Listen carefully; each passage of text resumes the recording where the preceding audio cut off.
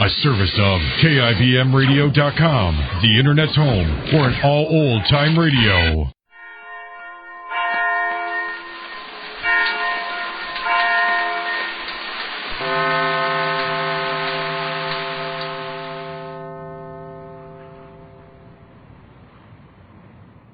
Well, Mr. Race is quite anxious for Jane's niece Betty to hurry and make up with her newlywed husband Carl before his business partner, Mr. Neff, finds out they're back in town. Mr. Neff is Carl's uncle and is looking forward to Betty and Carl's coming to live with him in his big home. This was one of the 2 points over which Betty and Carl have quarreled. The other involves a mink cook. It's after dinner in the living room at the Aces, and we find Mr. Race, Jane, and their friend Marge.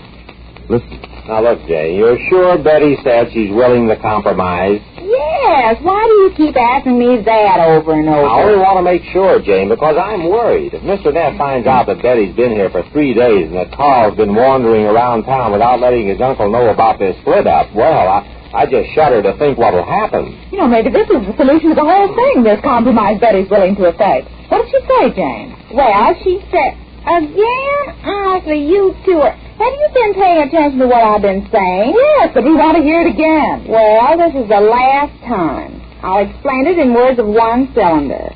She said to me, I'm willing to meet him halfway. Yes? Have you got that? Take your time now. Yes, Jane, we've got it. Betty's willing to meet Carl halfway. Yes. She said, I'll give up the mink coat if Carl let us go and live in his uncle's home. She's willing to give in on one point of the argument if he'll give in on the other. Well, that sounds fair. Only fair? I think it's good. I mean it's good. Now to make Carl see it that way. Well, he better if he knows what's best for him and for me. He will. Just leave it to me. No, Jane, we're not leaving it to you. I'll handle it from here on out. Oh, no, dear. I'm going to handle it. Oh, no, Jane, I'm going to handle it. Now, wait just a minute, dear. Oh. Who started this? Didn't I get Betty to say that she'd give up the mink coat? Didn't I talk myself hoarse in the face to make her see that she was wrecking everybody's life? Yes, Jane, for all of which I sincerely thank you. But from now on out, I'll handle the 2 kids. Oh, no, dear. From now on... Wait just a minute, you two, before this develops into something serious. Let me say that I'm going to handle it. I'll do all the talking, and you two just sit back and watch me. Okay with me. Well, it's not okay with me. I started this. And Marge is going to finish it. Yes, and Marge... No, I'm going to finish it. Oh, you better let me, Jane. These 2 hot-headed kids need some expert handling. Well, I can do it. Didn't I handle Betty today? Look, Jane, we'll put it to a vote. How's that? All right, we will. All in favor of me, raise their hands. I'll count them.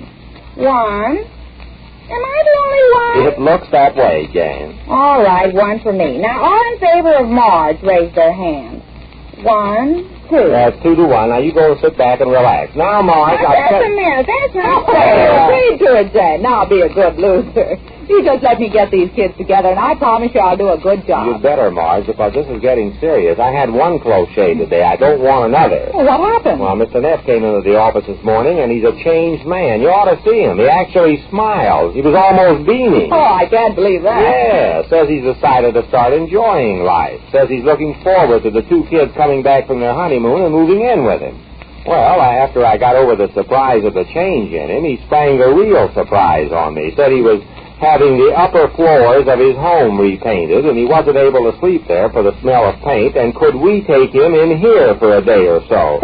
Yes, he wanted to take Betty's room. So what did you say? How'd you get out of that? Well, it was a photo finish. I thought very quickly and told him we were having Betty's room repainted, too, and that... Oh, is that what you were talking about when I called you this morning? Yes, Jane, that was it. I thought I heard somebody talking about painting. I thought it was somebody else on the line. What happened? Well, I kept trying to tell him about Betty, and he kept saying, how's the paint coming along? I'll bet that was an interesting conversation. Well, I never want to go through another 5 minutes like those, but I had to do something to stall the old guy off. We're involved in this thing so deeply now, we've got to get those kids on good terms again. Neff will pull out of the business if he finds out I knew about this and didn't tell him. Well, you just leave it to me. And it's got to be done right away, Marge, because he expects them back in town next week. Well, it's up to Carl. Betty's consented to give up the coat if he'll give in on the other point. You sure she said that, Jane? Yes, she said...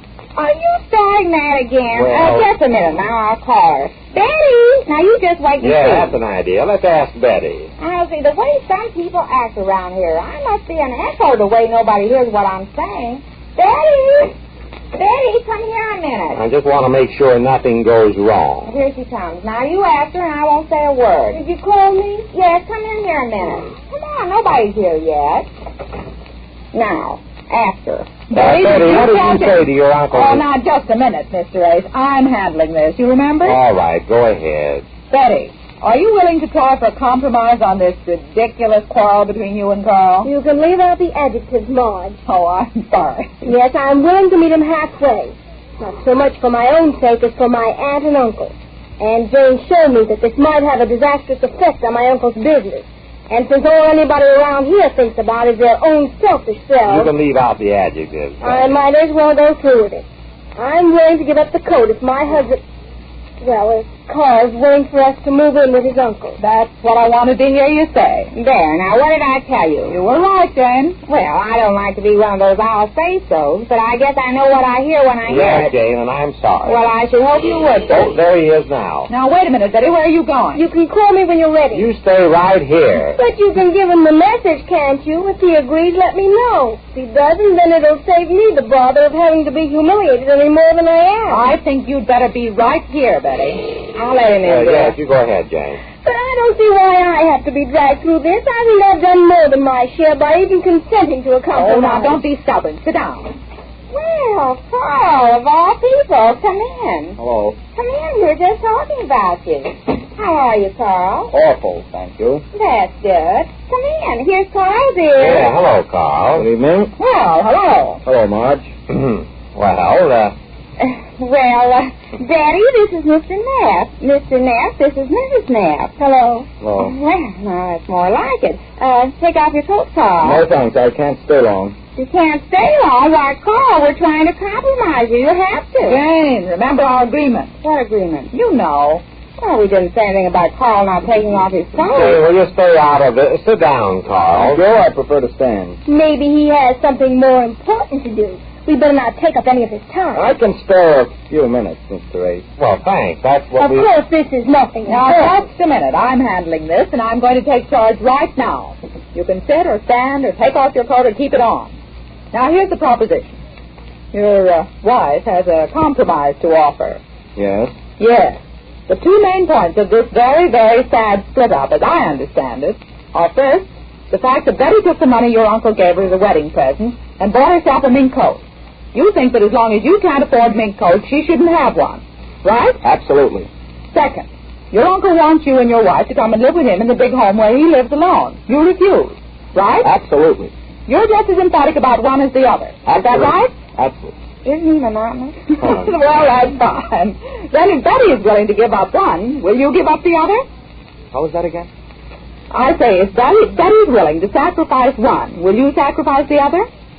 Which one is she willing to sacrifice? Well, she'll give up the mink coat if you give up the idea I thought so. Nothing to her. But, Carl, if she can have the mink coat if she'll give up the idea of moving in and sponging off my uncle. If he uses that word sponging again, I'll leave this room. Oh, he won't, Betty. Don't go. She doesn't want you to say sponging, Carl. Well, ask her what word she has for it. What word have you got for it, Betty? I've got a word for him. He's got a word for you. I don't care to hear it. He doesn't care to hear... Oh, well, I'd like to. What is it? One word is stubborn. The word is stubborn. And my word is still sponging. His word Well, that's all I wanted to hear. Betty, you come back here. Come back here. I will not. Now listen, you two stubborn kids.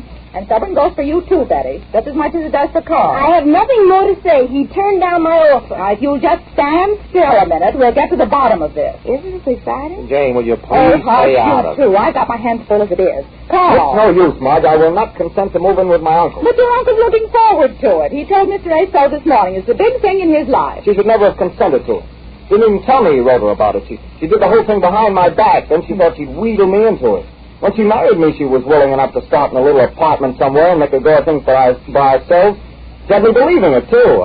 I didn't know then she married me for my uncle's money. That settles it. I'm through. Now, wait a minute, Betty. Oh, Betty, he didn't mean it. He's just mad. You have to take what he says with a grain of sugar. You didn't mean it, did you, Carl? Jane, let me do the talking. Well, you're not doing a very good job of it, Marge, with Betty wanting to run out and Carl saying things like that. You better let me. Oh, Jane, will you please Now, look, Carl. Betty says she'll send back the coat. Can't you say you'll move in with Mr. Nair? I will not. Now, do you think that's fair? And besides, how would it look if you lived in some little one-room apartment and Betty wearing a mink coat? Well, by the same token, how's it going to look with Betty wearing the kind of a coat I can afford and living in a mansion like my uncle's? Oh, you got me there. Well, you did a fine job of that. Well, it doesn't come out right, dear. I never thought of it that way. Well, we don't seem to be getting anywhere here, so if nobody has any objections, I'll be going. I'm sure nobody has. Now, come back here, Carl. I have nothing more to say. You've heard my proposition. But you heard what we said. Your uncle's looking forward to this. I had a long talk with him today. He's so pleased about this whole thing. You can't disappoint the old gent that way. I still say that my wife should take what I can offer him. If she isn't satisfied, too, that's another story. It isn't a matter of being satisfied. I don't see what harm's done if you live in that big home or an apartment. I can't afford that big home. I didn't tell her I could before we were married. It was definitely understood we'd make a go of things on our own. But your uncle wants you to live there. He even told me he's having the whole place redecorated for you, too. Not for me, he's not. Well, now, Carl, you can't expect Betty to live there alone, can you? Why not? That's an idea. I never want to see him again. There you are. That's your answer. She married me so she could inherit my uncle's wealth. Well, she's welcome. Oh, she didn't mean that. My uncle wants her to come and live there, doesn't he? Okay, I have nothing more to say. Wait a minute, Carl. Good night. You're not going like this. Come back here. We can straighten this out. There's nothing more to say except to offer my congratulations. Congratulations, Mrs. Knapp. You're an heiress. Heiress? Why, Carl, why didn't you tell us? Boy or girl? Oh. Well, congratulations, everybody. Well, the compromise didn't take. The best laid plans of mice and Jane often go astray. But Jane concocts a new plan, as we learn when next we meet the Easy Eight. The Jell-O program, brought to you by Jell-O and Jell-O Puddings, coming to you from New York City, starring Jack Benny, with Mary Livingston, Phil Harris, Dennis Day, and yours truly, Don Wilson. The orchestra opens the program with What'll We Do?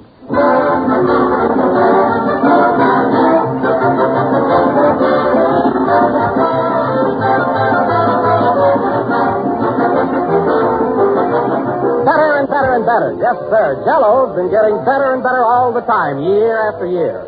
And now Jell-O comes forward with its most revolutionary improvement of all, locked-in flavor. A new exclusive process for bringing you every last luscious bit of Jell-O's glorious goodness. Up until now, gelatin desserts constantly faded in flavor while waiting to be used. But today, Jell-O's rich, mouth-watering flavor is locked in. And no matter how long your package of Jell-O takes to reach you, time just can't steal away its flavor. Prove it for yourself. Open a package of Jell-O. There's no heavy, fruity aroma, no sign of escaping flavor. But the instant you dissolve Jell-O, what a rush of rich, marvelous flavor comes pouring out. And my, how you enjoy it. Try Jell-O tomorrow. Feast your eyes on its bright, scintillating colors. Thrill to Jell-O's full, never-fading, locked-in flavor. You'll say Jell-O really is different. Because the flavor never goes away. We put it in, and it's there to stay.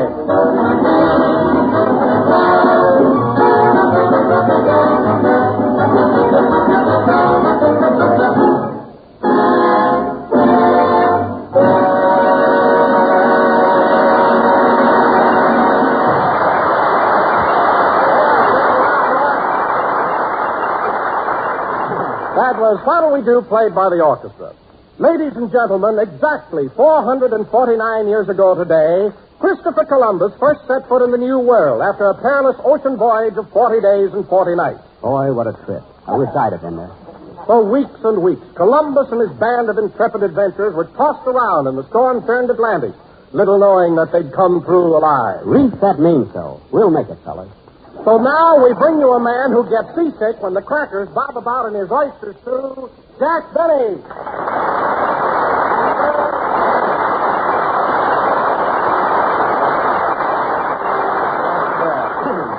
Thank you. Hello again. This is Jack Benny talking. And Don, that was a very funny introduction you thought of. You sure love to kid your old boss, don't you? Yes, I do, Jack. And you're my idea of a real sport. Well, I make those cracks about you because you're so big. You're broad-minded. You're the kind of a guy that can take it. A good old Donkey. By the way, I believe you were born in Denver, Colorado, weren't you, Don? Why, yes, Jack. In fact, I spend my summers there. Your summers, eh? Uh-huh. Well, unless you keep a civil tongue in your big fat head, snow will be hitting you in the face.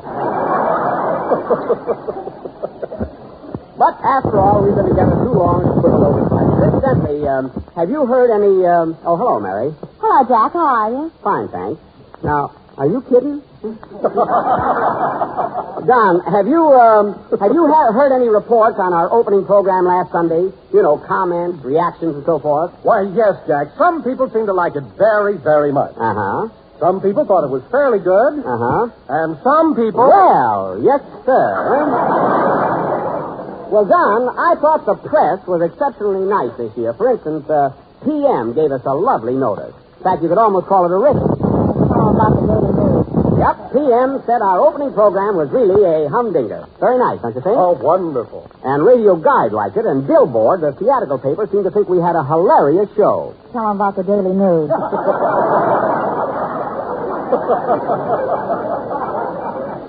Mary, it just so happens that Ben Gross, radio editor of the News, didn't like the program, and he's entitled to his opinion.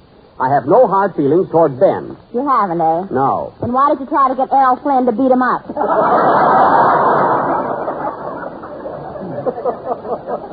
I didn't even know Flynn was in town.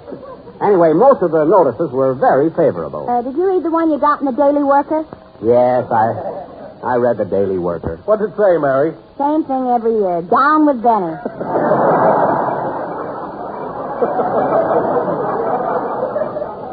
Yeah, but you talk about write-ups. Get a load of this rave in the Waukegan News-Sun.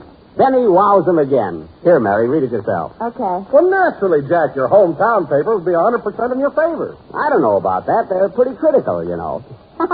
Say, Jack. What? Look at this news item on the other side of your write-up. Where? I didn't see it. It says, Boo Boo Benny, cousin of Waukegan's own Jack Benny, was picked up again last night for tossing his body too far away from the curb.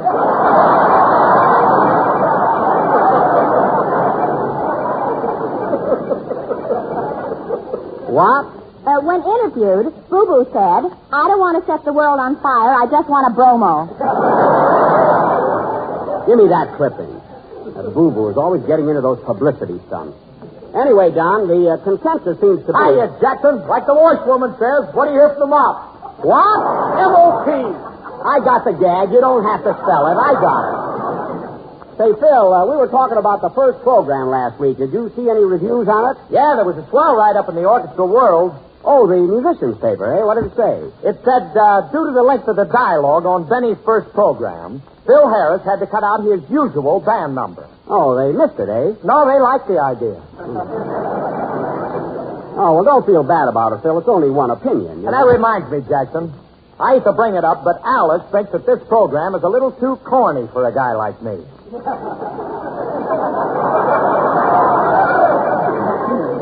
What? She feels that I ought to be on a high-classer show.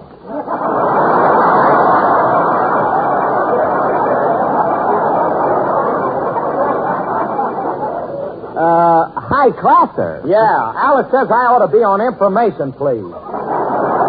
Oh, she does. Well, Phil, Alice is a dear, sweet girl, and I respect her opinion. But if you were ever on information, please, and you were asked who was the first president of the United States, and you said George Washington, Clifton Fadiman would drop dead.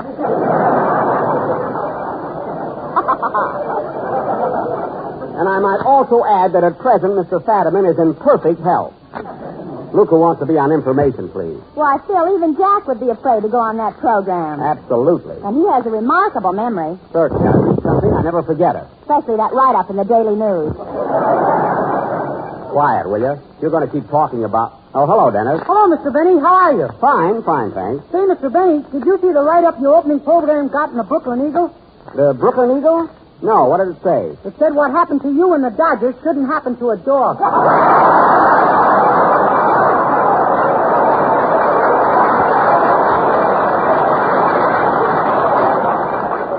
Well, I guess they're still a little blue over the series, you know.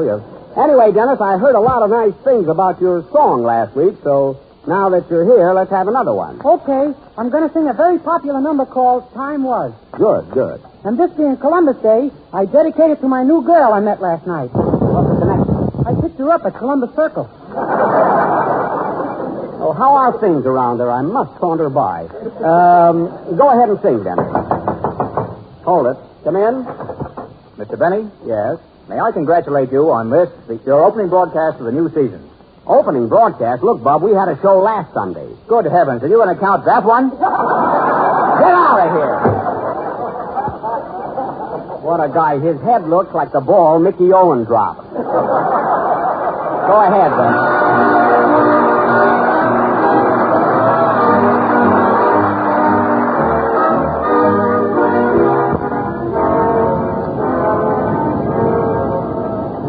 Have a world of memories, you and I, the kind you cherish more and more as the years go by.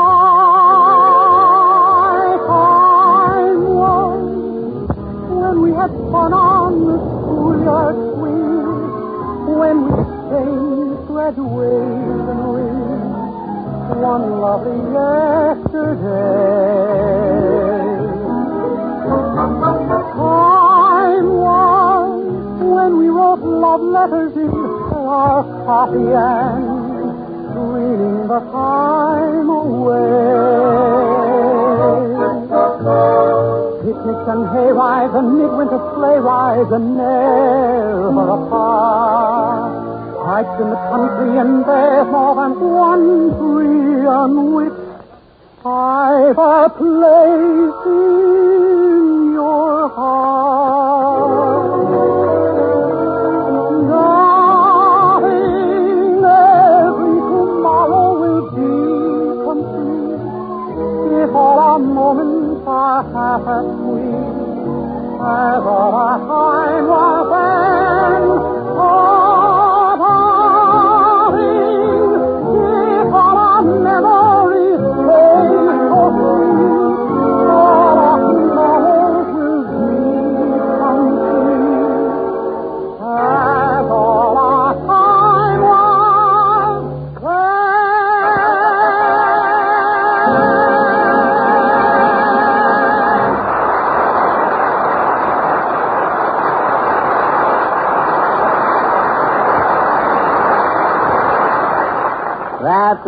Time Was, sung by Dennis Day, my favorite tenor. And now, ladies and Hey, gentlemen... Mr. Benny. What is it, Dennis? You know, I saw Charlie's aunt this summer, and somebody just told me that pretty lady in it was you. Oh, well, it was me. It was me. It was my character in the picture. And now, ladies and gentlemen... Holy smoke! You know, I thought it was a real girl. No, Dennis, it was me.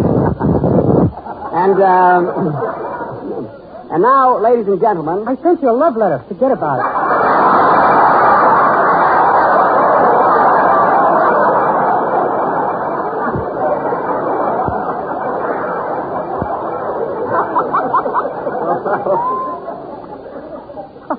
Well, now, wait a minute, jerk. Dennis. Look, Dennis, the fact that I was wearing a dress shouldn't have fooled you that much.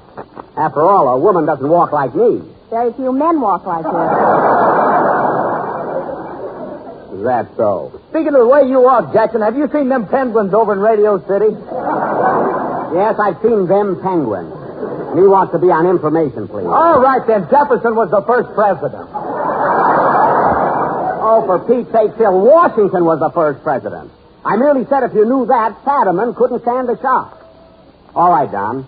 Fadiman couldn't stand the shock. Oh, Jack, it's so obvious. Don, I know what's clever. Now go ahead. Fadiman. Oh, if I'd only saved my money. Don! Fadiman. Oh, very well. An important message. Ladies, whether your husband is a fatter man or a thinner man, he will always enjoy a dish of Jell-O. There you are, see? Jell-O, America's favorite gelatin dessert, is not only economical and easy to make, but it has that new locked-in flavor. Locked in? By means of a new exclusive process, all of Jell-O's full original goodness is now locked in for keeps. Is that what makes the taste so good? So remember, folks, the flavor never goes away. We put it in and it's there to stay. And poetry, too. Very good, Don. Very good. Very good. You see, I was right. It's not corny at all. It's terrific. And now, ladies and gentlemen... Hey, Mr. Benny, in that fan letter I sent you, I enclosed 25 cents for a photo. Later, kid, not now. Well, gee whiz. I haven't got one in a bathing suit. Now leave me alone. How he can do any good at Columbus Circle, I don't know.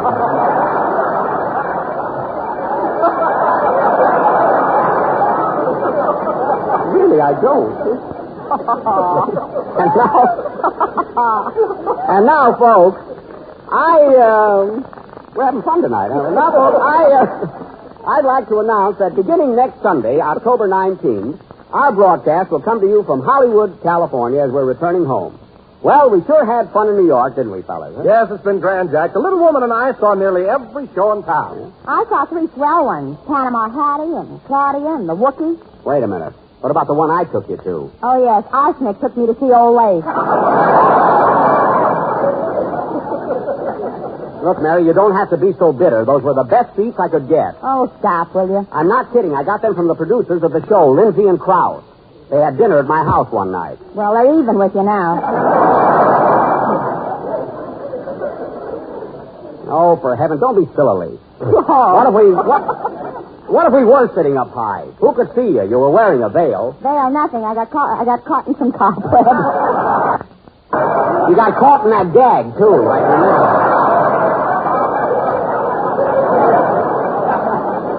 You know, if you read that gag right, it's a good laugh, really it is. Huh? What? It's only our second show, you know. Well, anyway, Mary, next time you can go alone. Say, Jackson. What? Alice and I saw Lady in the Dark the other night, and we thought it was great. Oh, did you like it? Yeah, she explained the whole plot to me. Well, Get this situation. Now, Gertrude Lawrence plays the part of a dame who's all mixed up about everything, and she don't know what's the matter with her. Uh-huh. So she goes to see a psychiatrist. Psychiatrist? That's a psychiatrist. Psychiatrist is a Japanese dish. That's sukiyaki. Oh, yeah. Well, I was right about Washington. That I know. Anyway, she finally gets the right guy. They fall in love. The curtain goes down. Alice put on her shoes, and we went home. Well, that's a vivid description. You know, Phil, the next time you go to a show... Pardon me. Come in? Yes? Excuse me, sir, Mr. Bennett. I got a note for you. I'm sorry. I'm busy right now. Come back later. I would advise you to take a quick gander at this communique. All right. What's the note? What does it say? Now, I'm only cherry picking. We ain't much on reading.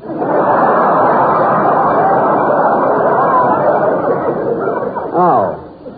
Okay, let's have it. Who's it from, Jack? Who do you think it's from? Rochester. Listen to this. Dear boss, please give bearer Mr. Columbus Smith. Columbus? Yes, that's me. Oh. Happy anniversary.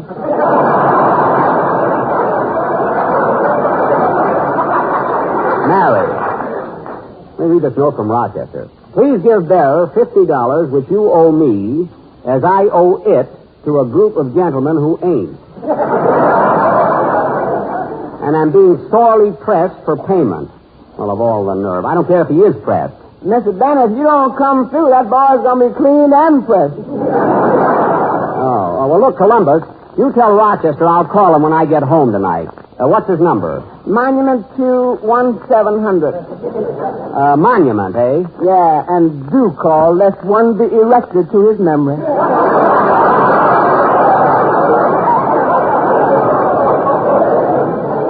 Okay, I'll call him. Yeah, thank you. Goodbye, Mr. Bennett. Goodbye. Imagine Rochester sending for $50. Play something, Phil. He got into this jam. Let him get out of it.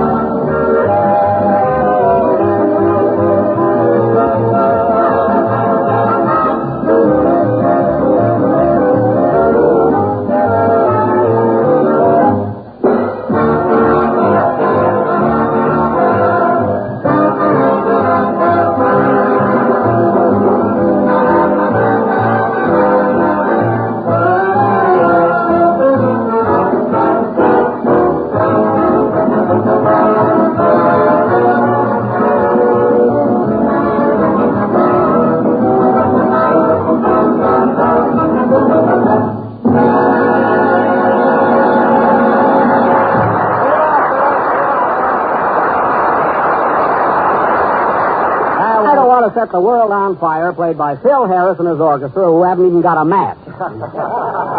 All right, I didn't like that gag either. I told you further. Say, Phil, I notice you're using a lot of New York musicians while we're in town. Where'd you get them? I walked out of Lindy's with a sturgeon in my pocket, and they followed.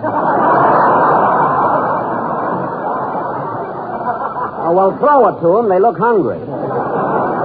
Now, fellas, as I told you before, we're leaving for California tomorrow, and I may not get to see you till train time. So I might as well give you your tickets right now. Oh, Phil, here's accommodations for you and Alice. And Don, here's space for you and the little woman. Oh, thanks, Jack. Oh, goody, we get a lower going back. Yes, sir. Now, Dennis, you're bunking with me as usual. And, Gee whiz, Mr. Benny, you snore. All right, I snore. It's only for 3 nights. You're young yet. Now, Mary. If I'm going to stay up all night, I might as well be a playboy. All right, be a playboy. Let's drop it. Now, Mary. I know. I'm going to sleep with Miss Whipple. That's right. Miss Whipple, who's she? Jack put an ad in the paper for someone to share my berth.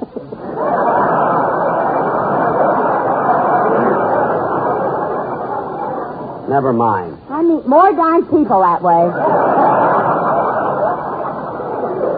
Mary, let me run things, will you? You know, planning a trip like this is no sin. I'll bet she's big and fat. She's very slim. I asked for a picture.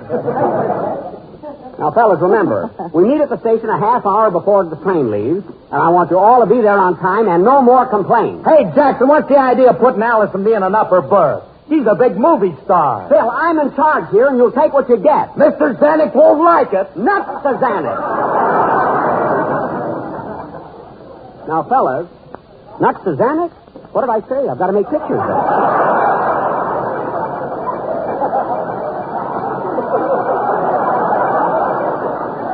I've got 3 more pictures to make there. What am I doing? Oh, well. Now, remember, fellas, everybody be at the station a half hour before the train leaves. I'm giving a cocktail party for Miss Whipple. Might as well all get acquainted. Huh? So try to make the... Come in. Oh, it's you again. Mr. Benny, I just spoke to Rochester on the phone. He said it's imperative I bring him the $50. Now, wait a minute. Did you tell Rochester I'd call him later tonight? Yes, sir. And he said if you don't call him now, later tonight you'll have to communicate with him by Ouija board.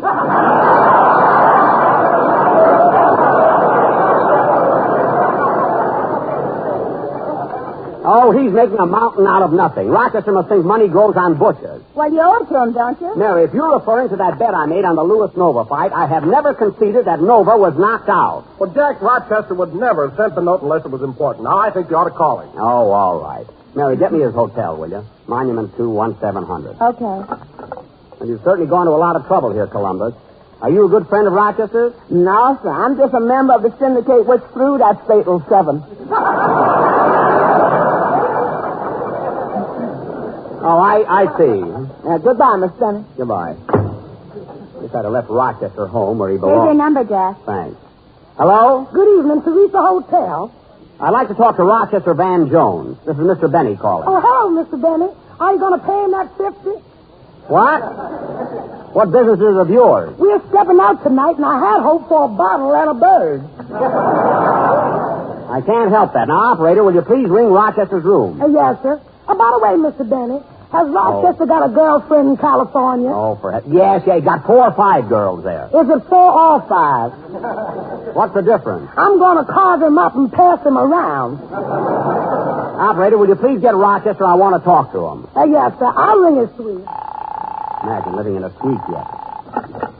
Call from Mr. Van Jones. Here I am, sweet potato. Don't sweet potato me, short, dark, and going to be shorter.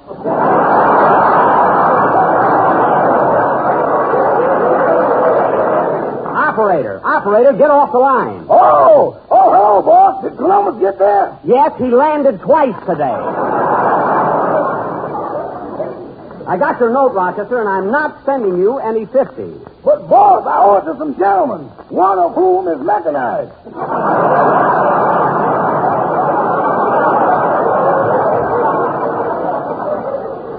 I don't care what he is. And another thing, Rochester, why is it you have a great big suite here in New York while I live in one room? Well, I'm in so much trouble, I got to pace up and down.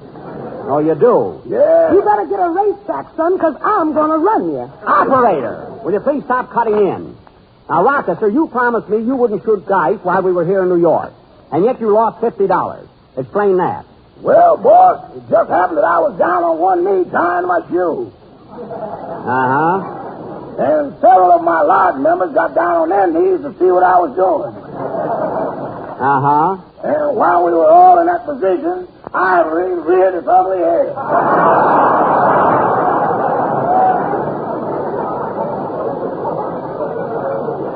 Well, I'm sorry for you, Rochester, but you'll have to take care of your own obligations. But, boss, all I want is the money you owe me on the Lewis Nova fight. I told you before that, in my opinion, Lewis did not knock out Nova. Oh, reconsider. Operator, please. Now, Rochester, I don't want to discuss this any further. The fight is over, so forget it. Wait a minute, boss. There's a gentleman here that's very much interested in me collecting that 50.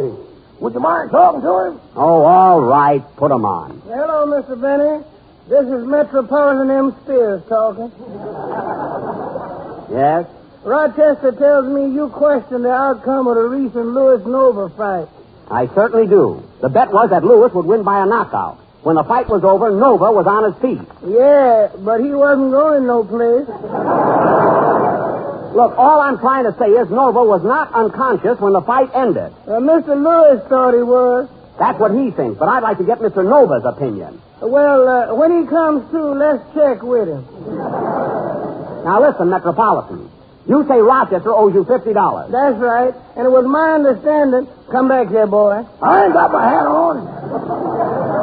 Well, look, Metro, I'll tell you what I'll do. I'll send you a check for Rochester's debt as soon as I am definitely convinced as to the result of the fight. Thank you very much. That's okay. I'd like awfully well to get it before inflation sets in.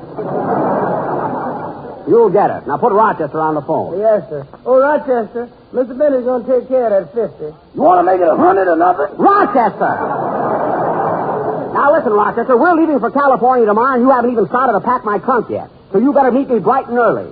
Well, what time does the train leave, boss? You ain't going to be on. Operator. Now, Rochester, I want you to stop at the tailor's and pick up my shirt. You said you wanted to marry me, and you got 5 gals in California. They're just bridesmaids, honey.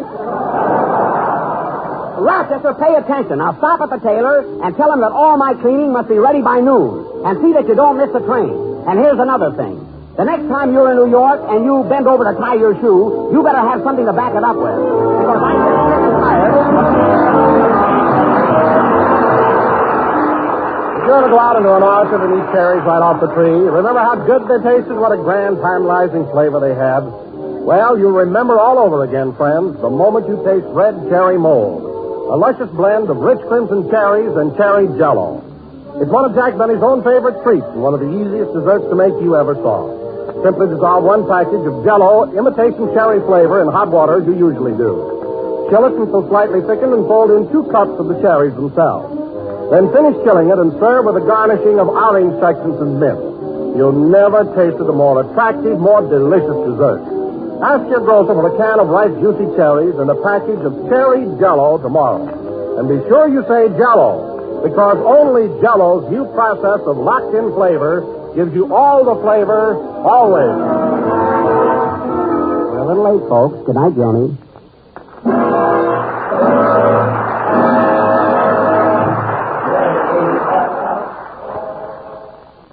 Friends, every time you say Jell-O to your grocer, say Jell-O puddings, too. Try Jell-O vanilla pudding. Here's vanilla pudding with that real old-fashioned flavor. A smooth, rich pudding that's gloriously creamy. And not only grand as a pudding, but ideal for making cream pies, tarts, and cakes with cream fillings. Not even Grandma could make a pudding that tastes more homemade. And your first creamy spoonful of this swell dessert will win you at once with its delicate, mellow goodness. So tomorrow, when you order Jell-O, ask for Jell-O puddings. Chocolate, vanilla, and butterscotch. This is the National Broadcasting Company. KFI, Los Angeles.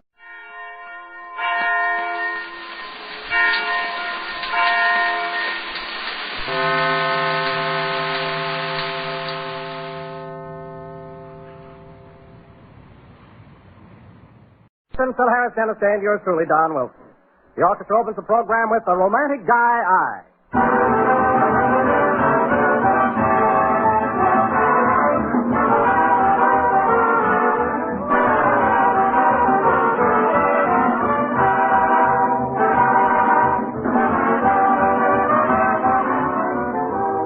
Folks have been showering compliments on Jell-O for years, but today the shower has become a downpour. Everywhere you go, you hear people praising the new Jell-O and its wonderful new locked-in flavor. They say it's richer, more delicious than they've ever believed any dessert could be, and they're right. Because today's Jell-O is different, made better than ever. Up until now, gelatin desserts constantly faded in flavor while waiting to be used. But Jell-O's marvelous process locks all of Jell-O's full, rich goodness right into the little Jell-O particles. And time can't steal it away. Your first package will prove it. Open it. Notice that there's no heavy, fruity aroma, no sign of escaping flavor.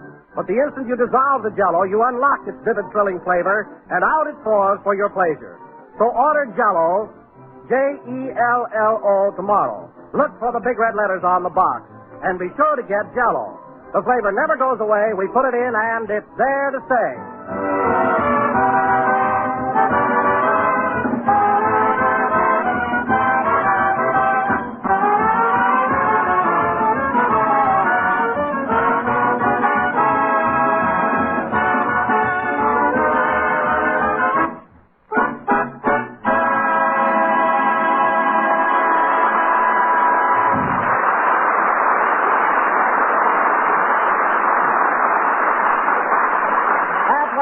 A romantic guy I played by the orchestra.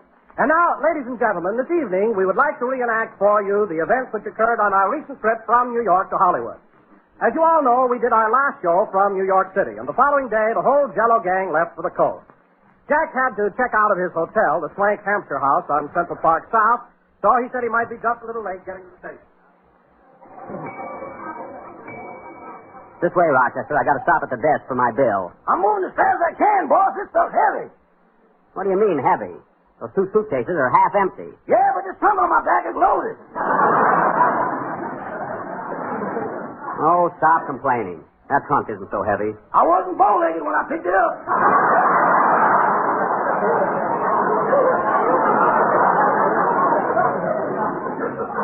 All right, set it down while I see what I owe here. Okay.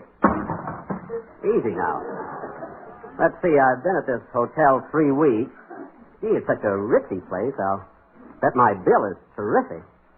Well, might as well ask for it. Just 50 G's, boss. I can take it. Oh, yes, Mr. Benny? I'm checking out of 22D, and I'd like to have my statement, please. Oh, yes. Why, Mr. Benny, you didn't shave this morning. I didn't have to shave. I don't live here anymore. Now, please give me my bill. Just a moment, please. I'll get it from the cashier. Thanks. Oh, hello, Mary. Hello, Jack. I thought you were going to meet me out in front. I'm waiting to pay my bill. Oh, I better get you a slug of brandy. Come back here. I don't need any brandy. Good morning, Miss Livingston. Morning, Rochester. Gee whiz, Jack, if you still got that old trunk, why don't you buy a new one? Mary, I keep that trunk for sentimental reasons.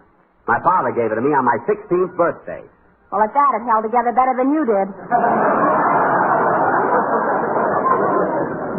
No, I don't know about that, sister. Well, what do you say, clerk? Is my bill ready? Here it is, Mr. Benny, and please don't cause a scene.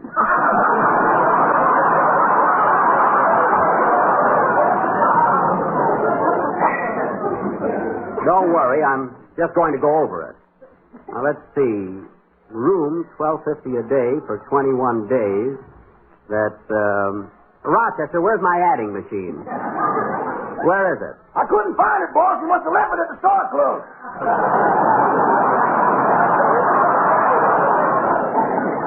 Oh, yes. Huh? Say, Jack. What? You can't always trust those adding machines. Why don't you take Einstein around with you? I don't even know Einstein. Say, clerk, my room is $12.50 a day, eh? Yes, and stop dusting off my lapel. Oh, pardon me. Well, what I'm getting at is, don't you give professional rates here? After all, I'm an actor, you know, like Ronald Colman or Spencer Tracy. Or Harry Lauder. Mary.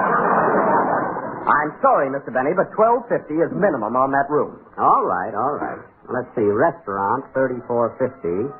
Laundry, 28 cents.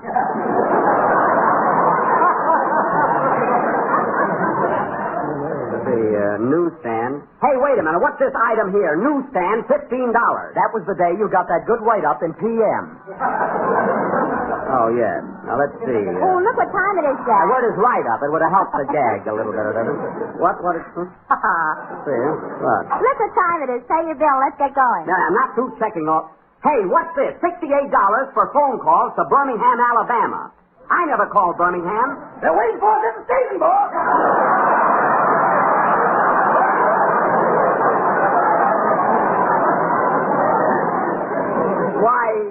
Well, I don't even know anybody in Birmingham. We don't miss that train.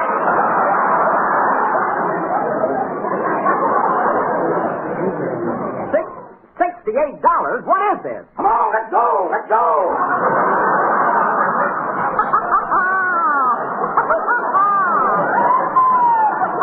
Rochester. Wait till I find out about these phone charges. Now, don't worry, Mr. Betty. We'll investigate them, and if we're in error, there'll be a refund. There better be. And I'll tell you something else. The prices here are something awful. Aren't they, Mary? Yeah. Are you going to let him get away with that 28 cents for laundry? Well, that was a dress shirt. Rochester can't do clean. All right, clerk. Here's your money. Thank you. I got it, Mr. Hathaway.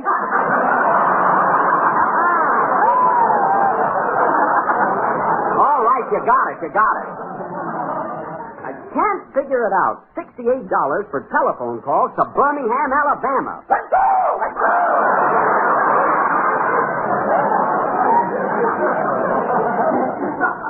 Yeah, we better get started. Come on, Mary. Let's grab a cab.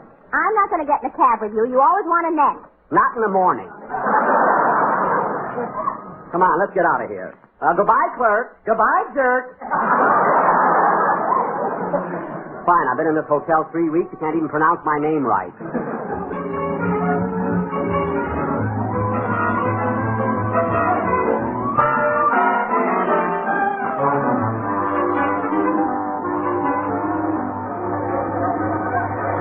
20th Century Limited for Chicago. Now ready on track 20. Track 20. Oh! My goodness, I hope Jack doesn't miss the train. He's got all the tickets. Want some of my potato chips, Mrs. Wilson? No, thanks. Well, personally, Don, I think Mr. Benny has done a very bad job of managing this trip. Now, Peggy. The idea of putting you and me in one berth, that's sabotage. Want some of my potato chips, Mr. Wilson? No, thanks. Well, Dennis, are you glad to be going back to California? Yeah, but I got to sleep with Mr. Benny, and he snores like anything. Oh, it's awful. Well, why don't you put a pillow over his face? I did. He snored a hole right through it. Gosh, I was spitting feathers all night.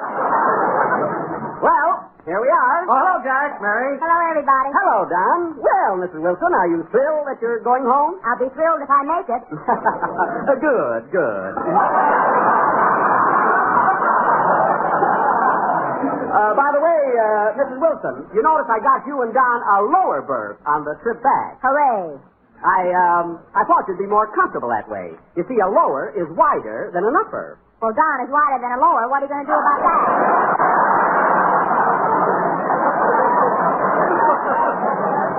Now, Mary, as long as Don and Mr. Wilson are happy, that's all that counts. I'm so happy I could punch her right in the nose.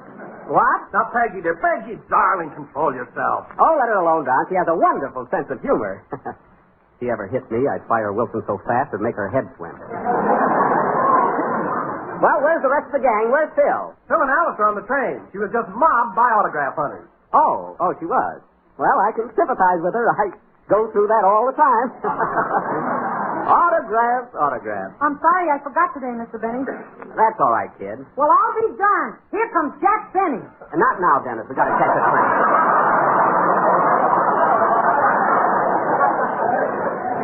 But be on your toes when we get to Kansas City. Show Miss Faye something about autographs. Last call, 20th Century Limited for Chicago. Now ready on track 20. Track 20. Oh, nuts. I'm going home. Well, let's get on the train. Hey, wait a minute. Where's Miss Whipple? Oh, come on. Let's go without her. We can't go without her. She's sharing your berth. She's taking advantage. She's coming along. Oh, Miss Whipple! Miss Whipple! Come on, Jack. We'll be late. Yeah. Miss Whipple! Here I am, Mr. Benny. Well. She's wider than Wilson. Mary, it's only for 3 days. Come on, everybody. On the train. Now, Mary, don't blame me for this. In the picture you sent me, she looks very sick.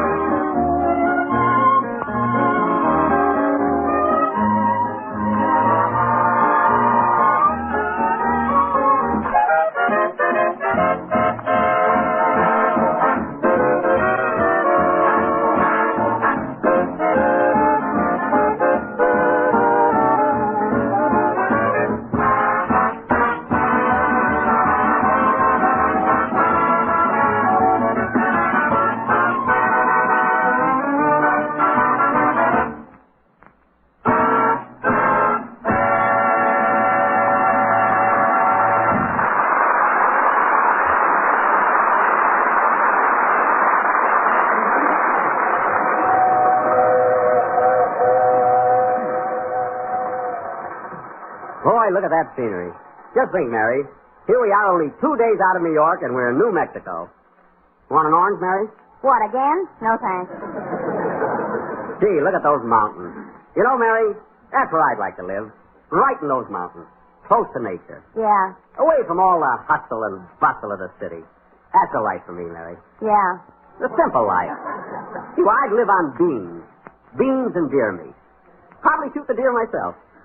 And then someday, Mary, I'd be hiking through those mountains and I'd discover a gold mine. I knew you weren't living on those beans for nothing.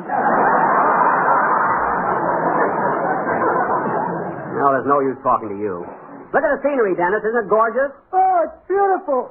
Dennis, will you please stop yawning? Well, the way you snore, Mr. Benny, I haven't slept for 2 nights. Well, Dennis, what if I do snore? Sleep isn't so important.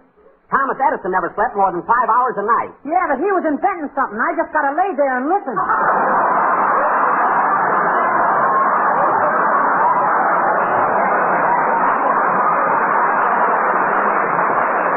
Well, invent something. Who's stopping you?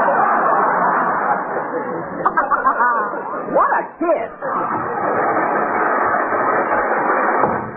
Oh, hello, Phil. Hiya, Jackson. Ain't this scenery beautiful? Look at them mountains. Yeah, we were just talking about them. You know, that's where I'd like to live, Jackson. Close to nature. Why, I'd live on them beans and that deer meat and then go hiking all the time. When you get to that gold mine, you're going to have a little trouble with Jack. Mary, we can dream, can't we? Say, Phil, where's Alice? She's in a dining car, autographing pictures. I tell you, Jackson, that gal is more popular than I am. Well, that's sweet of you to admit it. Signing pictures, eh? You know, Mary, on my last trip to the coast, I handed out over 350 autographed pictures. Yeah, but you had to give away dishes with them. All right, a little cup and saucer. What does it amount to?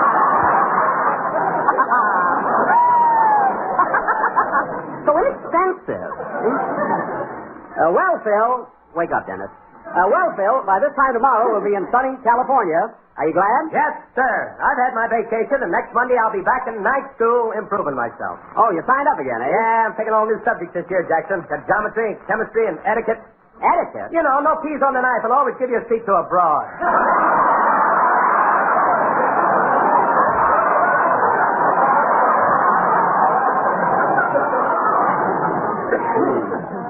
I'd give $1,000 if Emily Post was here. Or were here. Which is correct, Mary? Was or were? I'll go shoot a deer.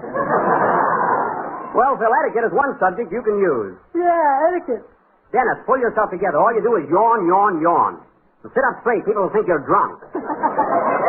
Say, Jack. What? Look at this picture in Radio Guide. Fred Allen in a bathing suit. Fred Allen? Let's see that. Oh, my goodness, get a load of those legs. They look like shillelaghs with hair.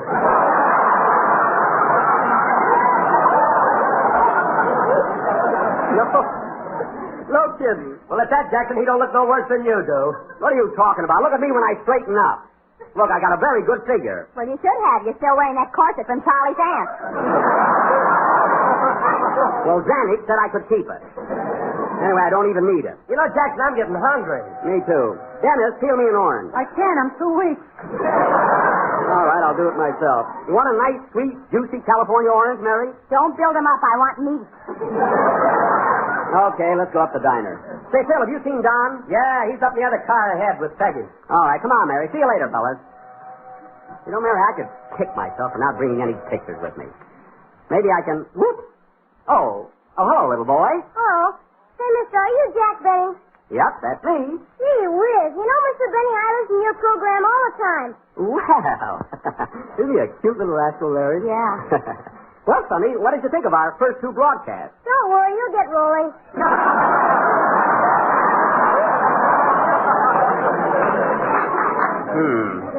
Come on, Mary. What's the matter? Afraid he'll top you? No, I'm not afraid he'll top me. Just believe the children should be seen and not heard, that's all. There's Don at the end of the car. I'm hungry, darling. Let's go to the diner and get something to eat. No, Don, not until tomorrow. But I'm starved. We're not eating until we get home. Our berth is crowded enough the way it is.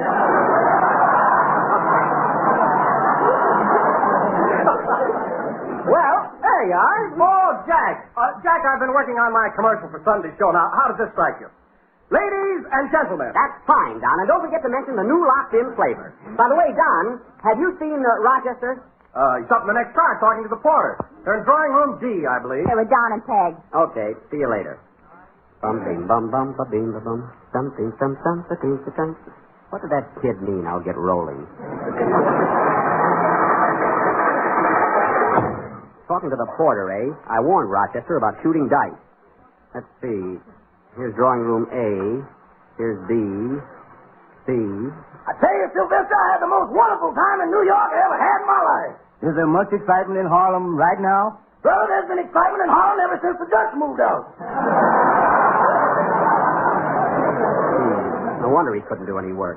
I used to stay in those nightclubs so late I'd get sunburned going home. Say, that must have cost you a lot of that green stuff, Rochester. Where'd you get it all? Well, I don't exactly work for nothing. You know, Mr. Benny gives me $400 a week. $400? No, oranges. I cash them in at the market.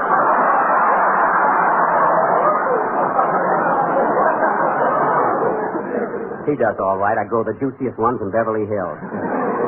You know, Sylvester, there's a gal singing in a little nightclub up there. That's the most gorgeous thing you ever laid your don't deserve it eyes on. No fooling. And she kind of goes for me, too. Describe her, son. Well, her teeth I don't have to tell you about. Mm-hmm. But did you ever see a cup of coffee with just the right amount of cream in it? Mm-hmm. Well, hang a low-cut evening gown on it, and there it is.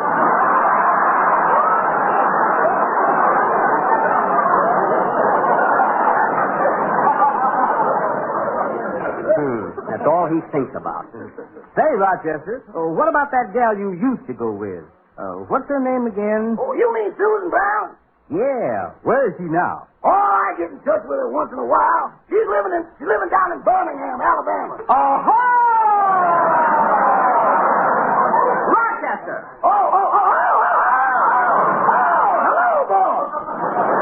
Don't hello me. Now, Rochester, you were standing right there in the hotel when the clerk told me about that $68 telephone charge. But boss. Now, you owe me that money, Rochester. It's coming out of your next month's oranges. I mean, salary. And the next time you pull anything like that when we're on the road, you'll stay home. See you later. Of course, I should have suspected something like that. Birmingham, Alabama.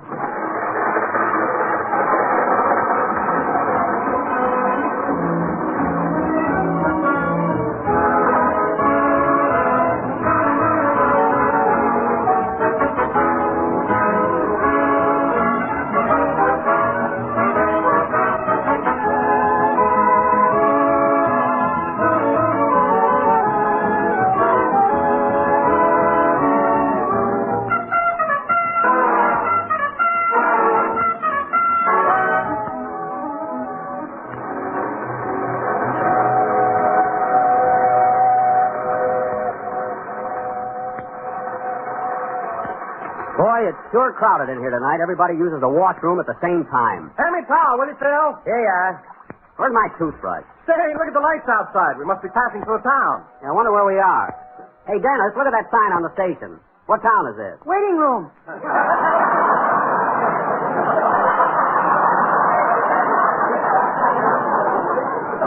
Oh, fine. Waiting room, New Mexico. Where did I put my toothbrush? Hey, Jackson, you ought to get a load of yourself in that night shirt. You look like an old-time Arab. They wear turbans. I've got a cap on. Now, where did I... Dennis, did you see my toothbrush? No, but here's your teeth. That's just a bridge. Hand it over. Watch out, kid. You'll get bit. Oh, Phil, you're so clever. How do you ever think of so many brilliant remarks? One side, Grandma. I'll give you a hot foot. Now, listen, Sonny, you just wait your turn. In other words, get in line, bud. Hey, it's not Halloween yet. What have you got that costume on for? I sleep in this. Now, scram. Get going, Grandma. I gotta shave.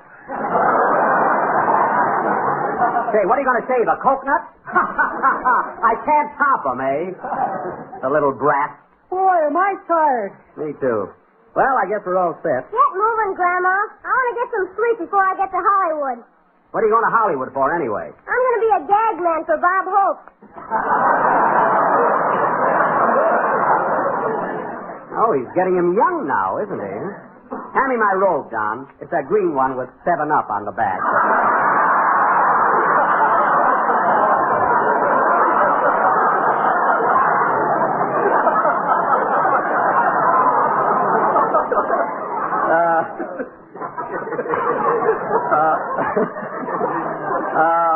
Oh, there it is. Here you are. Well, good night, Jack. Good night, Don. Good night, Phil. Good night, Jackson. Oh, by the way, Sonny, Yes, sir? before you sign with Hope, I'd like to have a little talk with you. We'll have breakfast together.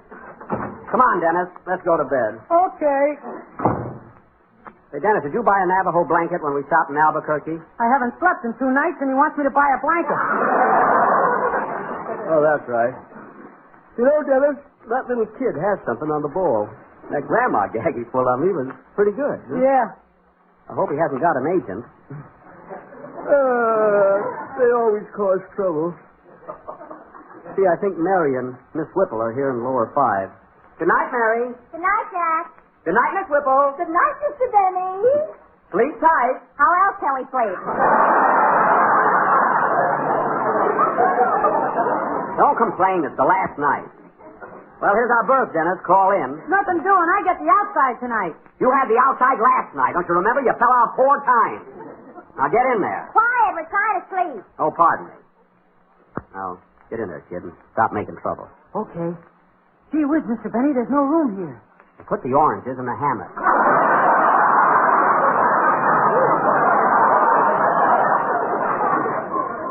And if you eat any while I'm sleeping, watch the juice.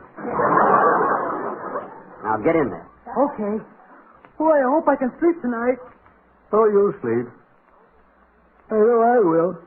I'm tired. Are you comfy, Dennis? Yeah, I'm all right. It'll be good to get home. You know, that little kid might not be a bad gag man at that. Hope he shows up for breakfast. Boy, it feels good to stretch out here. Darn it. Pardon me, Mr. Benny. There you go, crawling over me again.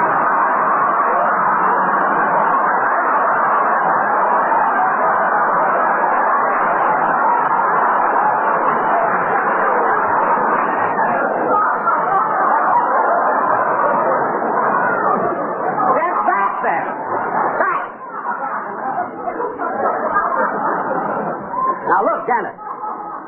If you can't sleep, I'll tell you a bedtime story. Now, relax, close your eyes, and listen. Okay. Once upon a time, there was a poor little girl named Cinderella, and she went to a ball and married a prince. Now, go to sleep.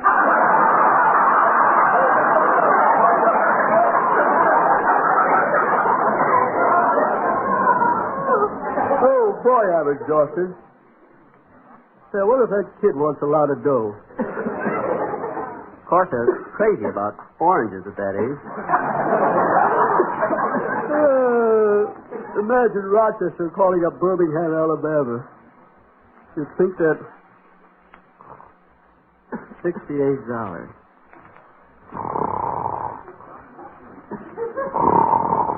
Well, here we go again.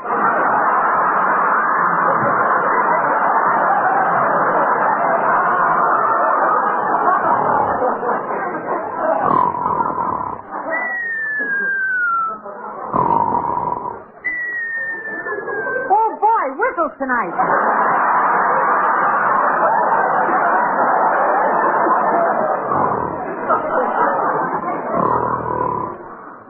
Well, I might as well start counting sheep. 1, 2, 3, 4. Oh, that's a police dog. 4,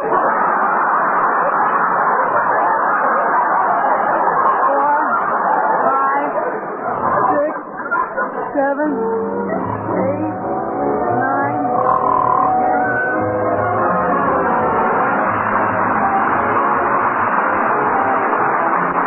Here's a dessert, friends, that's really something extra special.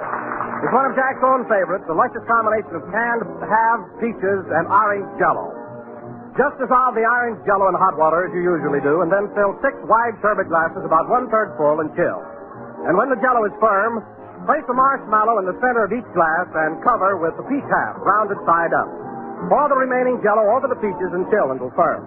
And there's a perfect dessert, a delight to the eye and a thrill to the taste.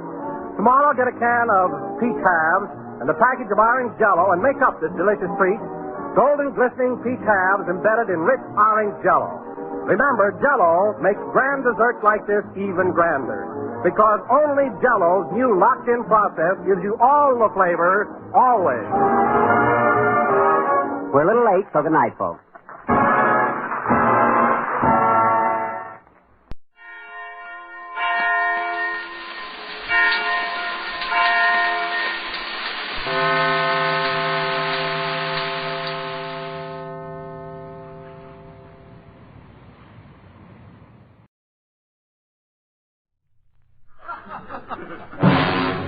RCA Victor, world leader in radio, first in recorded music, and first in television, presents the Phil Harris Alice Faye Show.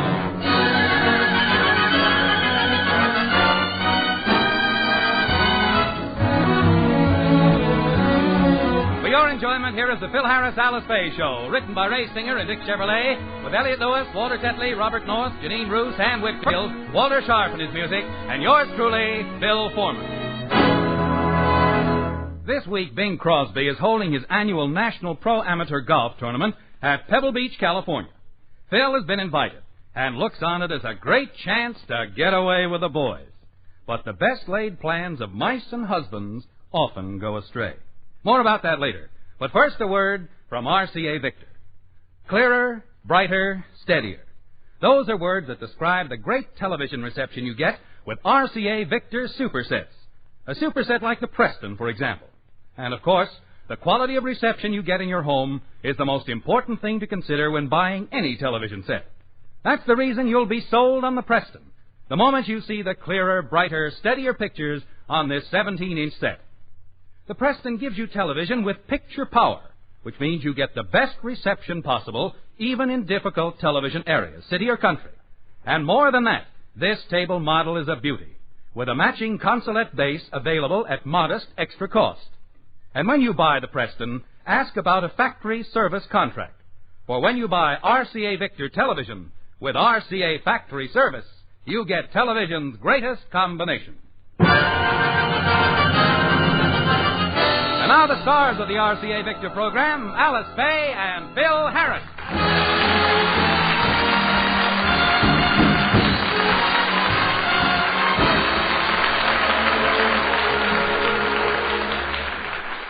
Late tonight, Phil is leaving for Pebble Beach to defend the title he won last year in the Bing Crosby National Pro Amateur Golf Tournament.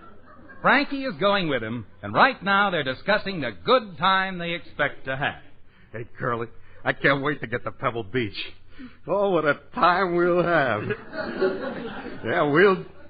You sure Alice isn't going along? No. Poor kid, she can't make it.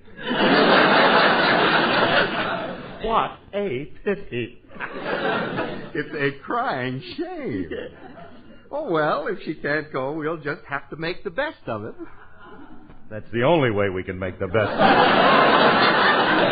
Hey, Remley, listen, Tony. Man, are you going to love this trip.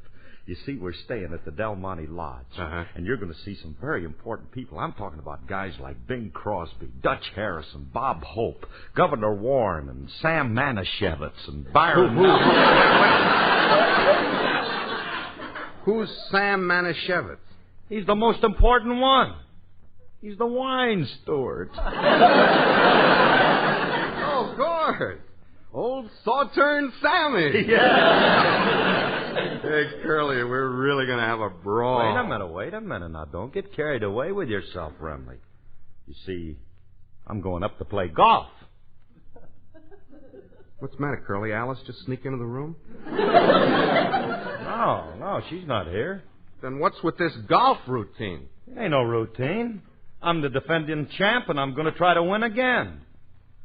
Of course, I'll just be playing during the day.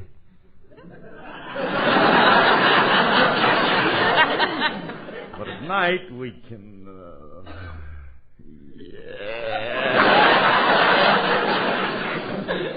We'll have a few late poker games, and then we might sneak off to a speakeasy or two. A speakeasy? Curly, when was the last time Alice let you out?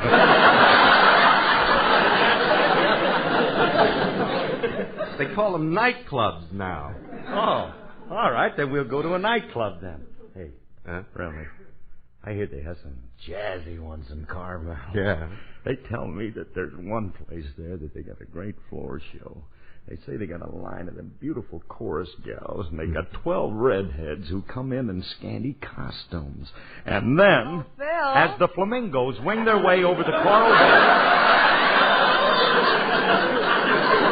they're silhouetted against the azure sky. Francis, you're just going to love the Monterey Peninsula. I'm sure I will. You know how I adore scenic splendor. All right, fellas, you can break it up now. What are you talking about? Oh, the flamingos at Carmel. What flamingos? The ones in the scanty costume. They do 2 shows a night. Remley. And there's 12 of them, and they're all redheads. Remley. Pay no attention to Frankie. Honey, you know that I'm just going up there to play golf, don't you? Of course I do. I never worry about you when you're away from me. I trust you implicitly. And I hope when you get to Pebble Beach, the 3 of you have a good time. Well, thank you, dear. What 3? The only ones that are going are me and Frankie. And my brother Willie. Oh, bless that little bloodhound. Alice, you can't do that to me. I ain't going to let you sick that brother of yours on me. I'd rather have you come along. Yeah, Alice, Willie's even more of a wet blanket than you are. That's why I'm sending him along. You'll need a wet blanket to dampen any fires that might get started within your raging little breast. Alice, I ain't taking them. Then you ain't going. I'd rather stay home. That guy's such a square. Oh, he is not. Willie is a lot of fun. Oh, yeah? He's as much fun as a gallstone operation. What's with you anyway? He came over a few minutes ago and brought his bags with him. Oh, Alice. Phil, you just don't understand Willie. He's one of the boys, and you can have a good time with him. He's a real he-man. Oh, Sass. Yes, Willie? Have you seen my butterfly net? That does it. Willie, if you're going with us, you ain't taking no butterfly net. I am, too. You are not. Let him take it, Curly. Maybe we can use it to catch one of them flamingos. Philip, if we're going away together, let's not start off by quibbling. If we maintain a spirit of camaraderie, well, we can have oodles of sport and gobs of fun. Oh, well, in that case, let's get going. Higgledy-piggledy. Well, I'm going to enjoy this trip with the Bobbsey twins. Well, I don't care. Now, Phil, there's no reason why the 3 of you can't have a good time together. What kind of a good time? Guy's taking a butterfly net with him. I'm only going to use the butterfly net during the day while you're playing golf. But at night, we'll really live. Yeah? What are we going to do? We'll mount the butterflies I catch during the day.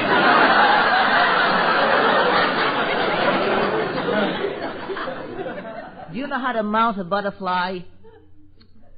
Well, I usually ride them side-saddle. Look, Willie. They have a few nice bars in Carmel. We might go over one night and have a few snorts.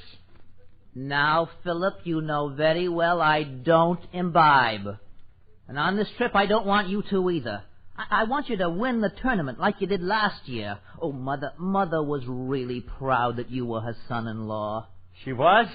Yes. She said, I'm glad to see the big dope is good for something. I don't think that was very nice for your old lady to say that about me. I mean, especially since I was good enough to take her daughter off her hands without a dowry. I paid your family a dowry. Curly, your family demanded a dowry? Tribal custom. How much did you have to give Dad to get me, Alice? $24, a string of beads, and 2 bottles of rum. Gee, and to think I could have gotten Manhattan Island and Grover Whalen for the same price. Curly, I don't want to stand here and listen to any family arguments. When are we going to get started for Pebble Beach? Your train doesn't leave until tonight. And now remember, Phil, when you get there, I don't want you and Frankie to get into any trouble. No, they won't get into any trouble, sis. I'll be there to see they toe the mark. And now, if you'll excuse me, I have a few more things to pack. Wonder if I should take my bird call manual. There are flamingos up there. I might be able to entice one. There's one of the neatest embalming jobs I've ever seen.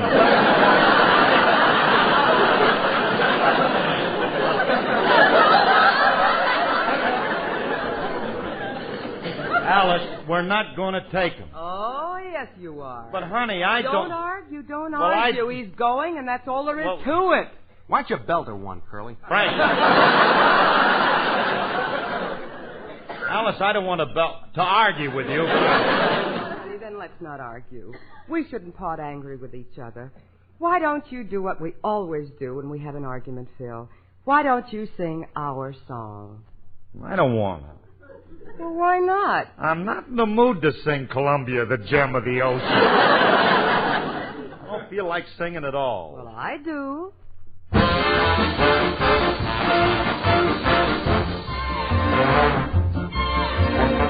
Down yonder, someone beckons to me. Down yonder, someone reckons on me.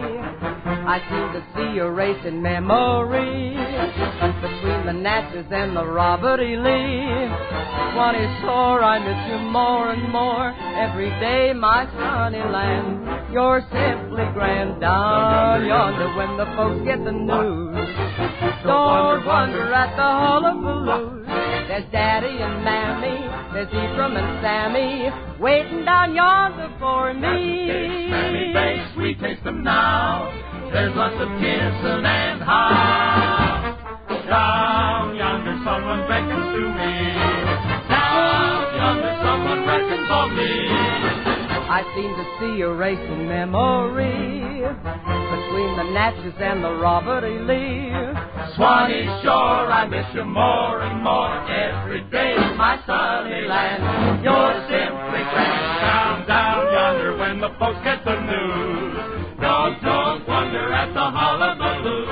There's Daddy and Mammy, there's Johnny and Granny, there's Liza and Willie, there's Sally and Millie, waiting down yonder for, waiting down yonder for, waiting down yonder for me.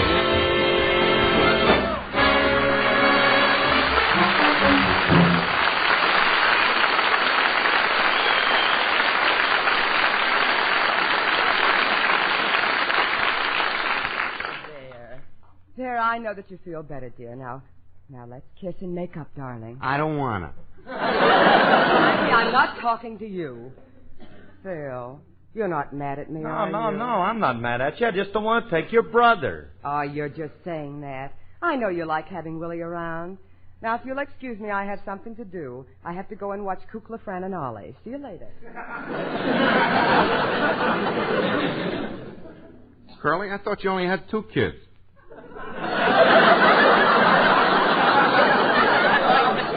Where'd Ollie come from? Will you? That's a television show. Oh. Television. It's a great program, too. Especially if you watch it on an RCA Victor set. You ought to see those clear, brighter, steadier pictures. Is the picture really clear? Clear? Remley, you won't believe this, but we got an RCA super set on our front porch and we get fan mail from Catalina. You're right, I don't believe it. Curly, Pebble Beach. Oh, yeah. Now, look, Remley. If we're going to have a good time at Pebble Beach, we got to figure some way to keep Willie from going with us. It shouldn't be hard for us to figure out. If something happened to him, he couldn't go. Exactly. But it's got to be something simple and harmless. No, naturally. Curly? What? Alice wouldn't expect us to take him along if he was dead, would she? She might. Once she makes up her mind, she can't change it. Remley, we can't kill him. Why not? We could get caught and be arrested. Oh, yeah. No, we don't want to get arrested. Curly, you're an unconscious genius. What do you mean? Let's frame Willie and get him arrested. Yeah. I like the picture. Got any good frames for it? Have a few I haven't used yet. How about the drunken driving rap? Ooh, that's a peachy one. How long would he get for that? About 30 days. How's that sound? Nice enough, but not long enough. Couldn't we add a few touches that would stretch a little? Oh, yeah. We can also frame a phony accident. Yeah. How's that one work? We hire somebody to pretend Willie ran him down and broke a leg. I suppose you know a guy with a broken leg. No. But I know a double-jointed old lady with a trick knee. For $10, her knee will buckle on cue. For $20, she'll give you a broken collarbone Yeah, job. look, Remley. And for $50, she has a brain concussion special that the Mayo brothers can't tell from the real thing. Talented old wreck, ain't she? Look, Remley, will you please stop? I ain't going to hire no old lady to stage a phony accident. Sounds sort of disrespectful. We'll get somebody else, and then we... Uh-oh. The gag ain't no good. Well, Willie don't drink, so how can we get him arrested? You don't have to drink. The whole thing is a frame. I'll explain. We ask Willie to take us for a drive. Then our hired stooge jumps in front of the car and makes believe he's hit. Then in the excitement, Willie passes out. We pour a bottle of whiskey over his head. We got to waste the whole bottle?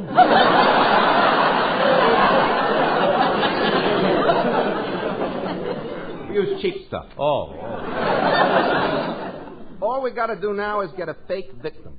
Like who? Like you. Go away from me. Your idea. Why don't you do it? It's been nice knowing you, Curly. See you around sometime. Well, you said yourself ain't nobody going to get hurt. I'll show you how to do it. You see this T-wagon? Yeah. All right. Now, let's make believe that this T-wagon is Willie's car, right? Mm-hmm. Now then, he drives past you. Yeah. You make believe that you're hit, and you fall down on your hands and knees. Go ahead, get out. All right. How's this? No, that don't look real. Stay where you are, I'll show you. You see, you get down on your hands and knees this way, and then you... Anybody home? I'm bringing the groceries and... Well, if it ain't the AA track team.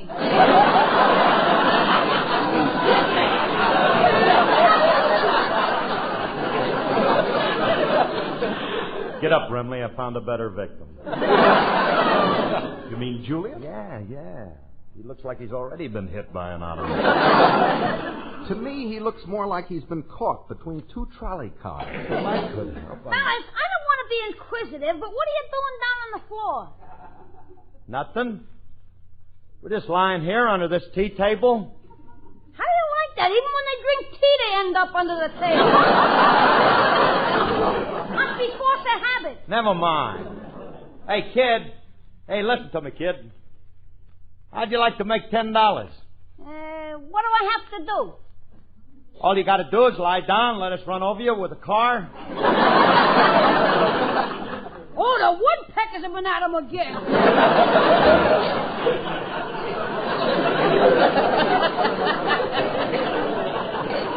You guys expect me to risk my life for $10? I see your point, kid. I'll make it $11. I wouldn't do it for $11.50. I realize this is none of my business, but why do you want to run me over?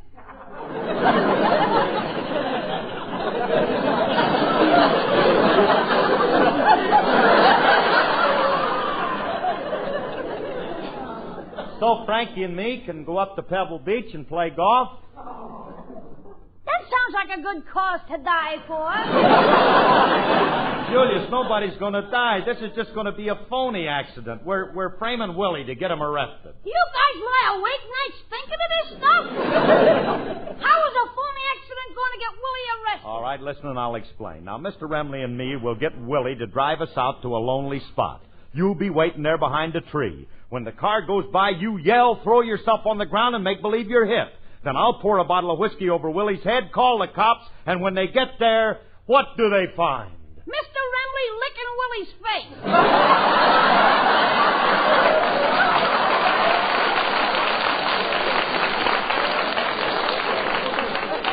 Look, I don't want no part of this, so goodbye.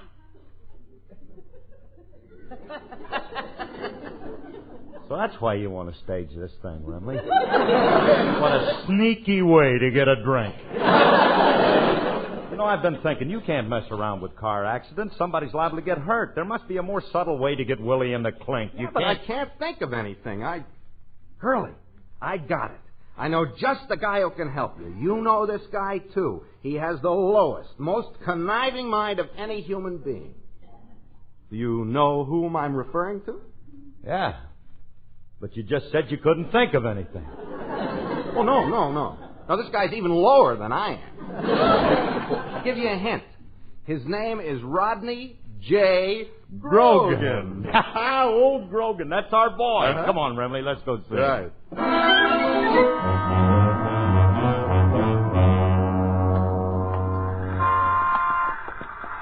Remley, what's the matter with you? Are you nuts? How do you expect to find Grogan around here? This block has nothing but exclusive shops. Oh, I forgot to tell you, Grogan is now in a legitimate business. Huh? Oh, here's his place. Yeah, look at his sign. Yeah. R.J. Grogan, Furrier. Hmm? Ladies, why freeze? During the cold weather, wear one of our hot furs.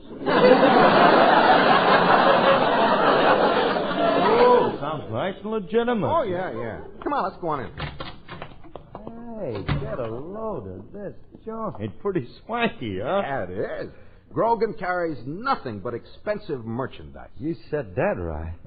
Hey, look at this beautiful fur cape. I love to stroke the soft. Don't finger the mink, Fink.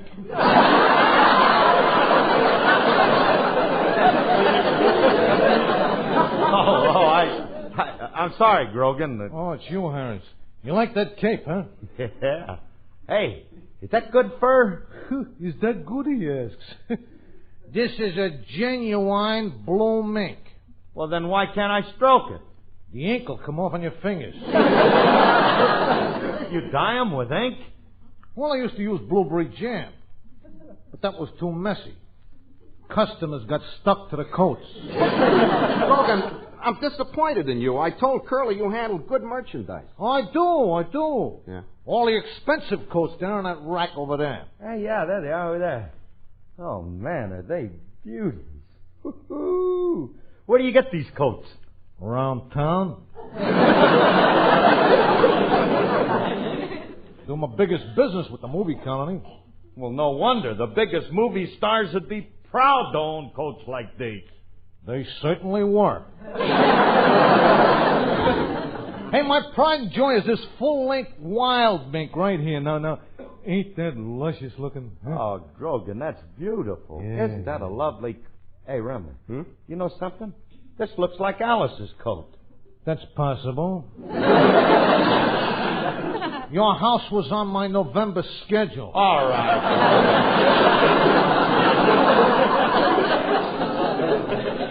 Grogan, you ought to be ashamed of yourself, handling stolen goods.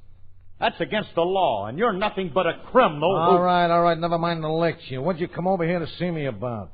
I want you to kidnap my brother-in-law. Sorry, Harris, I don't handle hot relatives. No, it's not a real abduction. It's just a gag. Yeah, see, all we want you to do is to grab Willie and then hide him out Grove for a few days and until we tell you to let him go. Oh, I see. Well, all right. If it's just a gag, okay. But how about this Willie character? Think you'll put up a fight? Willie? He couldn't fight his way out of a bubble bath.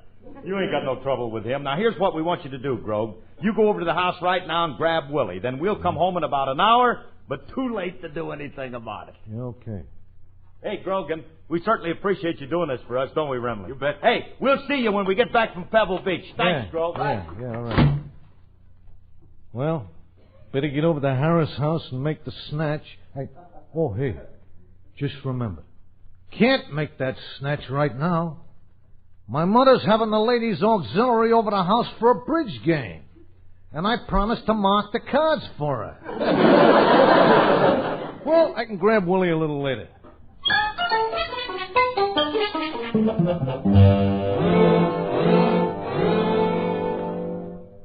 Oh, Wallace, I'm so disappointed. I was all set to go to Pebble Beach, and now my boss calls me and tells me I have to work. Oh, what a shame, Willie. I hate to disappoint Philip and Francis. I know they've been looking forward to my going with them. Yes, I know. They'll be broken-hearted about this, but I'll get it. Hi, Alice. Hi. What's new? Yeah, anybody missing? I mean, did you miss us? Oh, Phil, I have terrible news about Willie. Oh, what a shame. What time was he kidnapped? Don't cry, Alice. We all have to be abducted sometime. What are you talking about? I'm trying to tell you. Hello, fellows. Did Alice tell you the bad news? Yeah, but don't worry about it, Willie. We'll get you back. I'll notify the police as soon as I get back from Pebble Beach, and then... Wait a minute. Are you still here? Well, of course I am. Well, you're not supposed to be. Now, what's all this talk about kidnapping? Well, haven't you heard there's a kidnapper loose in the neighborhood? He's grabbing people right and left, and it's only a question of time before he gets to our house and then... nobody move. I got you covered. See what I mean? A little late, but he made it. Mr. Grogan, it's nice having you. Now, put that silly gun away and sit down. I'll make you a cup of tea. Well, thanks. I'll take lemon in mine and... No! No, this ain't a social call. I'm here on business. I'm kidnapping your brother. Come on, Willie. You are coming with me. Let go of me, you bully. Get your hands off my baby brother. Phil, he's kidnapping Willie. Stop him. Oh, I'd just love to stop him, honey, but he has a pistol. I'll get the gun away from him. Give me that gun. I don't want it. And I'll make you let go of it. Take that. And that. Hey, lady, stop butting me in the stomach with your head.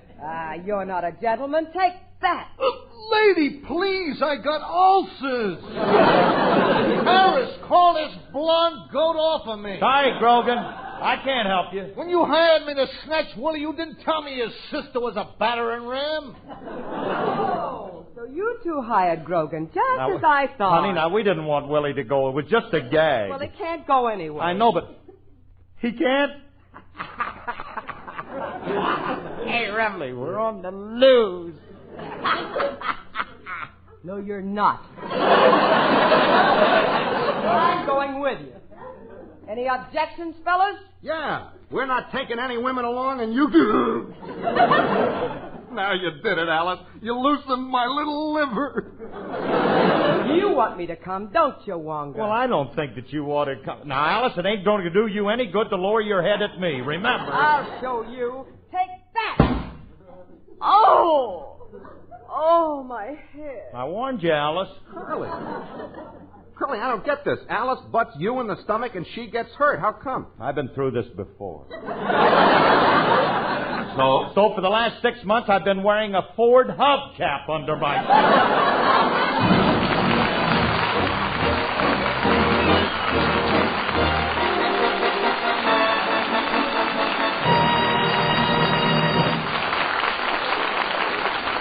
Alice and Phil will be back in just a moment.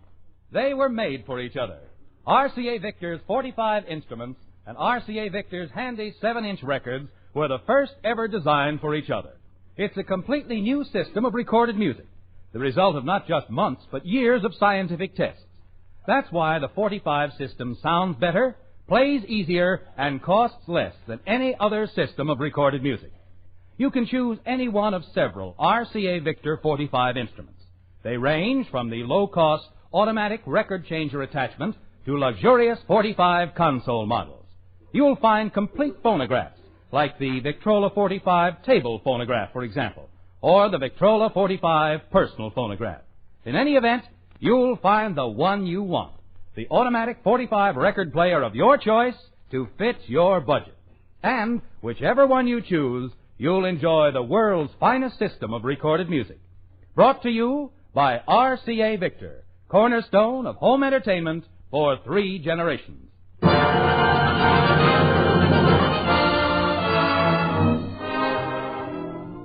This is Phil. We're a little late, so thanks and good night, everyone. Good night, everybody. This program is produced and directed by Paul Phillips. Remember, whether you're buying a television set, a radio, a Victrola phonograph, or records, put your faith in the cornerstone of American home entertainment for 3 generations. RCA Victor, world leader in radio and first in television. Next, Theater Guild on the Air stars The Lunts on NBC.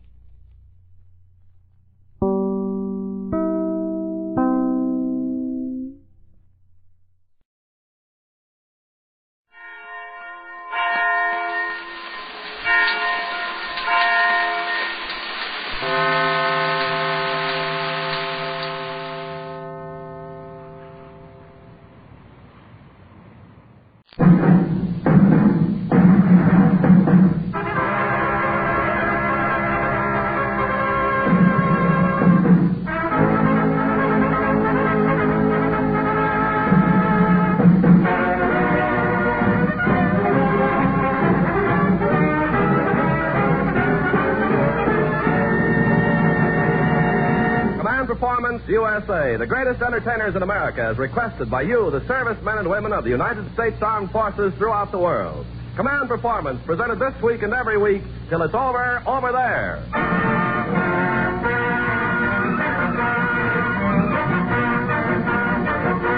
Okay there, gang. This is Ken Carpenter standing on your front porch and throwing our hats through the door for the 125th time. And if you don't throw it out, we'll come in and answer a few of your letters to Command Performance, Armed Forces Radio, Los Angeles, USA.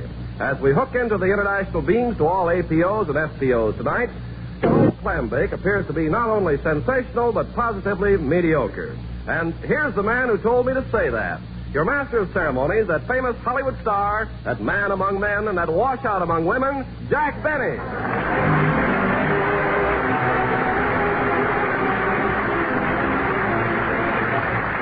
Oh, thank you so much. Thank you. Hello again, gang. This is Jack Benny talking, and listen, Ken, what do you mean I'm a washout among women? Did you get a load of that girl I brought to the broadcast with me? She certainly is a load. Well, you just don't know a good-looking girl when you see one. Oh, I was only kidding, Jack. She's really quite attractive. Movie actress? No, Ken, she's a plumber. I met her the other day when she came out to my house to fix a chain. I tell you, it was love at first sight. I walked into the kitchen, and there she was under the sink.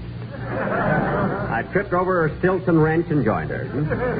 Well, I'll say that's one way of getting acquainted. I'm glad I met her, though. Isn't she cute, Ken? Well, to tell the truth, Jack, she has a pretty face, but I think her overalls are a little baggy. Well, they may be baggy, Ken, but underneath them beats a heart of gold.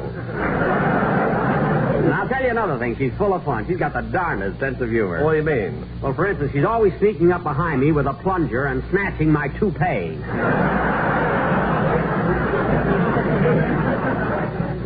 Now, I'll tell you another thing. A girl plumber has to take good care of herself. You know, Ken, she doesn't smoke or drink. Oh, she never drinks, huh? Oh, once in a while she has a Drano and soda. You know? With a twist of lemon peel, of course. But outside of that, nothing. Pardon me, men. This is Command Performance, I presume. Well, Bing Crosby. That's right.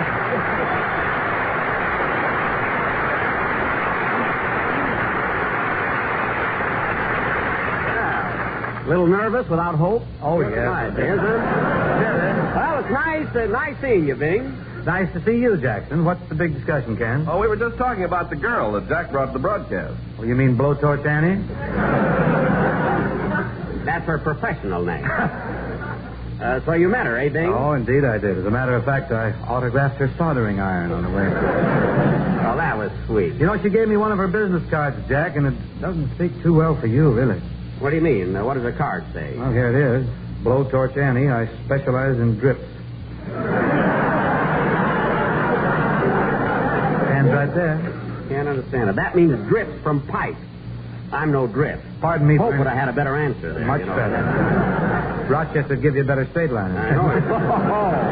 Pardon me for any aspersions I might have cast, Jack, or any I may cast in the near future. And talking of plumbing, I'd like to stretch my own rustic pipes and funnel a greeting to Bob. Meet me at the Shamrock on Thursday morrow, 885. Redberry at 726. In regards to Olson, Salyer, Lee, and Fox at 729 from, Frank. Rather odd name here. Oh, yes. Frank Sinatra, the kid's name. Boy knocks for two. And hello to the Torpedo Kids, including Jules, Nebraska, Sackfullen, Black Dog Gallo, and Stinky Trailer. And for the Command Performance Club everywhere and Granddad Benny here, you must have been a beautiful baby. Well, thanks.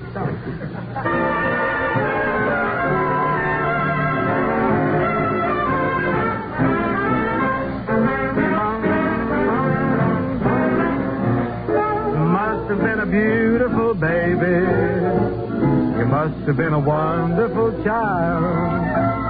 When you were only starting to go to kindergarten, I bet you drove the little boys wild. And when it came to winning blue ribbons, you must have showed the other kids how.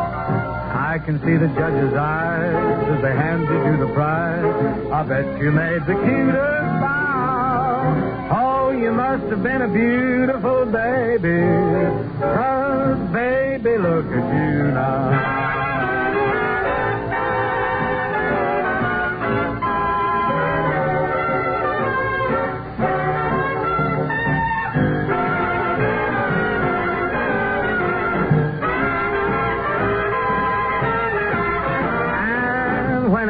after winning blue ribbons, you must have showed the other kids how.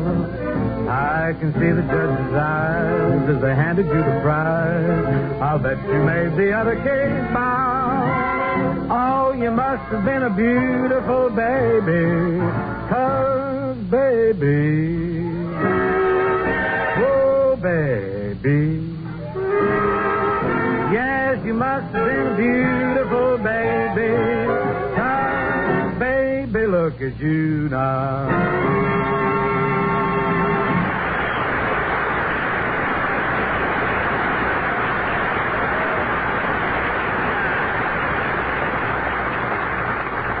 Now, what I'd give to have my violin here. You must have been a beautiful baby, sung by Bing Command Performance Crosby. Gosh, Bing, I'll never forget the first night I heard you sing. It was at the Coconut Grove. You remember the Grove days, huh? See, I had no idea you were that old. You didn't? No. I love this boy. But, Bing, you must remember the night I walked into the Grove to sing. Oh, yes, I remember well. You came in with that big lunch basket. You spread your blanket on the dance floor. The waiters formed a flying wedge, and out you went. Well, it was my first visit to Los Angeles. In Waukegan, where I come from, a grove is a place to have a picnic.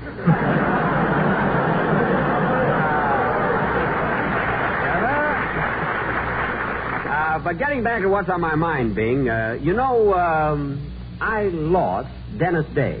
Open manhole? No, Navy. Well, Jack, your loss is the Navy's game. Dennis was a fine broth of the bar. Did I give you my dialect? Yes, that's true. He was a good singer. And he was so, Dennis was so unmercenary, you know? Worked pretty cheap, huh?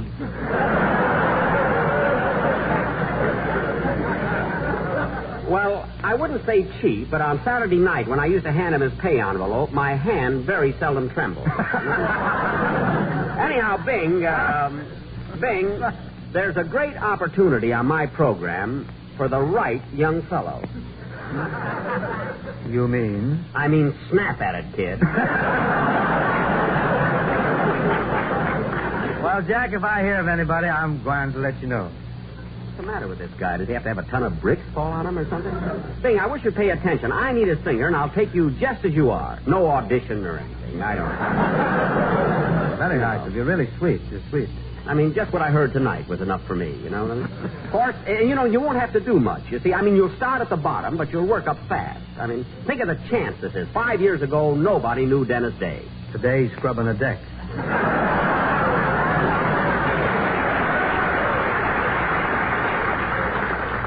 That's not what I mean. I have a contract right here. Of course, there's just one thing. I want a character somewhat like Dennis. Can you act dumb? Not dumb enough to sign that contract. Boy, it's tricky. Now, Bing, come to your senses. I'm going to ask you just once more to work for me, and I want an affirmative answer. You couldn't force a yes out of me with Annie's plunger.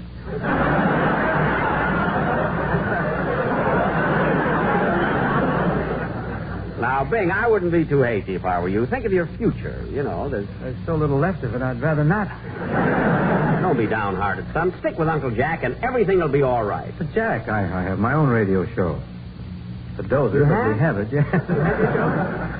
Oh, I'm sorry. I thought you were in the road business at Paramount.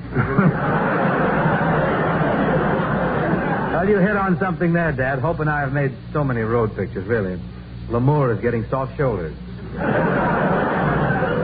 Her curves are nicely banked, too. Did you notice?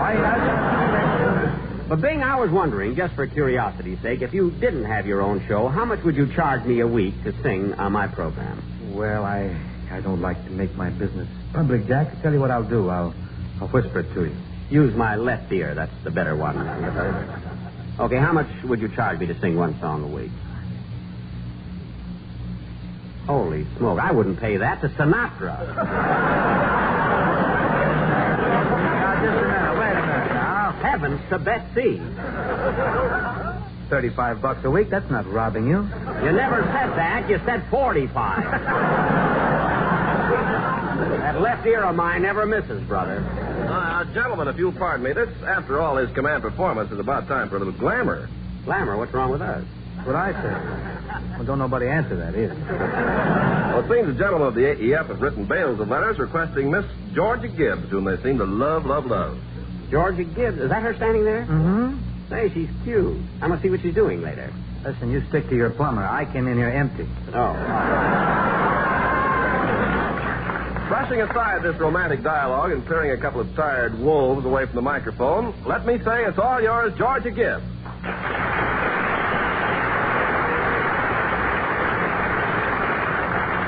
Thanks, Ken, Jack, Bing, and hi, fellas.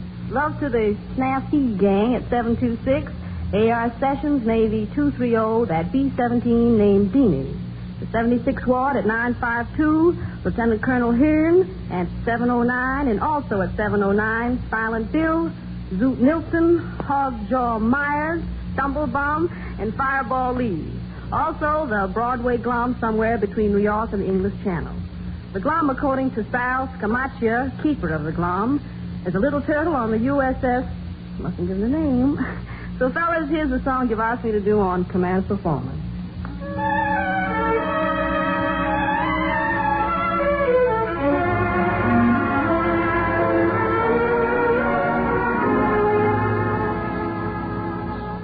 I walk around heavy-hearted and sad. Night comes around and I'm still feeling bad.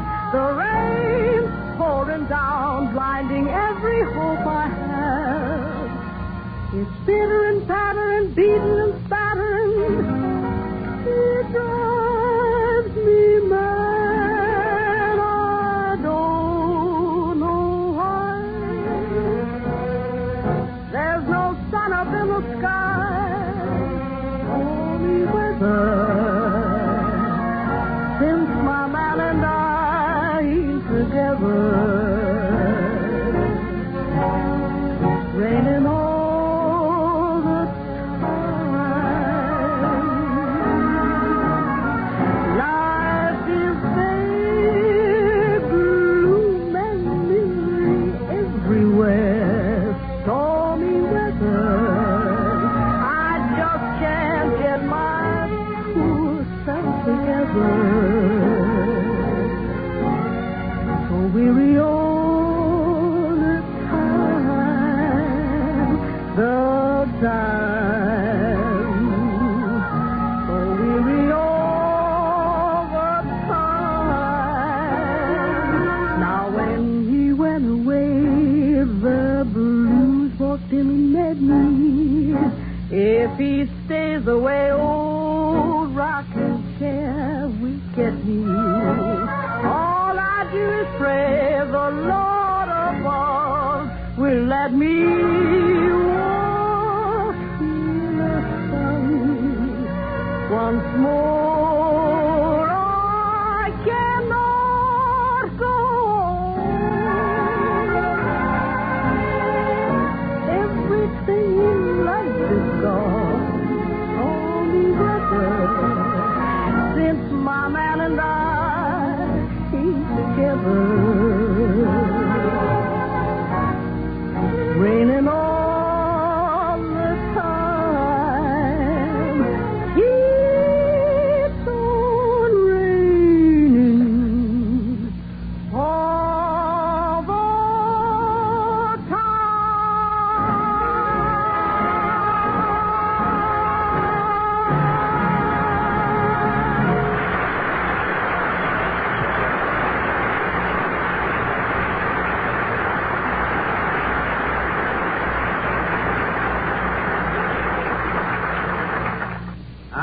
Great, Georgia. I sure enjoyed your singing. I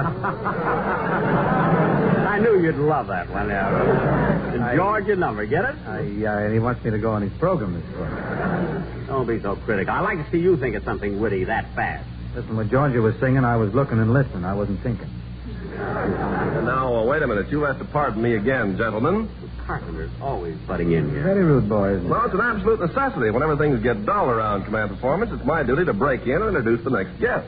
Do you think we're dull, Bing? Well, maybe inside here, but in front of the drugstore, we fracture. Oh.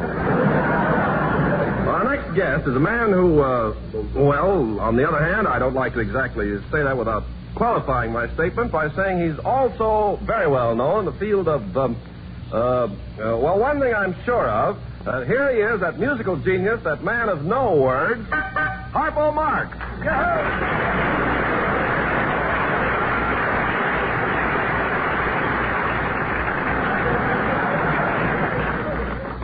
Well, Harpo, how are you? Good to see you. What do you say, kid?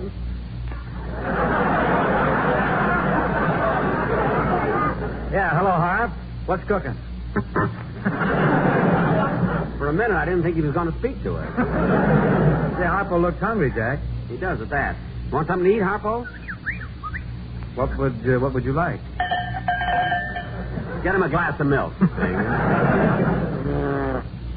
And a piece of raspberry pie. Now, gentlemen, I'm afraid to interrupt again, but things are getting a little dull around here. After all, we're handicapped. Yeah, how can we hold a conversation with a guy who won't talk? Oh, wait. Apparently, you aren't aware of the fact that Mr. Marx always travels with an interpreter. Of course, he's brought him along tonight. Gentlemen of the AEF, may I present Harpo's official interpreter and spokesman, Mr. Gary Cooper.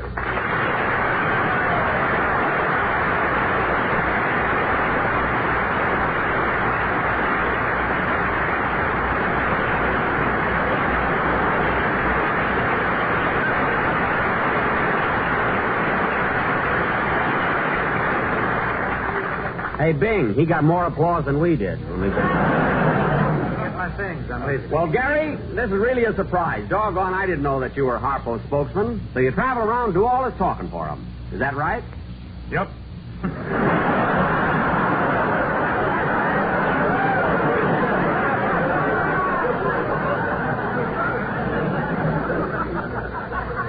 Well, Gary?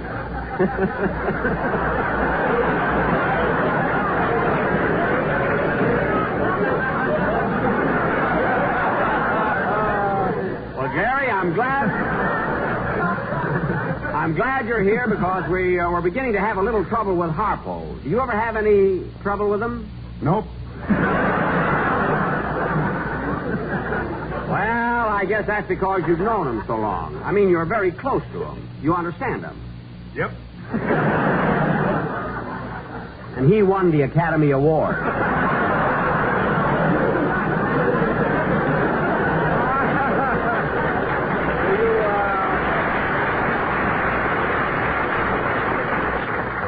Hey, Bing, do you think you could get him to talk? Nope.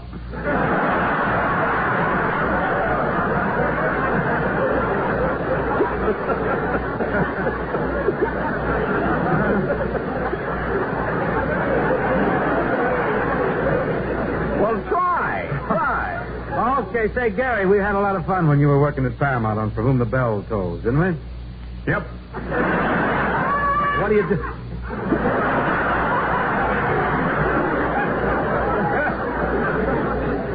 Oh, what are you doing now? You on a vacation? No. Well, then you're getting ready for another picture. Yep. Is there a part in the picture for me? Nope. Well, I'll try one more question. Is Harpo going to play his harp tonight? Yep. This guy's beginning to crack like Silent Yoakum, isn't he? Gary, Yoakum fans back there. Gary, what's Harpo going to play? The harp. He said something! Hey, he said something! Gabby Barber, huh? What selection? Well, I hate to hog the whole show by talking too much, but Harpo's going to play Who Threw the Overalls and Mrs. Murphy's Chowder. I want to warn you, it's going to sound more like Stardust. Climb up on the harp, sonny boy, and play it like an angel. For heaven's sake, Gary, what's the matter with him? He's groaning. Naturally. Naturally? Well, he wants the groaner to sing with him. Okay, Harpo. Sit right over there and pluck me on, boy. Lots of requests tonight for Blue Heaven. When whippoorwills call and evening is nigh, I hurry to my blue heaven. I turn to the right and a little white light will lead you to my blue heaven. You'll see a smiling face, a fireplace, a cozy room, and a little nest that's nestled where the roses bloom. Just Molly and me, and baby makes three. We're happy in my blue heaven.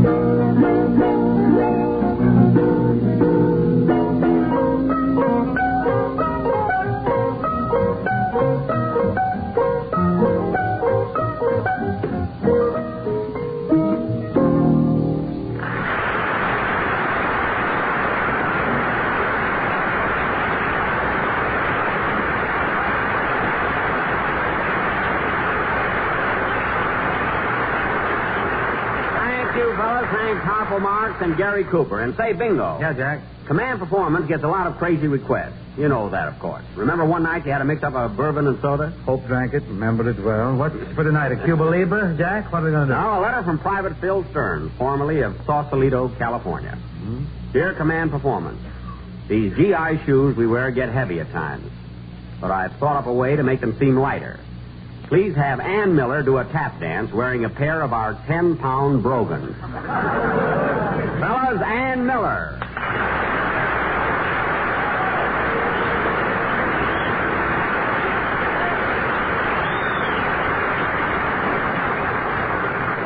Hi, fellas. Say, Ken, you know, those clodhoppers look pretty heavy. Could somebody help me on that? Why, sure. Bing and Jack, be gallant and help a little girl with the shoes. You go right over there, Ann.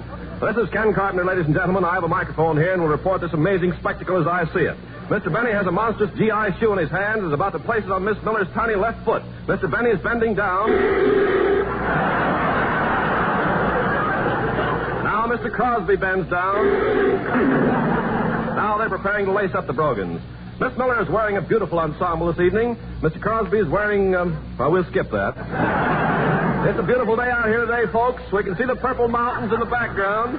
Both teams look to be in great shape. The referee's about to blow his whistle. The horses are nearing the starting gate. Are you all set? Fellas, here's Ann Miller tap dancing for the AEF in a pair of GI battle wagons.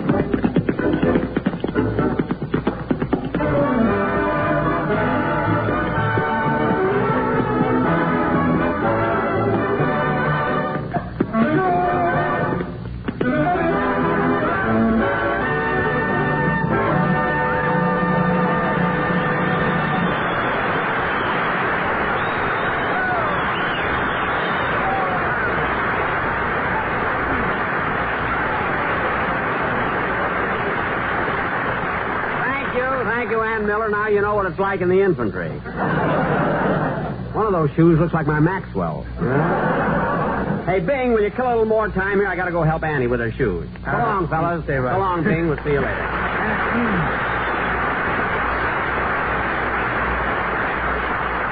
Anyway, gang, one of the finest.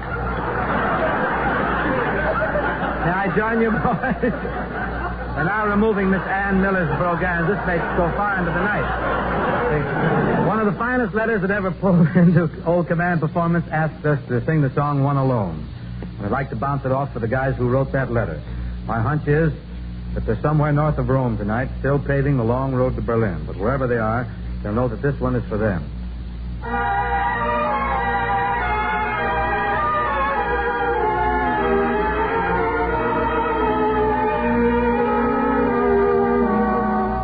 One alone to be my own, I alone to know her caress, one to be eternally the one my worshiping soul possesses. At her call, I'd give my all my life and all my love enduring. This would be a magic world to me if she were mine alone.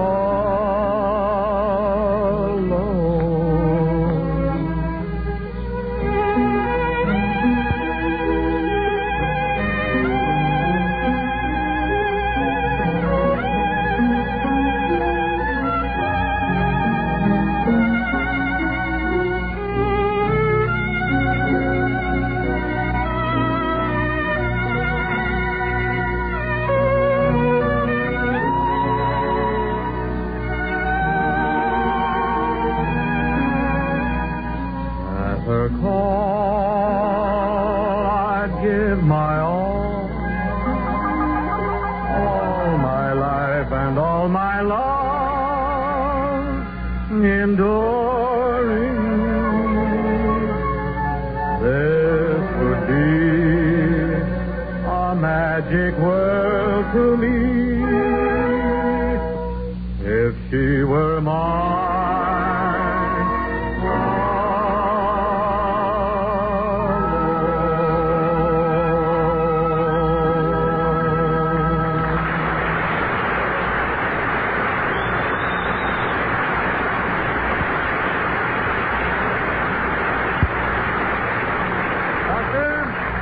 That sort of licks the platter clean for the time being, gang. It's swell getting together with you again.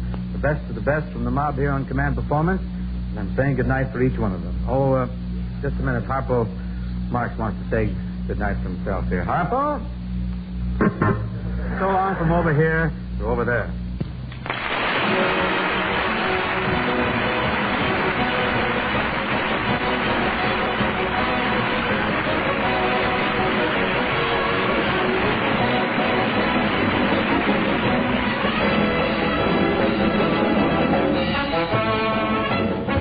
This is the Armed Forces Radio Service.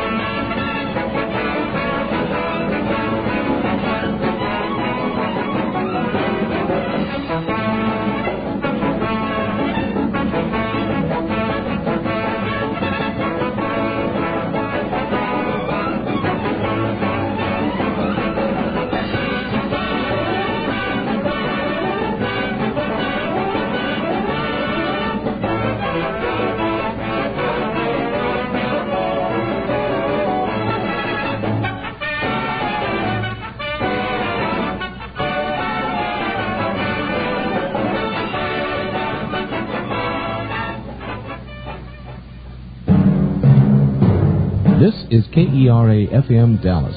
You're a listener. Become a member.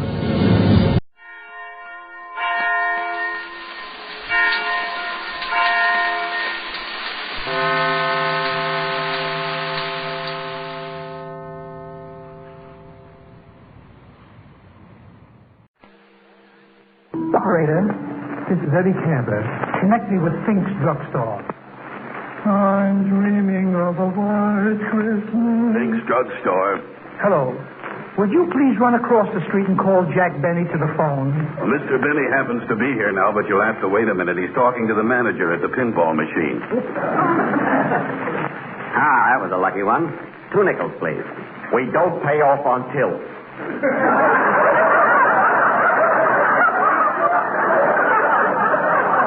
Tills? Listen, buddy, I play the game fair and square. I don't even lay my hands on the machine. What I do with my feet is pure skill.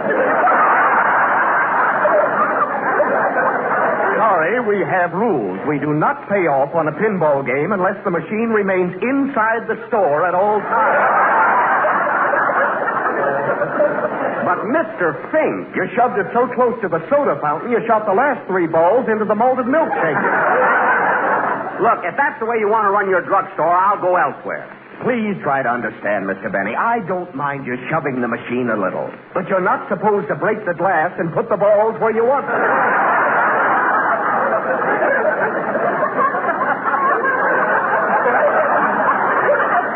That was an accident. I dropped my handkerchief on it. Your handkerchief? Yes, I had my lunch in it. I come here just for coffee, not to eat. Oh, all right. Here are your nickels. Mr. Benny. Didn't even touch the thing. You're wanted on the phone. Oh, thanks. Help me get this pinball machine off my back. Accusing a guy of... Hello? Jack, this is Cantor. I got your message to call. Oh, yes, Eddie. This is urgent. I must see you immediately regarding a certain proposition. Look, Jack, I'm not going to get stung with any more of your propositions. I didn't mind last month when you sold me that piece of property and told me it was a gold mine. It is, Eddie. I tell you, miniature golf courses are coming back. But that's just a small deal. This proposition is big. It's tremendous. Suppose I come over and discuss it with you. Look, Jack, I'm going on the air in a minute. I can't have you barging in on my program unless the sponsor gives us consent. Okay, I'll hang around the drugstore until you hear from your sponsor. You can't afford to miss this opportunity. Ladies and gentlemen, Bristol Myers, the makers of Ipana for the smile of beauty and Sal Hepatica for the smile of health, present It's Time to Smile with Eddie Cantor.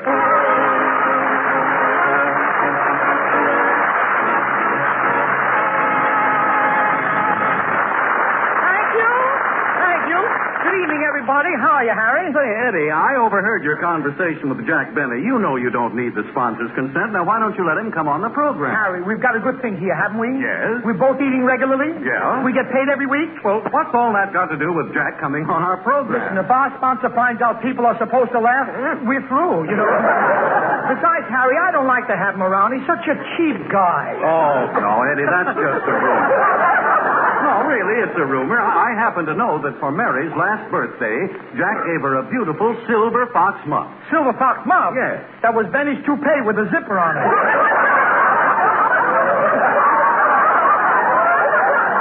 Eddie, you're exaggerating. I'm not. That guy is really tight. Wednesday, he goes into a butcher shop and gets some liver for his dog. Thursday, he gets some hamburger for his dog. Friday, he gets bones for his dog. Yeah, well, what's cheap about that? Harry, he's got no dog.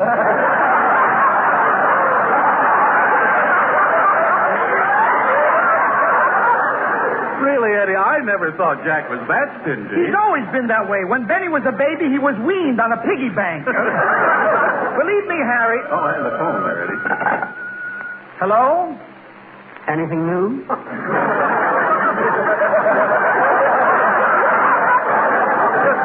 No, Jack. The sponsor hasn't called yet. Why can't you tell me about your proposition now? Look, not over the phone, Eddie. It's too big, too important. Look, did John D. Rockefeller ever transact business over a phone? Did Rockefeller ever discuss million-dollar deals over a phone? Yes, he did. Well, who do you think I am, Rockefeller? Don't be ridiculous. Yeah, but Jack, I'm busy. Will you call me back? Okay. I don't know what to do with that guy. He is the... Oh, hello, Miss Cantor. Well, it's Hattie McDaniel.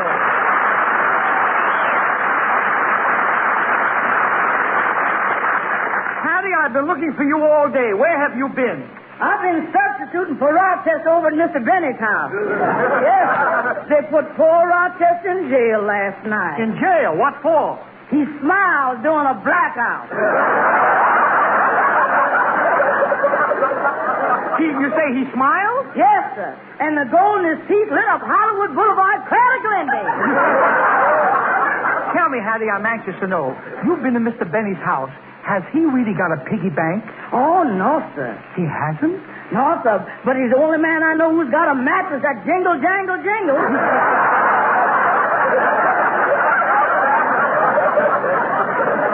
Well, Mr. Cantor, I'll be running along now. All right, goodbye, Hattie. So long. I'm dreaming of a white Christmas.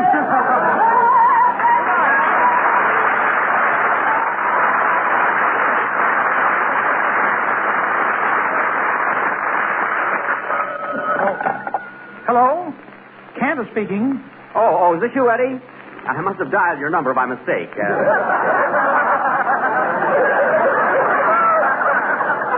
However, since you're on the phone, anything new? No, not yet, Jack. Well, I hate to bother you so much, but don't worry about the sponsor. I'll drop over later on. So long. So long. Harry, I can't understand that, Benny. He is so... Come in. Anything new? Jack, why, it's Jack Benny.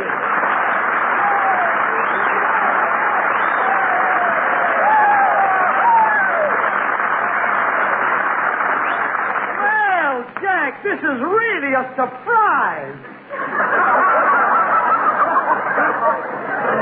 Wait a minute, Eddie. What do you mean, surprise? In the first place, I just got through talking to you on the phone. Last week, you announced that I was going to be on your program. I announced it on my show Sunday. It's been in all the radio columns. You've had 8 Pinkerton detectives following me for 5 days.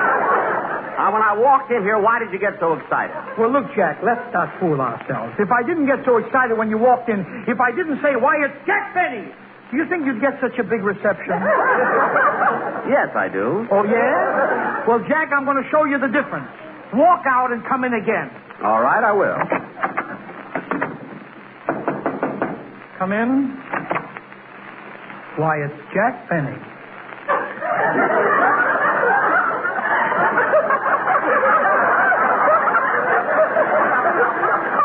Now, about this proposition.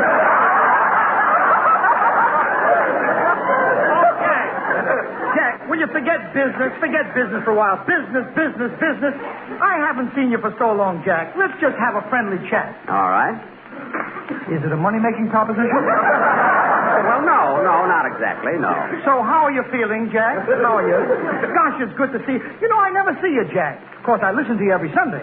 Oh, then you, Eddie, you did hear me mention that I was going to be on your program, didn't you? Yes, Jack. That's the part I heard. Oh, yes. thank you. Now, and on your show, you also mentioned going to see the preview of your new picture, George Washington Slept Here. Did you actually go? Yes, Eddie, I finally saw the picture. Well, tell me, Jack, how is it? I mean, were you pleased with your work in it? Well, Eddie, you know, I hate to bring it up and look, let me tell you something. Now, Eddie, I'm not conceited. You know that. Of course, Jack. I mean, you've never heard me rave about myself, have you? Never, Jack. Never. Well, Eddie, I will amaze you in this picture.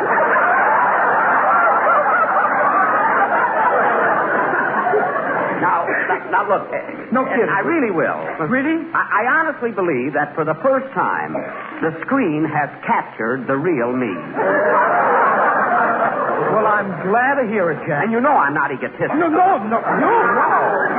After all. Now, well, tell me more about it, Jack. I'm really interested. No, Eddie, I'd rather not talk about it. I mean, people might think I'm swell-headed and over-enthusiastic, so let's drop it. Okay. By the way, Jack, how is Mary? Mary? Why, she's not even in the picture.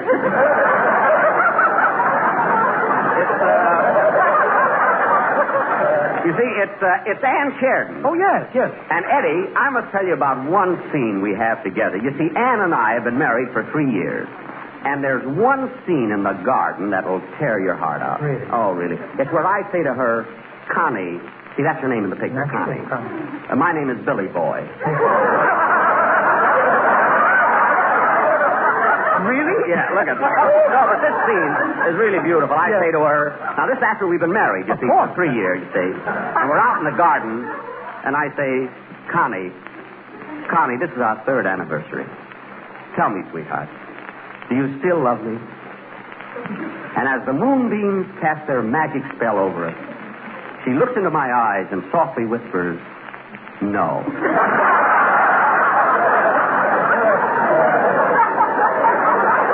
Well, Eddie, I saw it and cried. Yeah. Really? And when a fellow as tough as I am can cry at his own picture, well... Well, that must be a real dramatic highlight, Jack. Oh, it is. Oh, well, enough about me and everything. Now, listen, how's Ida? Did she see my picture? No, she didn't. Tell me, Jack, how do you look on the screen? I mean, how do you photograph? How do I photograph? On the screen. I'm glad you brought that up. Now, Eddie, I mean, you know me well. You know I never brag. I mean, you know that. I know that, Jack. Come here a minute. Yeah. Now, don't misunderstand what I'm going to Jack, say. You know. Now, look at. You've seen Robert Taylor on the screen, haven't you? Uh-huh. Well, let's not talk. Oh, come on, Jack. Let me hear. I'm your friend. Let me hear. I'm acting like a kid. No. Jack, it's all right. Drop it, Eddie. No, let's kick it around some more. Then, Jack, from what you've just told me, you really feel that you've established yourself as a great screen lover? Definitely. To tell you the truth, Eddie, I was so good in those love scenes that in my next picture they're just going to give me a leading lady and a rumble scene. Jack, I'd like to ask you something. You and I have been friends for a great many years, haven't we? Oh, we've been pals, kid. Well, I'd like to ask you something, brother. What is it, kid? Who's going to play the part of the rumble scene? Listen, Eddie, not changing the subject, but look, I was awfully thirsty when I came in here. Is there any water around here? Yeah, right out in the hall, Jack. Thanks, Eddie. I'll be right back. What a ham. Harry, will you come here a minute? Now, what, Eddie? Did you ever hear a man rave so much about himself? Did you ever see such a display of egotism? No, Eddie, I must admit I never did. Well, let me tell you something. What? I didn't want to mention this to Jack, but I saw George Washington slept with. You really saw? Well, look, how does Jack photograph, Eddie? How does he look? Harry, come here a minute. Yeah. You've seen Robert Taylor, haven't you? Oh, sure. I've seen him in lots of pictures. Then you know it can't be the camera.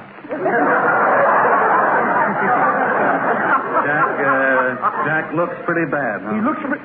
I'll explain it this way. Did you ever see a little girl about 6 years old when she gets into a mother's purse and puts on some rouge and lipstick? Yes. Well, Jack looked just like that, only he had a red arrow pointing to his dimple.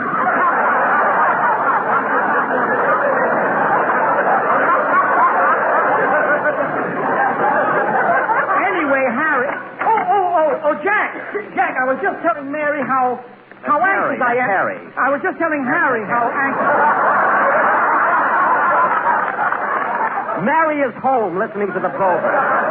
I've been telling her to... Listen. I've been just telling Harry Von Zell how anxious I am to see you in your new picture, Jack. Really? Yeah. Well, that can be arranged, Eddie. I'll leave a couple of passes for you at the box office. Passes? Yes. It won't cost you a cent. You just have to be there at the theater any time between 5 and 6 in the morning, and you can see the picture. It's a sort of an early bird matinee. Look, Jack, I'd like to see George Washington slept here, but I don't want to get there so early I have to wake him up. All right, Eddie, I'll give you 2 swell tickets for tonight. You'll give me? Well, in return, I'd like to ask a small favor. Remember me telling you over the phone about a certain proposition? Yes, that's it. Come. Well, here's what it is. Yes. I am going to New York in a couple of weeks. Yes. You see, want to see the Brooklyn bombshell there. I'm going over there. And I'm going to New York in a couple of weeks, and I'd like to take your whole cast with me. That's his favor, you? Yes. Your whole cast. Don't be ridiculous, my whole... I'm sorry, Jack, but it's no deal. Listen to me, kid. You keep your show and I'll keep mine. Well, I just thought I'd ask. If you say no, that's the end of it, Eddie. Glad we understand each other. Now, look, Jack. Oh, Mr. Cantor. Why, yes, Dinah. Come in, Dinah. You're wanted at the stage door, Mr. Cantor. Thanks, Dinah. Jack, you know Dinah Shaw. Oh, sure. Hello, Dinah. Hello. I got to run. Can't let you have any of my cash, Jack. You asked me and I told you, and that's the way shall it be that way? You told me not to. I'll see you later. Dinah. Yeah. Dinah. Uh-huh. Come here a minute, will you? Okay. Look, Dinah. Yes? Dinah. Uh-huh. Dinah, are you happy here? I mean, are you satisfied with what you're doing and for whom you're doing it? Oh, what do you mean, Jack? I mean, wouldn't you rather broadcast on Sunday than on Wednesday? Well, what's the difference? Well, look what it does to your whole week. But when you broadcast on Wednesday, let me show you. You broadcast on Wednesday, then all of a sudden comes Thursday and Friday. The first thing you know, your weekend is shot. Then all of a sudden comes Monday and Tuesday, and you're working again. Whereas, when you broadcast on Sunday, you've got Monday, Tuesday, Wednesday, Thursday, Friday, and Saturday all to yourself.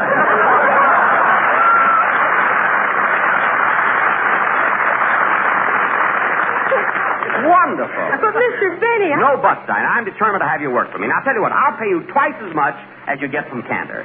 Now, how much does Eddie pay you? Well... I know how you feel, Ida. Dinah, I know how you feel. Just whisper it to me. How much does he pay you? He pays me,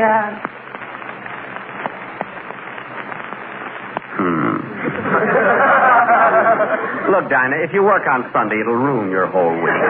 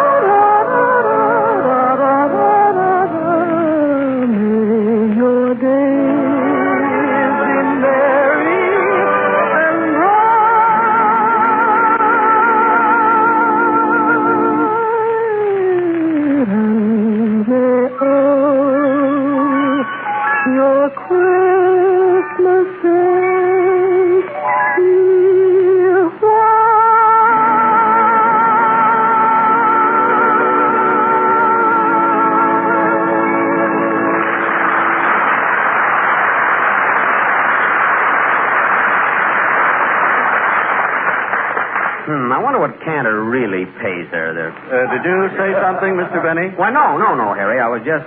Oh, say, Harry. What? Come here a minute, will you? What's the matter? Harry, are you happy here? Yes, I'm very happy here. Oh, I mean, are you happy in California? Don't you get tired of all this sunshine? Wouldn't you rather go back to New York and step into a nice, slushy gutter? What are you driving at? Well, would you be interested in coming back to New York with my show? Well, what about Don Wilson? Oh, Don's all right, but with the meat rationing, I'd like to get a smaller announcement.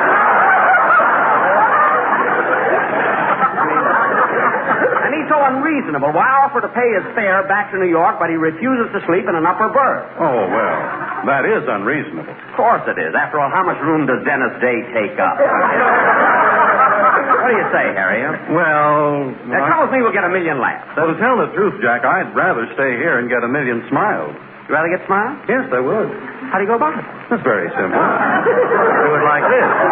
Ladies and gentlemen, to help get a smile you can be really proud of, decide now to change to Ipana toothpaste and gum massage. Because firm, healthy gums are mighty important to sound teeth and sparkling smiles. And Ipana toothpaste is not only unsurpassed for cleaning and brightening teeth, but when used with massage, it's especially designed to help stimulate and strengthen gums, to help keep them from becoming susceptible to gum trouble. So, ladies and gentlemen, why don't you follow this simple, healthful routine? Regularly brush your teeth with Ipana toothpaste. And every time you do, put a little extra Ipana on your brush or fingertips and massage it on your gums. So get a tube of Ipana from your druggist tomorrow. And remember, the government says we can't buy toothpaste of any kind without turning in an empty tube.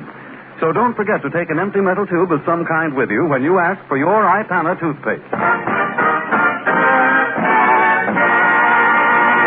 Oh, Dinah, where's Jack Benny? He went into your dressing room to comb his hair. That's silly. Could have left it here and I'd have combed it.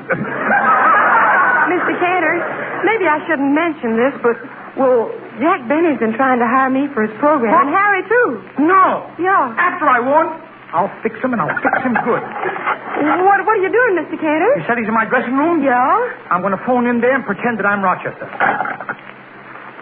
Hello? Hello, Mr. Benny. This is Rochester, boss. I'm quitting. I got a very lucrative offer from Eddie Cantor. All that cheap tricks. The minute my back is turned, tries to steal my cash. You can't trust anybody these days. Ain't it the truth? Rochester. Rochester, you're making a big mistake going to work for Cantor. Why, he'll never pay you as much as I owe you.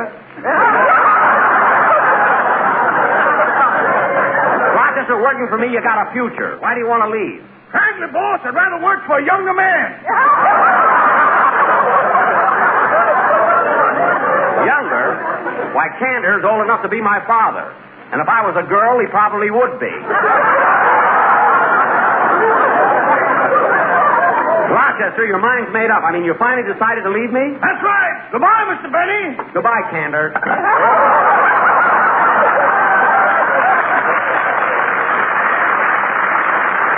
He knew it all the time. Well, I'll go into the dressing room now and find out exactly what he's talking about.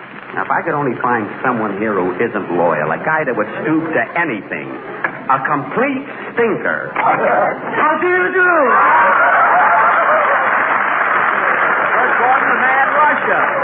Comrade, I'm your man. For 12 years, I've been working for Cantor, and now... Yes? I am revolting. You certainly are. Thank you.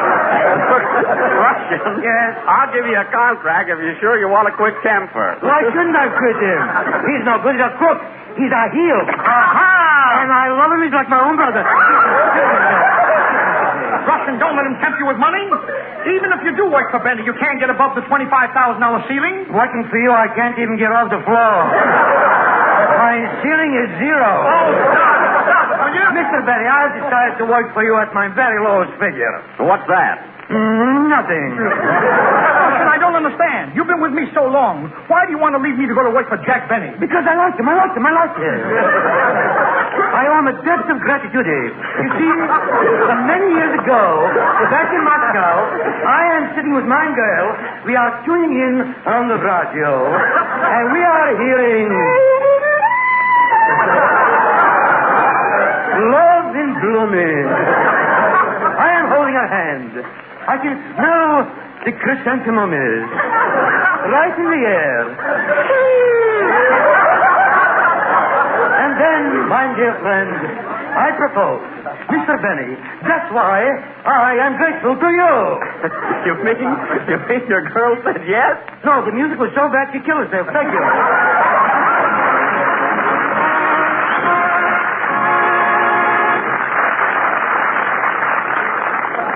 Harry. What's the matter? What's wrong? There's nothing the matter, Eddie. Don't you get it? Now listen to me here. What is it, an imitation of Donald Duck? No, it's not either. I'm practicing to be a ventriloquist. Shirley's been teaching me. Oh, you mean Shirley Dinsdale, a little 15-year-old ventriloquist? Yeah, and when she comes back next week from San Francisco, she's going to give me my second lesson, and after that I'll come up to the microphone, and without even moving my lips, I'll be able to say, ladies and gentlemen, it's worth your while to know how much faster Sal Hepatica helps you feel better when you wake up in the morning feeling headachy and out of sorts due to the need of a laxative. Because then Sal Hepatica brings speedy, gentle relief, usually within an hour. So you don't have to put off till night taking the laxative you need in the morning. You don't have to risk feeling miserable all day. Sparkling Sal Hepatica has this advantage, too. Sal Hepatica also helps sweeten an upset stomach by helping to reduce excess gastric acidity. So get a bottle of Sal Hepatica from your druggist tonight or tomorrow. And anytime you need a laxative, morning, noon, or night, see how much faster you feel better when you take gentle, speedy Sal Hepatica.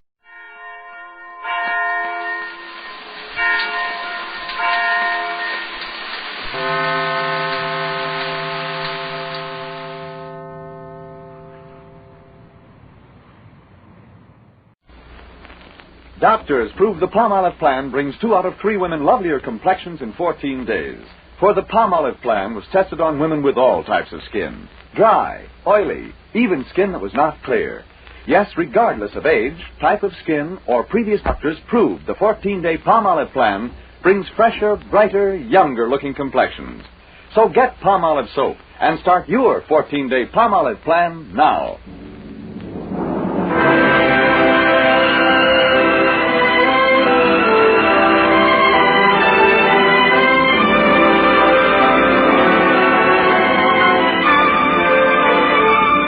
Ladies and gentlemen, Dennis Day. Oh,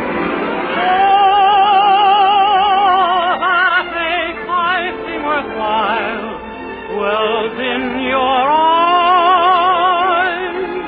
and the smell of your smile. Dennis Day is brought to you by Colgate Dental Cream and Luster Cream Shampoo. Colgate Dental Cream to clean your breath while you clean your teeth. Luster Cream Shampoo for soft, glamorous dream girl hair.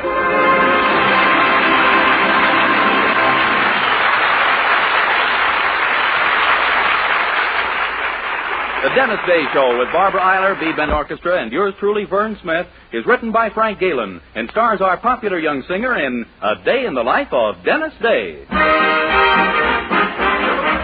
Here's Dennis to sing I'm Looking Over a Four-Leaf Clover. I'm looking over a four-leaf clover that I bore. One leaf is sunshine, the second is rain, third is the roses that grow in the lane. No need explaining, the one remaining is somebody I adore. Over a four-leaf clover that I overlooked before.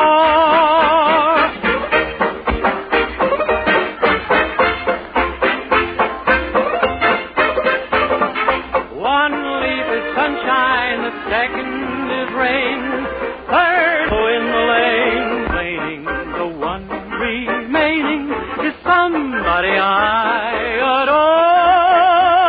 I'm looking over a four-leaf clover that I overlooked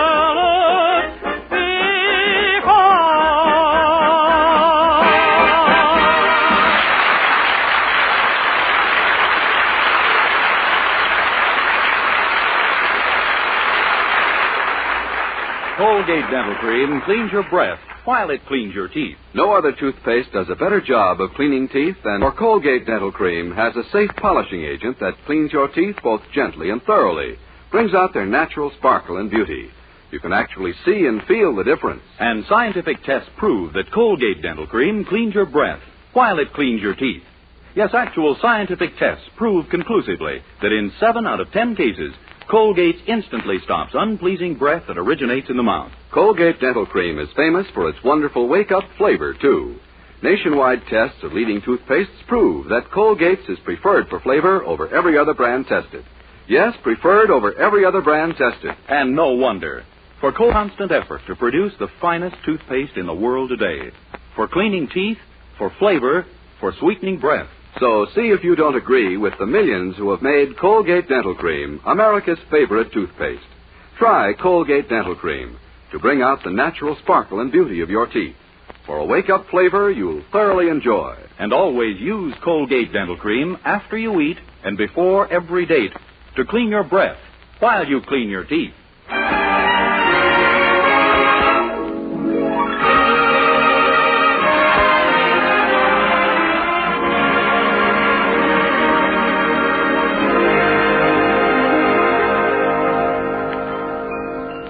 Well, as you know, the whole town of Weaverville, there's no one quite like our young hero, Dennis Day. And most of the town is grateful for it.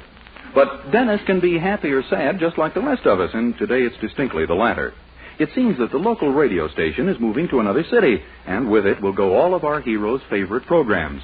Not even his girlfriend Mildred seems able to chase his gloom at this dire news. You don't understand what this means, Mildred. How can I face the morning without Ma and Pa Peterson, without the story of Myra Wilson or David Driscoll, Boy Powers model? Well, they're only morning cereals, Dennis. But they're so real to me. You take Monica Popufnik's Passion at 9:30. Honestly, if that station goes off the air before I find out whether Monica's boyfriend gets his divorce, I don't know what I'll do. Well, the station will be on the air for another week. Yeah, but her boyfriend is a Turkish sultan. It may take years before he gets rid of the whole crowd. Oh, I see. Gosh, last week he told her he couldn't live without her. And you know something? He nearly didn't. He slashed all his veins, took poison, and jumped off a 10-story building. Oh, my golly. Yeah, he was laid up for 3 installments. Dennis, you're taking this too seriously. Oh, hi, Daddy. Good morning, children.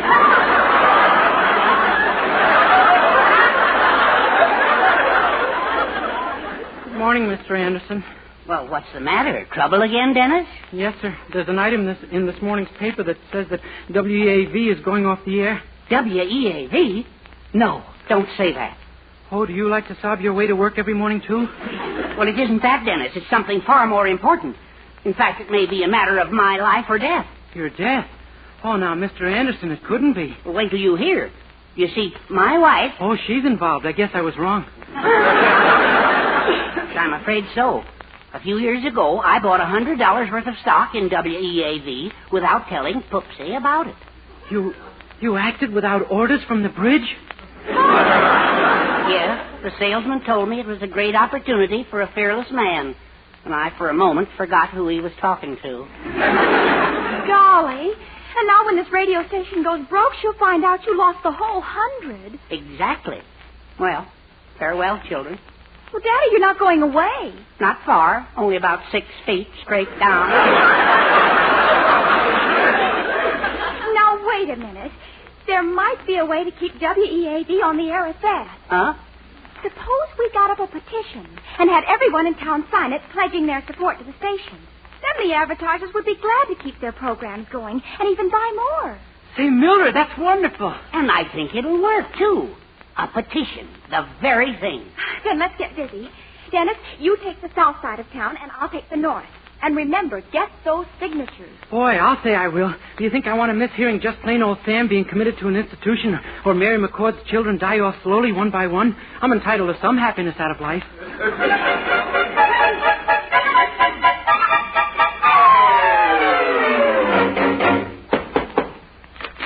Yes? How do you do, madam? I have a petition here. I'd like you to... What, again? Petitions and polls. Polls and petitions. That's all I get these days. They're coming out of my ears. But all I want... I'm in the bathtub. All of a sudden, the telephone rings. What program am I listening to? I'm washing my back, and they want to know who sponsors it. But, madam, I get back in the tub, and there it is again. Do I want a Republican in, or do I want a Democrat in? I don't want anybody in. I'm taking a bath. Yes, but you see, Every time I get into the tub, the same darn thing. Questions, questions, questions, until I can't see straight. What's a woman going to do? Cross them up, change the day you bathe.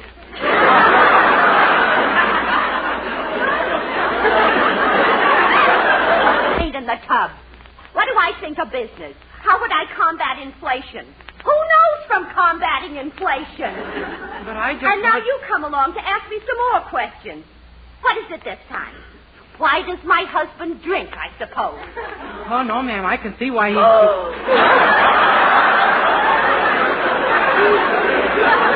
a minute. I didn't mean it like that. That'll be enough out of you wise guys. You can take your pole and go climb it.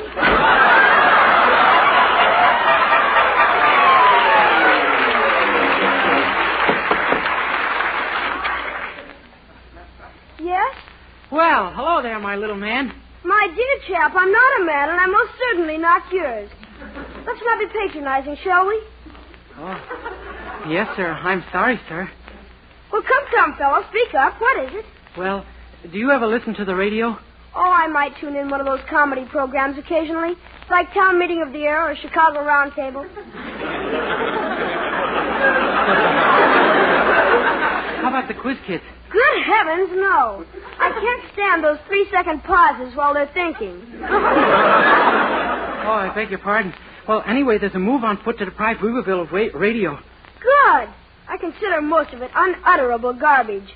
And now, if you'll excuse me, good day. I'm in the midst of a little experiment in nuclear fission. Yes, sir. I hope they're biting.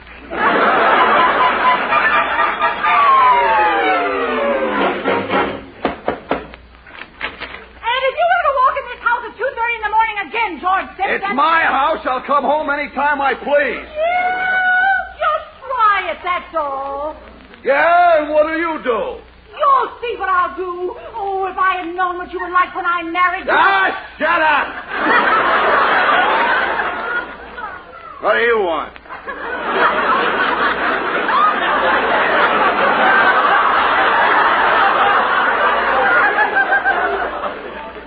Would you be interested in signing a petition? My mother at the door. Why would your mother be at the door? She can fly right through the window on her broom. Say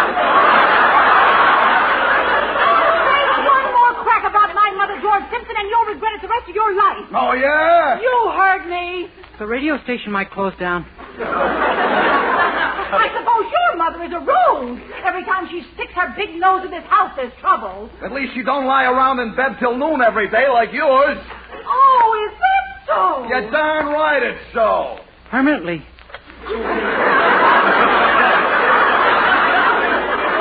My mother cooks a meal for us once in a while, doesn't she? That's another thing I got against her. Yeah? Yeah. You'd have nothing to listen to. As far as I'm concerned, you can tell that old battle axe to stay home. Oh, an old battle axe, is she? Well, I'll show you. Oh, Madam Weaze, not that. Don't throw that. Ha! Missed me again.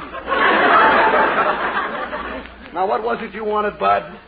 Nothing anymore. That was your radio she just threw at you.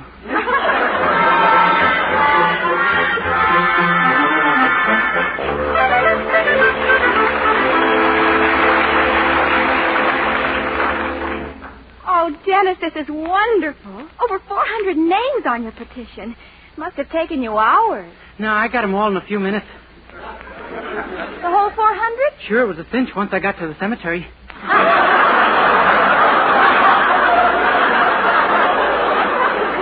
The cemetery?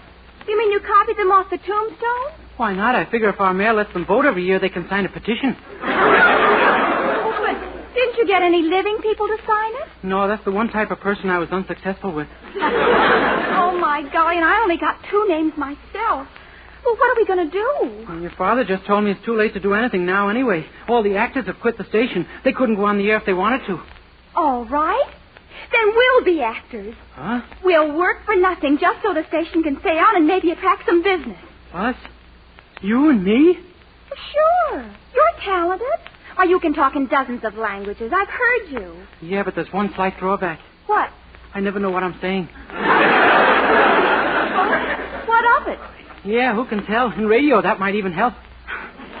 Now, listen. I'm going to write a script for it. A playlist. I'll write it so it'll show off those wonderful foreign accents of yours. Mr. Thompson will be so impressed with you, he'll keep his station on the air. Well, gee, Mildred. Oh, please, Dennis. Think how badly Daddy will feel if he has to confess to Mother that he lost that $100. I doubt if he'd feel anything after the first few blows, but... Okay, we'll try it. Good boy.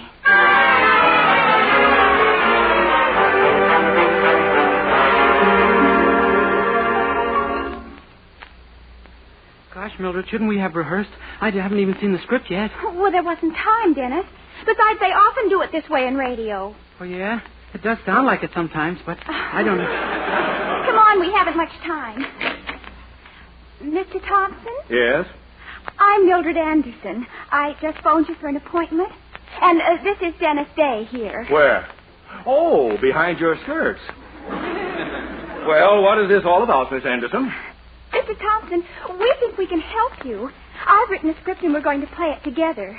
I do just one little bit of a character, but Dennis has a dozen foreign language roles. Yes, but Miss Anderson... All we want you to do is listen. Now, the first one's French. A scene in Paris. A young man and a girl terribly in love. The girl speaks. Oh, my darling, how wonderful it is to have you back again. To feel the dear nearness of you. To touch your hands, your lips, your eyes. Do you feel the same about me, Pierre? Tell me, my dear one, do you? Oui.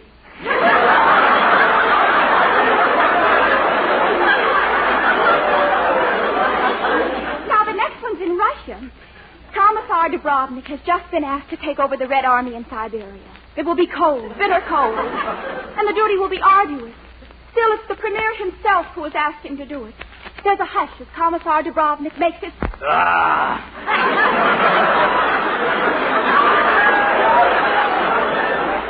Oh, now, really, he should say more than that. In Russia?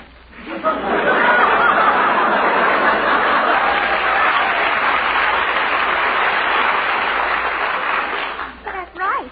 Now we're in Spain, the court of Queen Isabella. A humble sailor stands before Her Majesty as she asks him to find a new route to the gold of the Indies. Can he do it? She holds her breath as he says, Si, senor, I think. Now, see here, this is preposterous. Oh, wait a minute. I've still got a mashu and a hockey sport and a hakmanish kanchanik.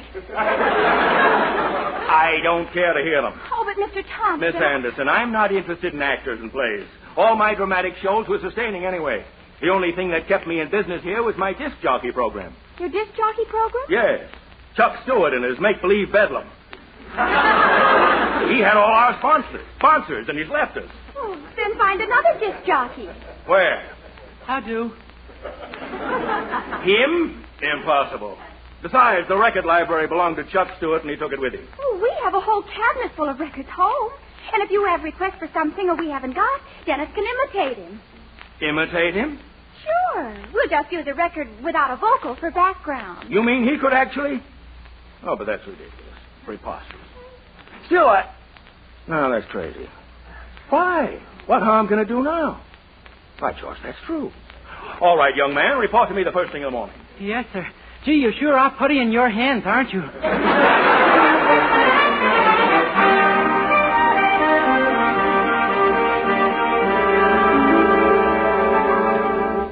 Oh, why did I talk myself into doing this thing anyway? It's just fantastic. Now, don't worry about a thing, Mr. Thompson. We'll put it across for you, won't we, Mr. Anderson? Oh, you just bet we will. I've written all the commercials myself, and I know Dennis can handle the music. Well, I hope so. You're sure you're familiar with the disc jockey type of program? Naturally. You don't think I do my housework in silence, do you? Well, if we fail, I'll be the laughing... Oh, my gosh. There goes the light. Go ahead. You're on the air. Well, very good evening, ladies and gentlemen. This is Dennis the Discer bringing you the latest and best in modern recordings as per your request on our make-believe bedlam. We'll be back in a moment with the first batch of requests. But first, here's a few words from Herbie Anderson about the Jiffy Razor, who sponsors the first minute and a quarter of our program. Friends, is your beard tough, wiry, and bristly? Especially you men.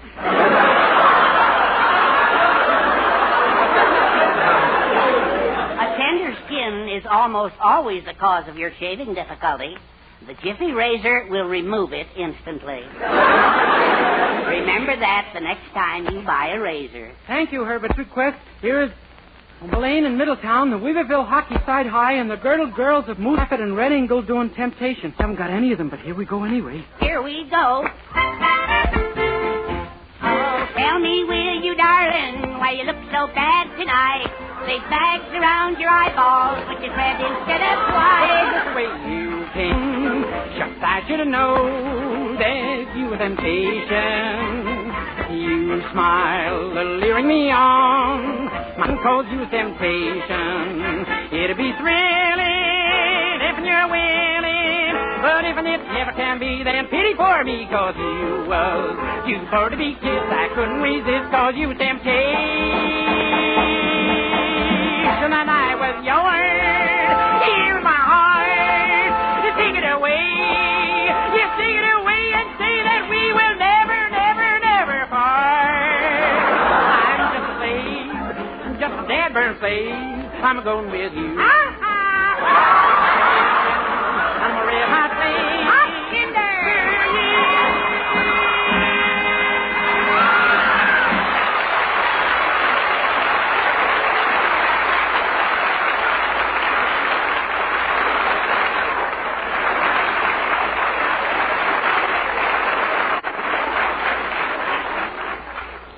That was swell, Joe. And now, a brief message. The thrill of a lifetime is coming your way. Humphrey go-kart in Blood is Gore at the Bijou Theater. When an ex-convict shoots 8 men in cold blood, will the girl he loves lose respect for him? See Blood is Gore and find out. Filled with pulse-quickening action. Soul-stirring love. Heartwarming laughter. At the Bijou soon. And now, friends, here's a request from Mrs. George Bachman of Middletown. Mrs. Bachman writes, tonight is my 10th wedding anniversary, and I know my husband is just crazy about Nelson Eddy's version of Please Play Jean Sablon singing Je t'envie. We'll be happy to, Mrs. J'attendrai le jour et la nuit.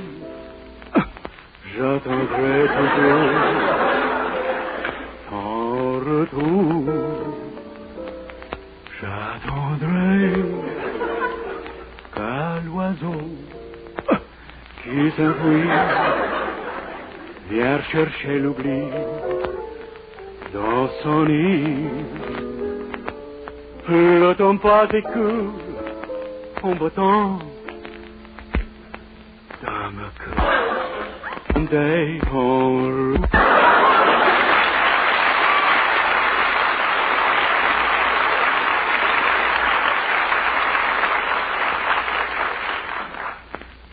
Girls, now you can be shorter than he is. Do you feel tall, gangly, uncomfortable because your boyfriend is shorter than you are? Then buy a pair of Lester shoes today. Lester shoes have the specially built-in electric drill heel. Makes you sink 3 to 4 inches into the pavement with every step. Now you can... Well, ladies and gentlemen, we have time for just about one more number. And we have a whole host of requests here for a song called I Don't Care. Eva Tangway made this song famous, but the record is an imitation by Beatrice Case. And since we don't have this... Well, anyway, what you're going to get is here's I Don't Care. I don't care. I don't care what they may think of me. I'm happy-go-lucky. Men say I'm plucky, so jolly and carefree. I don't care. I don't care if I do get the mean and stony stare. If I'm never successful, it won't be distressful, 'cause I don't care. I don't care. Oh, I don't care if people gonna try to treat me fair. My voice may sound funny, but it's getting me the money. 'Cause I don't care. I don't care. No, sir. I don't care. I don't care.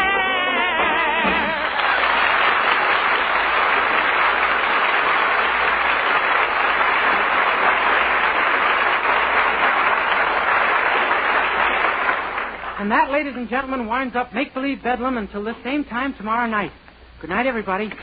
Hey, that was sensational. The switchboard's been going ever since you went on the air. All my sponsors want to come back. You've saved my station. Wow. Boy, do you hear that, Mr. Anderson? Oh, shucks. I could have told you it would happen. Talent is talent, and I just happen to have it, that's all. I can never repay you fellows. It came off perfectly. Yeah, and we didn't have any of the records that were requested either. Boy, I sure was lucky with those requests. Lucky? What do you mean? I have a feeling that if someone had asked for the Andrews sisters, I'd have been in trouble.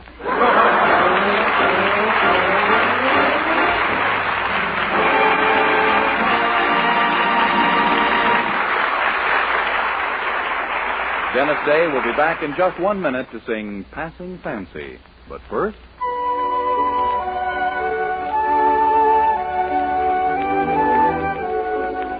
Grand news, wonderful news. Now Luster Cream Shampoo comes in tubes as well as jars.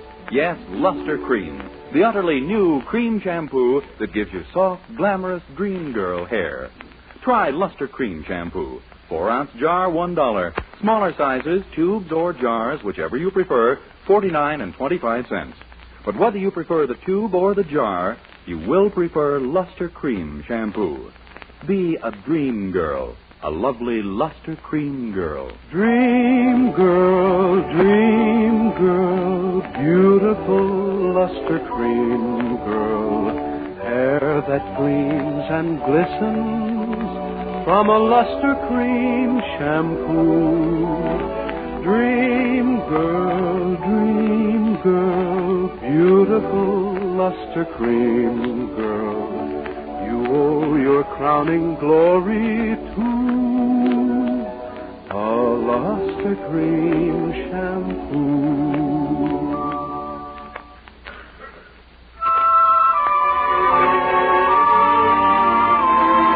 The incomparable voice of Dennis Day, the music of Charles Dant and the orchestra, and the beautiful ballad, Passing Fancy, sung as only Dennis Day can sing it. Take our romance,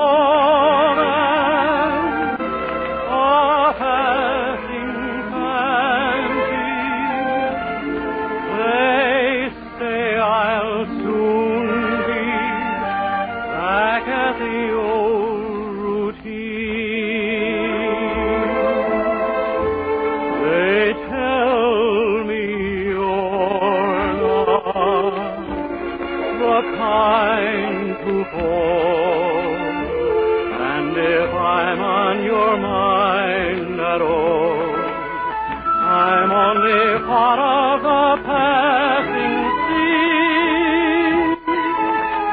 They call this rapture a passing fancy, a dream they can see the future of. But you know, and darling, I know this is not a passing fancy. This is love.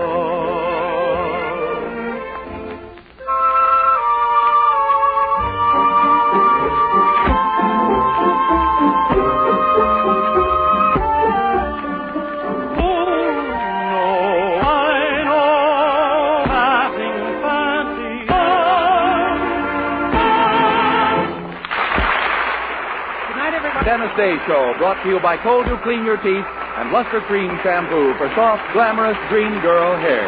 This is Vern Smith speaking. Good night, everyone. This is NBC, the National Broadcasting Company.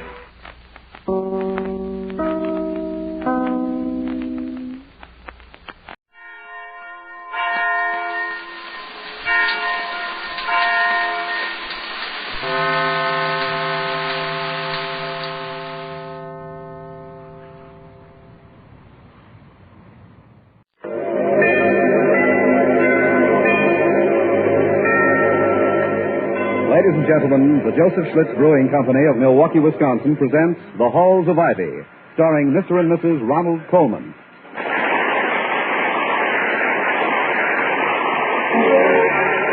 I was curious. I tasted it. Now I know why Schlitz is the beer that made Milwaukee famous. If you like good beer, you'll find a taste to be curious and learn about Schlitz for yourself. And now, the Halls of Ivy.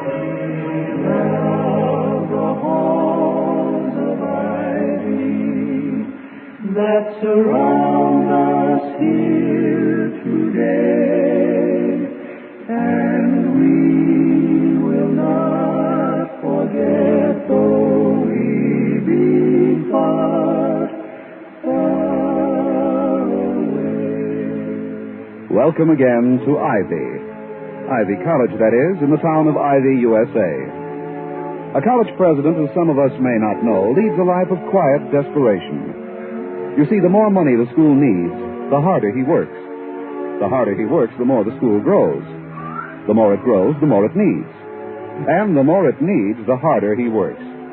It doesn't require an IQ of 130 plus to realize that from time to time something's got to give. Something is about to give this morning for Dr. William Todhunter Hall, the president of Ivy. Entering the living room, he confronts Mrs. Hall, the former Victoria Cromwell of the English musical comedy stage, and says, Victoria, it's much too beautiful a day for work. Let's play hooky. Hooky? On a school day? Of course. It can't very well be played on a day of rest. To play hooky at all, one must have something to play it from. I mean to say, those are the ground rules. Yeah, but would it be cricket? Oh, no, it's nothing like cricket. If anything, it resembles dirty pinochle. But actually, it's hooky. Well, it's a lovely idea and beautifully expressed. But you can't. You've got a meeting scheduled for 2 o'clock this afternoon with all your department heads. Quincannon, Heaslip, Garrett. No, I refuse to consider it. I won't spend a moment of this day cooped up indoors. Not one sun-swept, dazzling moment. How can you even suggest such a course of action? To a man known in his youth as Gypsy Hall. I was only reminding you. Oh, I'll get out of it. I'll phone Quincannon. I'll tell him I have a cold. Toddy, you're not going to tell him a thumping lie. Bad form, eh? Very bad form. Wouldn't be ethical? Far from it. All right, then I'll have Penny do it. Penny! She's not here today. Oh, where is she? The English soccer team is playing at Elmhurst, and I told her she could go. Why? Does she know someone on the team? I suspect she goes steady with the goalie. At her age? Well, the goalie's been goalie since 1914. Well, isn't there anyone in the house? Yes, Eddie Gray volunteered to help out. Oh, good. He's a nice boy. I'll have him do it then. No, Eddie! Toddy, you can't. I'm only joking. I intend to phone Quincannon myself. Just to sow the seed. And tell him a fib, one of your best friends? Victoria, as Mark Twain once put it, the truth is much too precious a commodity to throw about indiscriminately. Besides, I'm determined to spend this day out of doors. You call me, sir? Oh, yes. Thanks for helping us out, Eddie. Oh, that's okay. Do you know where the kitchen is? Yes, sir. Good. See how quickly you can put some cold roast beef into a picnic basket, together with some sliced bread, mustard, a few pickles, a cookie or two, and a thermos of milk. Yes, sir. The Prez is frisky today, isn't he? Very. You might also put in a tub of grapes for him to press with his bare feet. Well, put in what you like, but I am about to call Quincannon. I won't tell a single untruth, but I may let his imagination run riot with his own conception of my health. This is my celebrated imitation of a man 2 steps away from lobar pneumonia. Oh, give me the roll, the wide open highway, just let me roam. That you, Quincannon? This is Dr. Hall. Oh, I'm all right, thank you. No, there's nothing the matter with me. I just wanted to confirm the time of the meeting. You say it sounds as though I have a cold? Oh, no. No, it's nothing. No, I'll be all right, yes. Of course, I'll take care of myself. Yes, thank you. Goodbye. How was that? That was a performance. Good, huh? I didn't say that. I only said it was a performance.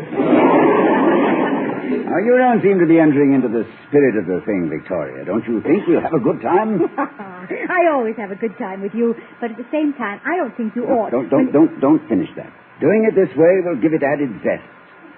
The workaday world will be left to workaday people, while you and I will be dreaming in the filtered sunlight in Schultz's grove, expanding our souls, feasting underneath the bough, and thou beside me singing in the wilderness. And Schultz's grove, where paradise enow.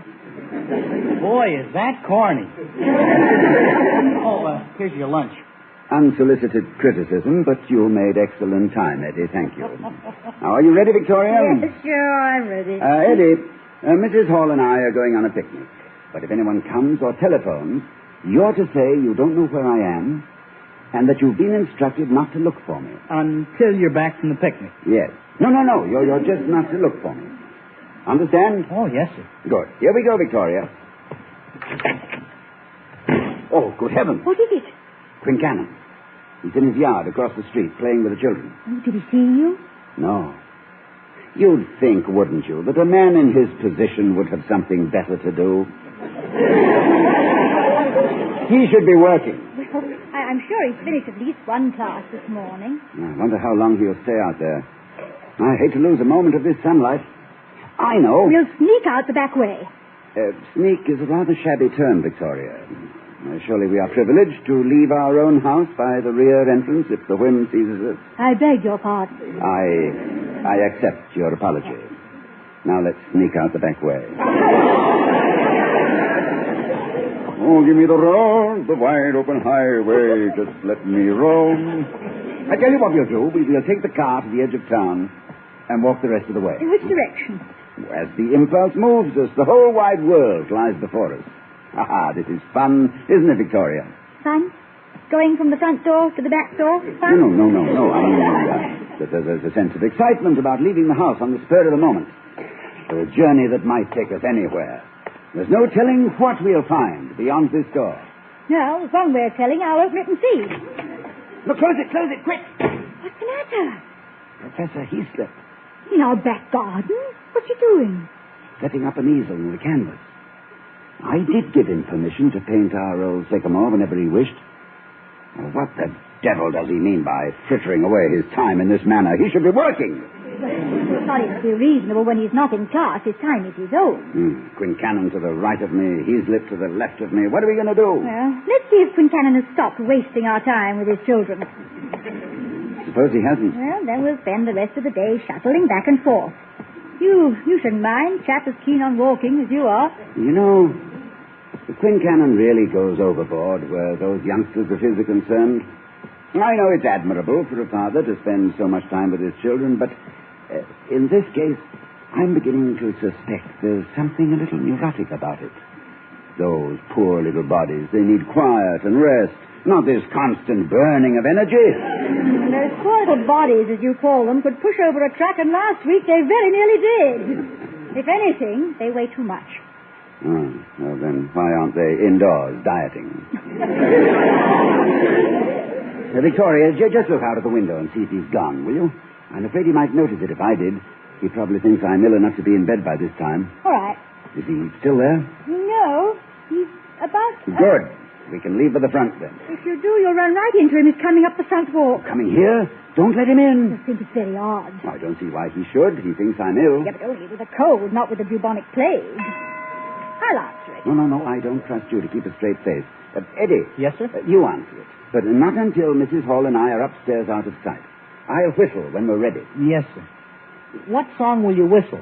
No, it won't be a song, just a single toot. And whatever you do, don't permit him to come upstairs. Come on, Victoria. Oh, give me the road, the wide open highway, just let me roam. I fail to see the humor of that at this moment.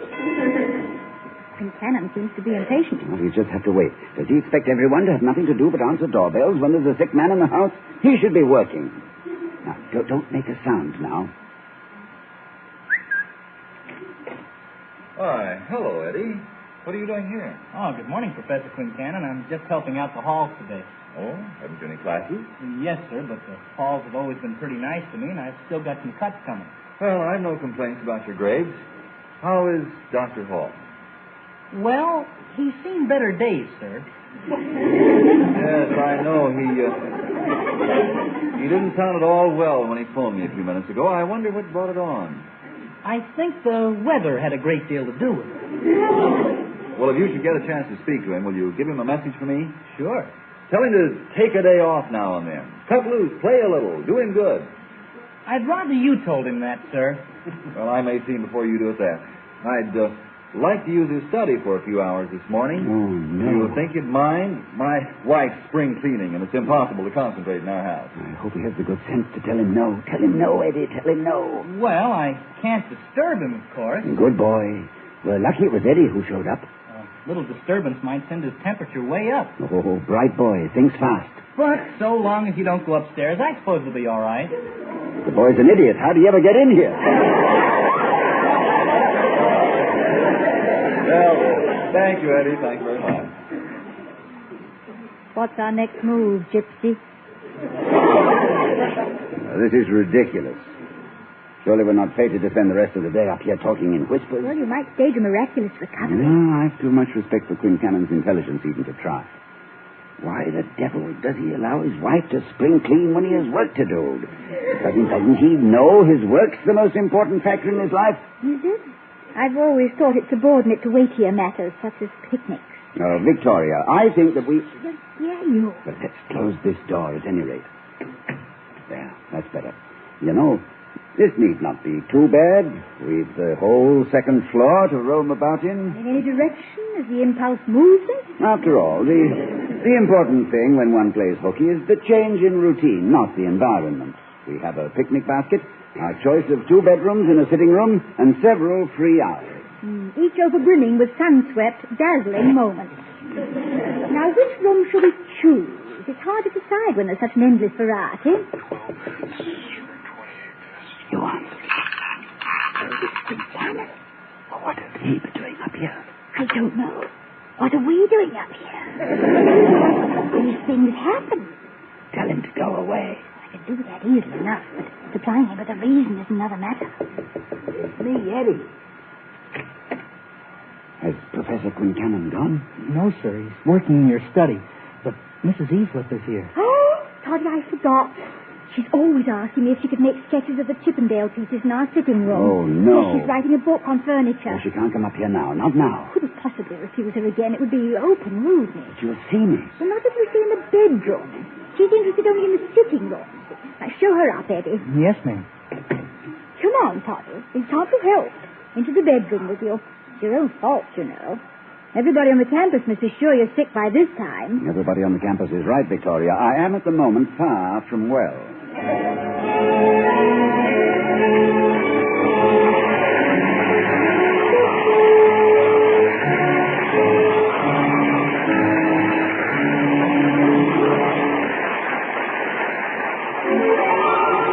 I was curious. I tasted it. Now I know why Schlitz is the beer that made Milwaukee famous. Now, Mr. and Mrs. Ronald Coleman will be back in a moment as the Halls of Ivy. Let's listen now to the story of a man who made a close friend of an old acquaintance. I came in out of the rain. There hadn't been a cab in sight, and it was coming down too hard to walk to the depot without getting soaked. So I resigned myself to a long wait and turned around to size up the place where I'd taken shelter. It looked comfortable and inviting. Several couples and a few businessmen were lounging in deep chairs, while the bartender in starched white was quietly arranging glasses and several bottles of Schlitz beer on a tray. And as my eyes traveled over the tables, I noticed that Schlitz seemed to be the order of the day. Now, I could appreciate that, since I knew Schlitz had the reputation of being the finest beer there is. And at that moment, I realized that as familiar as the Schlitz name was to me, I'd never actually tasted the beer. So I decided to do just that. I walked to the bar and ordered a bottle of Schlitz. The bartender poured it for me, and I drank it. Isn't it odd how close you can be to something quite wonderful and still know nothing of its value? That's how it was with me and Schlitz. But thanks to an April shower, I can say with authority, no wonder they call Schlitz the beer that made Milwaukee famous.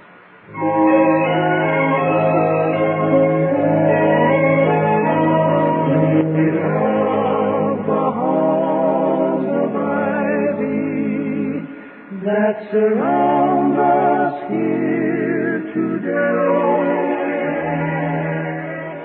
Returning to the halls of Ivy, we find a determined Dr. Hall just leaving home with Mrs. Hall en route to the long-delayed picnic. Dr. Hall says, Any sign of Quincannon or any of the others about? No, none. I thought they'd never leave.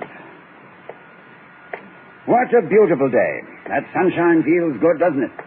We'll have a lovely picnic. Too bad we had to leave all the food at home. Well, I couldn't very well be going to a doctor's office with a picnic basket on my arm. I tell you what, we'll pick up a few sandwiches at that diner. What's the name of it? It's advertised as the Dewdrop Inn, but the students who have eaten there inform me it should be the Dewdrop Dead. What a wonderful day. Just feel that sun. You want me to drive? Yes, you take the wheel. It'll be more in character if I simply sit beside you and hold a handkerchief to my face. Removing it only to show a brave little smile. Precisely. Where to? Schultz's Grove, straight ahead. Ah, what weather. I must confess, I enjoy playing hooky. No trouble with your conscience? None, honestly. No conscience trouble at all. I mean that. Really. It's a fact. No, truly. Literally none. Actually. Well, why should it trouble me?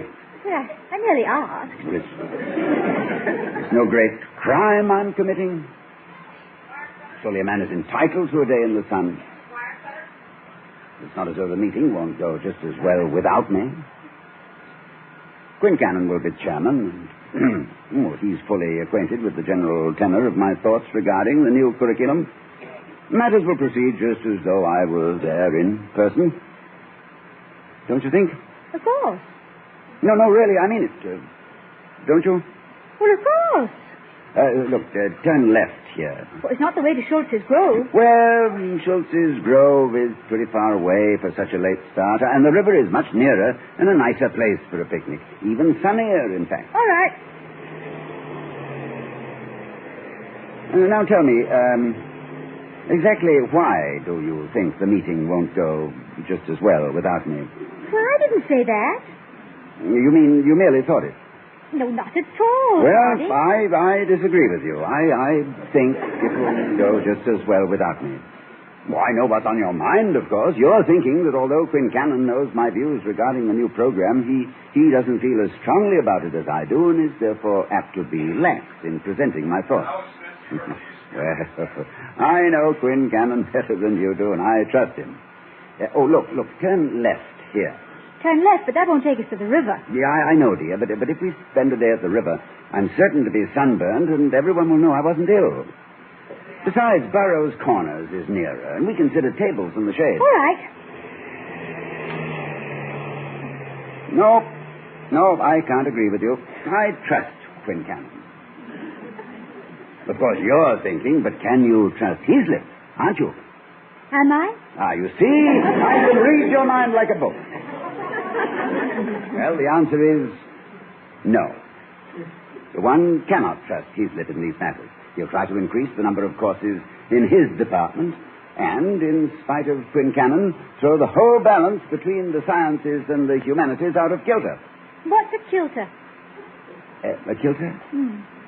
Why, a kilter is a Scotch tailor.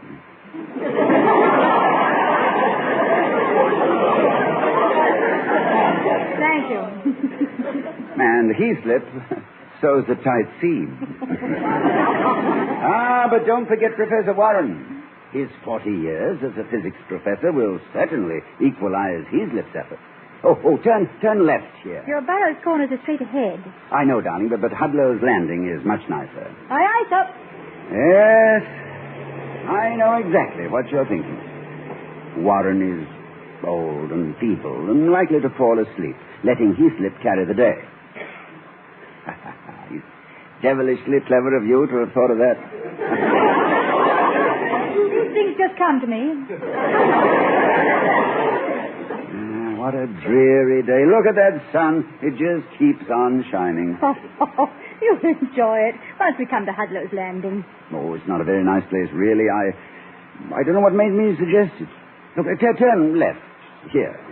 That will take us to Schultz's Grove. Well, that's where we wanted to have our picnic, wasn't it? I can't abide people who can't make up their minds. I mean, once you decide on Schultz's Grove it ought to be. Left it is. We can visit Hadlow's Landing later in the year when it's more pleasant. Yeah, what's that? Year? Yeah, that's true. If anything happens to the curriculum this afternoon, it will be another year before it can be corrected. With who knows what ill consequences. The devil with it. I trust Quincannon. I'm glad. But not his lip. I'm sorry. Warren will help, of course. That's nice. But he might fall asleep. That's bad. Matters never proceed as smoothly as one plans them, do they? We were warned about that once. By that clerk, sorry. You know who gave us our marriage license, do you remember?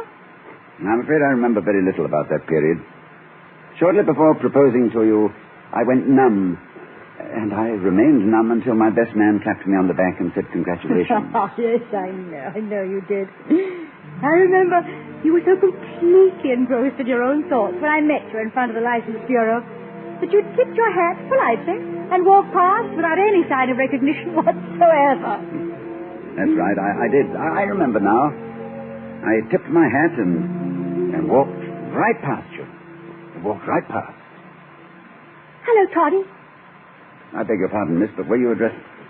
Oh, it's you. Of course it's me, darling. Were you expecting some other girl? No, I was merely... It's just that... Well, here we are. Yes. Aren't we? Nervous? Very. And excited and eager. And you? The same. Vicky, I've been thinking it's not too late for you to change your mind. About marrying me, I mean. Change my mind? Well, I've been courting you, you know, and I've been very careful to show you only the best side of me, if I have a best side. There are so many things about me you don't know, things you'll have to live with for the rest of your life, once my man and wife. Habits, mannerisms, and so on. They can prove very irritating. Oh, darling, I'm really awful. Well, I'm rather awful in the morning, I'm afraid, when I wake. Edgy and grumbly and like that. Far worse. Cheerful. I shall learn to put up with it.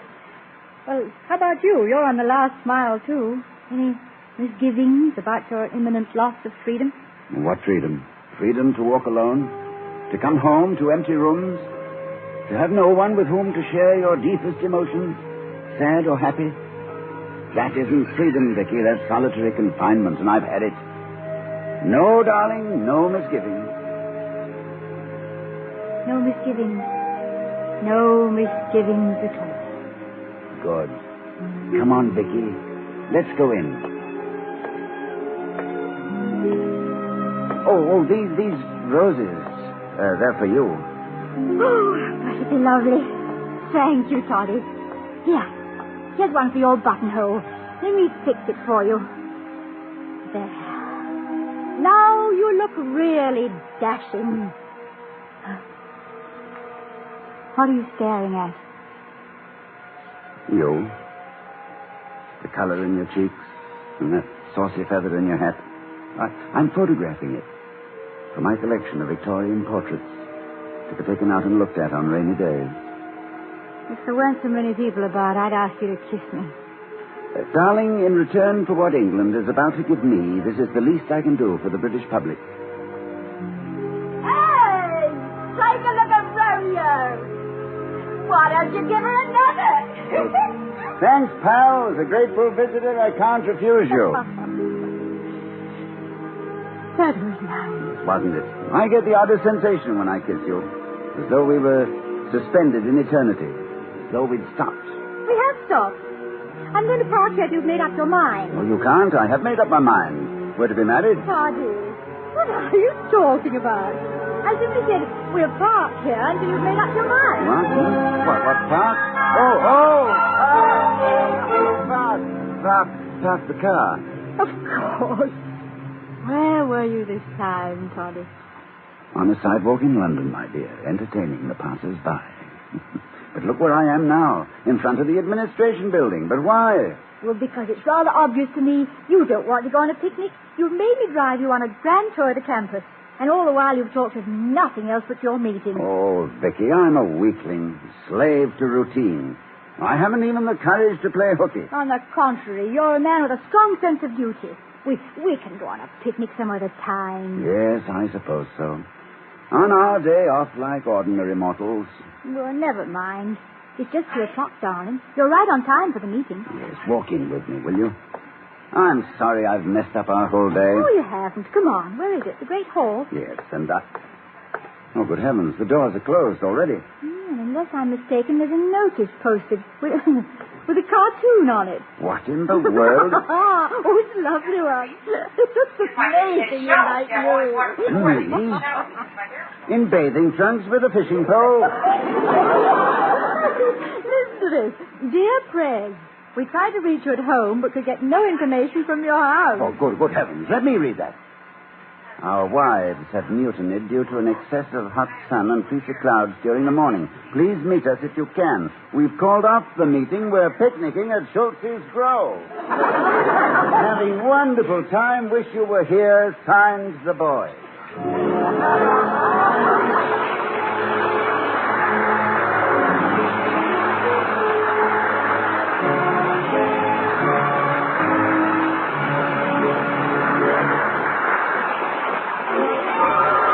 I was curious. I tasted it.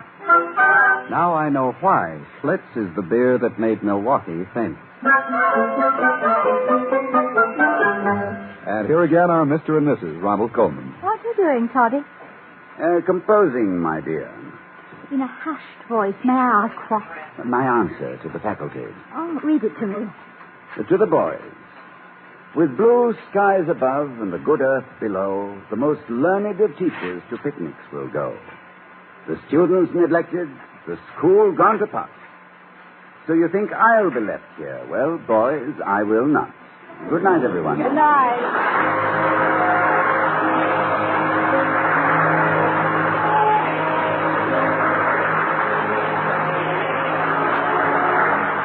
We'll be seeing you next week at this time at the Halls of Ivy, starring Mr. and Mrs. Ronald Coleman.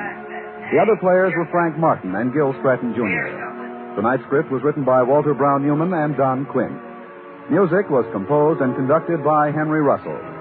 The Halls of Ivy was created by Don Quinn and directed by Nat Wolf. From the Joseph Schlitz Brewing Company of Milwaukee, Wisconsin, and the Halls of Ivy, our heartiest congratulations to station WIBA in Madison, Wisconsin, during this week of their 25th anniversary. Hi, Everback speaking. Oh, we love the halls of ivy that surround us here today.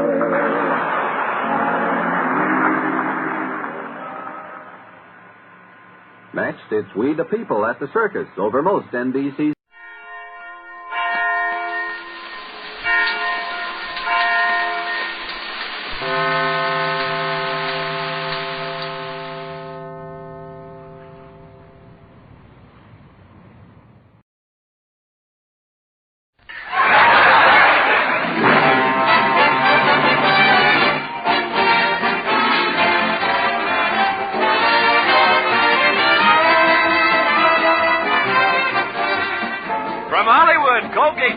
Presents the Mel Blanc Show, written by Mac Benoff with Mary Jane Croft, Joe Kearns, Hans Conried, Victor Miller and his orchestra, and starring the creator of the voice of Bugs Bunny. What's up, Doc? Yes, Colgate tooth powder for a breath that's sweet and teeth that sparkle brings you the Mel Blanc Show, with Mel playing his new character, Hookey. Hello, everybody. Hello, everybody. Hi. And starring himself in person, Mel Blanc. Hi, folks. Ugga, ugga, boo, ugga, boo, boo, ugga.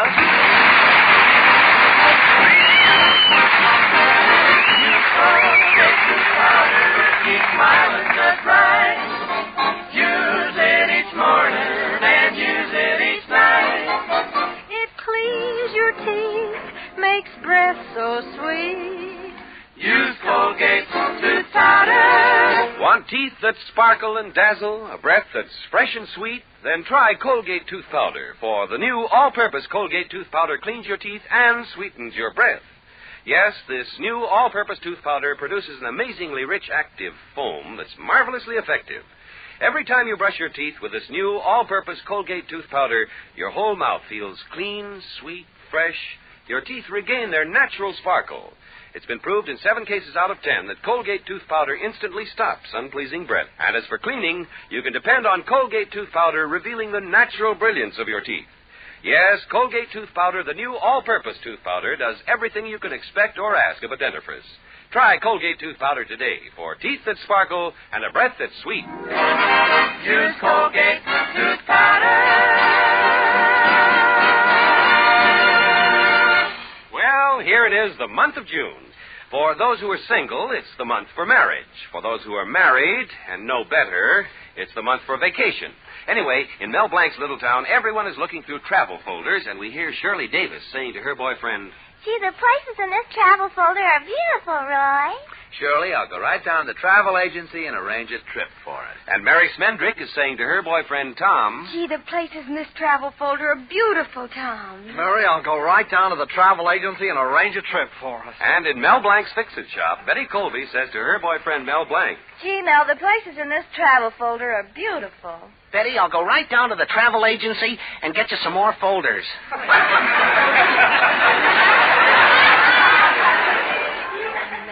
If we get married, we've got to go somewhere. Look at these places. Alluring Alaska, haunting Hawaii, mysterious Mexico. Betty, haven't you got anything like cheap Cucamonga? I can just see us now in Alaska. We could go tobogganing and dog sledding. Oh, it's so much fun to go dog sledding. You'd yell mush and I'd yell mush. Yeah, but while we're mushing, who's going to watch a sled? Oh, nothing doing, Betty. I can't afford any long trips. Well, here's a nice trip. It's only $200, and we can see the Hoover Dam. Betty, I know how to save the $200. How? Let's stay home and look at my Hoover vacuum cleaner. Oh, here's a wonderful place, Sun Valley. And the weather there is very unusual, you know. Sun and snow. Girl can put on a bathing suit and go skiing. Oh, gosh, that's nothing. What's really unusual is to see a girl put on a bathing suit and go swimming. What are you talking about? You can hardly swim yourself. Oh, is that so? You should see me swim and dive. In fact, I'm one of the best divers in the country. I do a half gainer, a jackknife, and a swan dive all rolled into one. Oh, what's that called? Belly flop. Look, Betty, let me handle one vacation problem. First, I've got to get that summer cottage for your father. Well, speaking of... Hello, Betty. Hello, Father. Hello, Mel. Hello, Mr. Colby. Say, Mr. Colby, I think I'll be able to line up a summer cottage for you. Well, I've been thinking, Mel, what I really want is to get away from it all. I want to live in the open, cook my meals in an open field with no roof over my head. I want to live like a hermit. Mr. Colby, you don't want to live like a hermit. You want to live like a veteran. Besides, you should be grateful for anything I can get you. If you think it's easy to rent something, just look at the ads in this paper. Let me see. Hotel Pineview, concrete swimming pool for the private use of the guests. Rates $10 a day. For guests wishing to sleep in the hotel, $20 a day. You see what I mean? And that's a good one. Listen to this. Dream house. The living room is a dream, the dining room is a dream, and the bedroom is a dream. What's the price? A nightmare. Well, Mel, maybe I should be grateful to you for getting me this cottage. That is, if you can get it. Oh, leave it to me, Mr. Colby. Now, let's get in my car and go down and talk to the old sea captain who owns a cottage.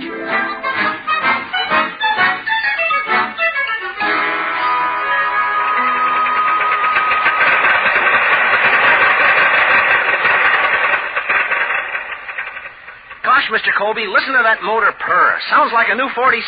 Yeah, a new 47 concrete mixer. What kind of a car is this anyway? Why, it's 2 feet higher in the front than in the back. Well, it's a racer, Mr. Colby. It likes to start from a crouching position. Oh. Mel, why don't you get yourself a new car instead of this old jalopy? Jalopy? Why, this car happens to be a town and country. Town and country? Yeah, this is the only town in the country that'll give it a license. That's typical of what you drive. In fact, I'm a little worried about this trip. I always feel nervous with an idiot behind the wheel. Well, don't worry, Mr. Colby. You won't have to do any driving at all. What? car coming towards us. It's fantastic. It has a California license plate. Well, what's so fantastic about that? He's driving on the right side of the road. He's driving on the right side of the road. Who said that? Oh, Mel, boy. Now, don't worry, Mr. Colby. I'll get it started right away.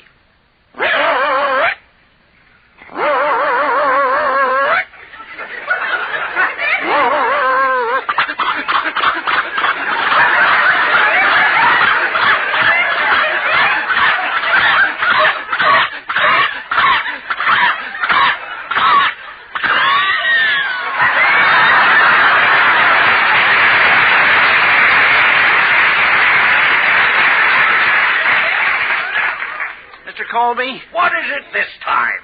I think I blew a gasket.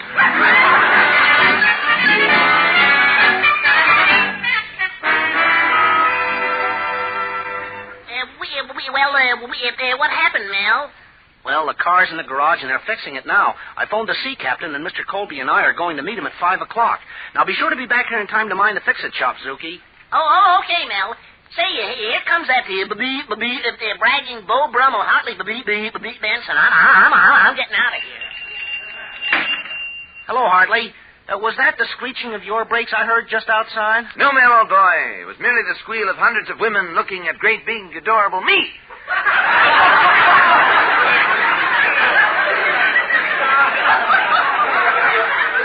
All through life, I've been disappointed. I can't kiss myself because I'm not double-jointed.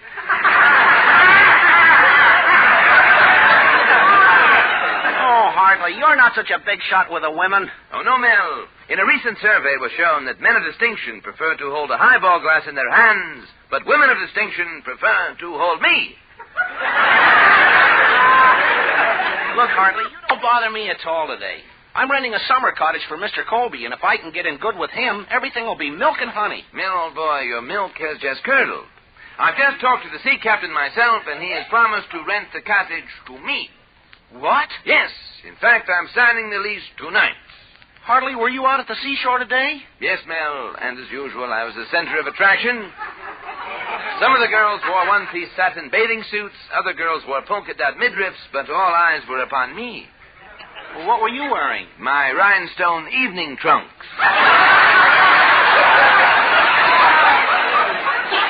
I covered myself with suntan lotion, but got an awful sunburn anyway. Well, that's odd. No, it isn't, Mel. My body is so beautiful, the sun fought its way through.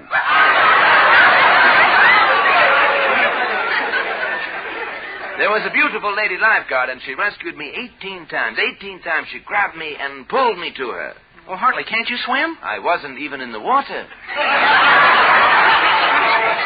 But I finally did go in. First I dipped in my toe. A crab grabbed it. Did he bite you?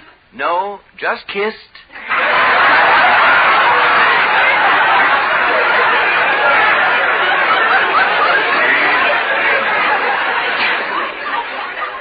Gosh, Hartley, you must think you've got the most beautiful body in the world. Mel, you know how when some people pass away, they give their bodies to Harvard for medical research? Yeah? I'm giving mine to Vassar.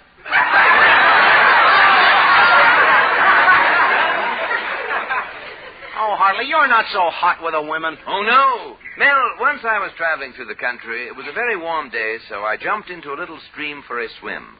Do you know what that place is called today? What? Hot Springs, Arkansas. As a matter of fact, Mel, now that the magazines are coming out with their beach editions, they may put my picture in Look or run it in Life. Well, if they put your picture in Look, it'll have to run for its life. Oh, Mel, you make me see red, so I must leave before Congress investigates me. And as for the cottage, you and Mr. Colby can come down and see me sometime and bring Santa Claus.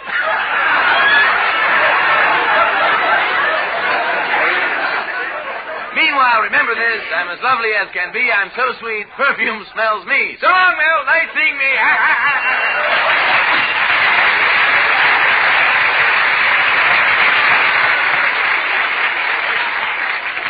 Holy cat, Benson getting the summer cottage away from me right under my nose. When Mr. Colby finds out he has no place to spend the summer, he'll kill me. Well, if he does kill me, I'll have one thing over him. At least I'll know where I'll spend my summer.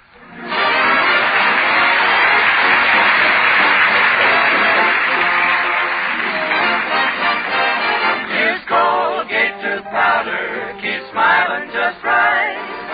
Use it each morning and use it each night. It cleans your teeth, makes breath so sweet. Use Colgate tooth powder. Teeth that sparkle, a breath that's sweet. Isn't that what everyone wants? Try Colgate tooth powder, the all-purpose tooth powder. Instantly, it makes rich, active foam that dances around your mouth. Makes your breath sweeter. Yes, indeed. In 7 cases out of 10, it's been proved that Colgate tooth powder instantly stops unpleasing breath that originates in the mouth. And oh, what a wonderful cleansing result you get from Colgate tooth powder. It leaves your teeth with that pearly smooth feeling, reveals their natural brilliance. So for teeth that sparkle and a breath that's sweet, try Colgate tooth powder, the all-purpose tooth powder. Use Colgate tooth powder. Now let's listen to Victor Miller and his orchestra as they play Across the Alley from the Alamo.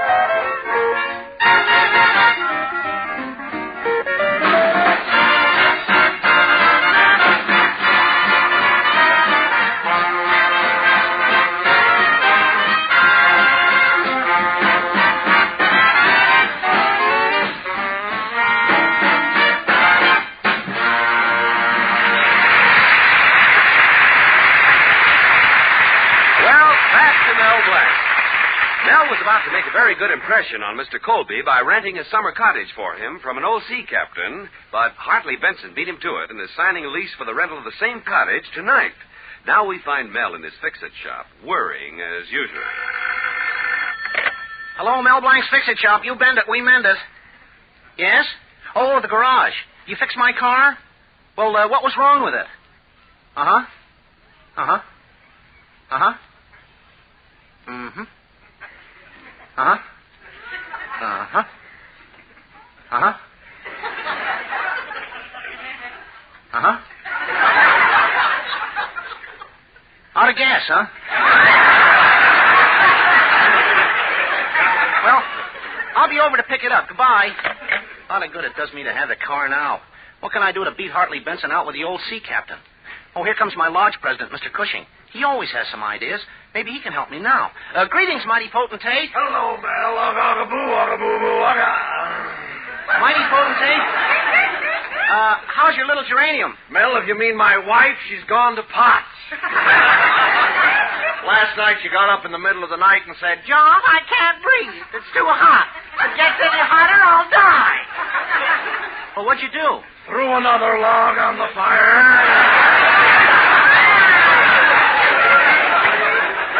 First married that woman, she had a figure like an hourglass. Now? Her sand has shifted.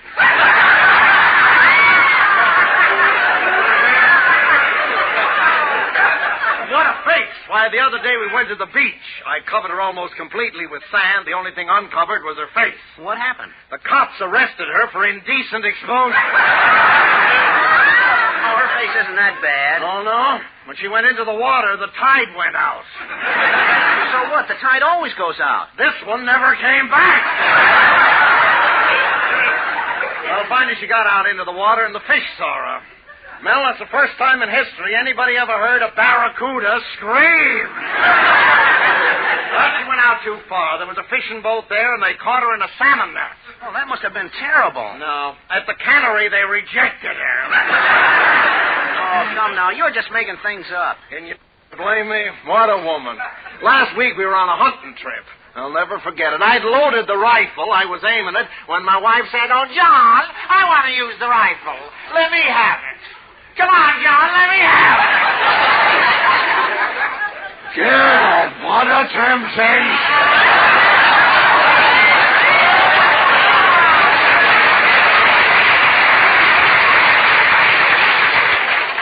I don't know why I'm telling you all this.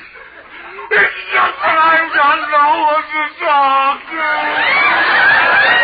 I wish I could help you, mighty potentate, but I can't. As a matter of fact, I'm deep in my own troubles. I was supposed to rent a cottage from an old sea captain for Mr. Colby, but Hartley Benson is signing a lease for it tonight. Mel, you just mentioned an old sea captain. Do you remember his name? Yeah, it's Captain Zerb. Captain Zerb? Why, he's an old friend of mine. Mel, I got a great idea for you. What is it? Now, Captain Zerb is a pushover for anything having to do with the sea. You go there, pretend that you're an old seafaring salt yourself, and I'll bet he rents that cottage to you. That's a great idea, mighty potentate. What made you think of a thing like that so fast? What do you know about the sea? Mel, remember my wife. For 20 years I've been married to an old tugboat. Well, Mel, I hope my idea helps you out. I gotta be going now. Where are you going, mighty potentate? Well, Mel, I can do one or two things. I can go to the movies and see the web, or I can go home and look at the spider I married. Oh, Mel, I gotta go.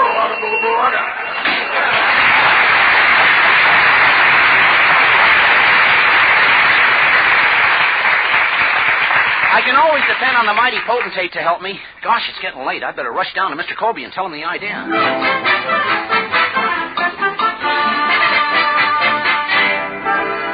Oh, Mel, I knew you couldn't do a thing right. You had to foul it up some way. Imagine Hartley Benson getting the cottage instead of me. But, Mr. Colby, if I tell Captain Zerb I'm an old sea captain, well, he'll surely rent it to me, and you can move in. You, an old sea captain? Oh, what do you know about the sea? Plenty. Listen to this. Alas, to landlubbers, for the aft, hang the barnacles in the barn. Ice my woodwork, ice my woodwork. Ice my woodwork? What's that? That's a high-class way of saying shiver my timbers. Oh. Come on, Mr. Colby, we got no time to lose. Now, remember, you go in first, then I'll come in later.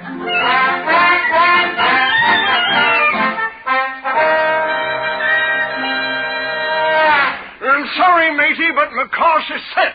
I told Benson that cottage is his'n. Blow me down, everything'll change my mind. I'm sorry to hear that, Captain Zerb. If I'd rented the cottage, I was going to let an old sea captain live in it. You see, he has no place to stay. No port to drop anchor in? No. Well, of course, that may change my mind. Where be this old sea dong? Why, I told him to meet me here. Where? There's a salty-looking lubber coming up the steps now. He's ringing my doorbell. Yes, that must be the Admiral now. I'll open the door. Well, come in, Admiral Blanc. Meet Captain Zerb. Well, my compliments, Admiral Blanc.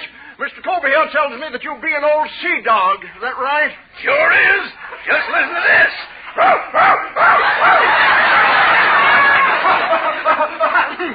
now, lower the gangplank, heist up the pennants, and pipe in the barge. And while you're at it, reef in the mainsails. Go to the forecastle and get me a popsicle. Mr. Colby here tells me you've got no place to stay. That's right. I just got back from a trip across the Atlantic. Made it in 10 hours. No, wait a minute. How could you possibly sail across the Atlantic Ocean in 10 hours? The lights were with me all the way. I got kind of cold, too. I suppose you wore your long underwear aboard ship, huh? You bet, and I kept the hatches fastened, too. Oshkosh, my baggage. What a time we had, singing all the way. Yo-ho-ho and a bottle of milk. Milk? You mean rum? No, milk. This was a cattle boat. Reminds me of the time I first went to sea.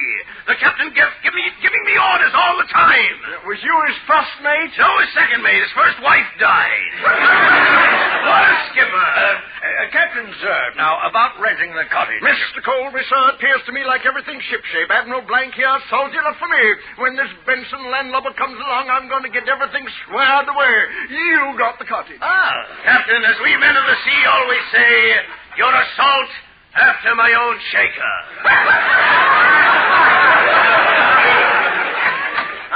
Captain Zerb, I've come to sign the lease. Just think how fortunate your cottage will be to be lived in by a great big adorable me. Benson, great big adorable, you're going to have to find another anchorage. I just told Admiral Blanc he can have the cottage. Admiral Blanc? I think I'll be going now. So long, Mr. Blanc. Just a minute, Captain. This man is an imposter. You mean he's never been to sea? The only time Blanc has ever been to sea is when he took the ferry boat to Hoboken. When I shiver my timbers, blow me down, man, the lifeboats, and heavens to Betsy Alfred Hortons.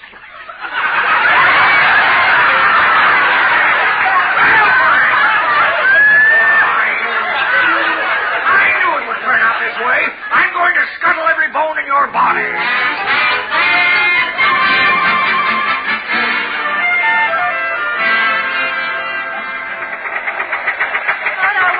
Father Mel, he'll get over it. Just think, here we are, the two of us alone in your car. Yeah. Betty, you're so wonderful to me, always helping. The minute we got into the car, I had a flat tire, and what did you do? I fixed it. Yeah. Well, how do you like the way the old buggy runs now, Betty? Oh, it's very smooth, Mel. It's just as if the wheels aren't even touching the ground. Yeah. Holy cat! What's the matter? The wheels aren't touching the ground. I forgot to take the jack out from under the car.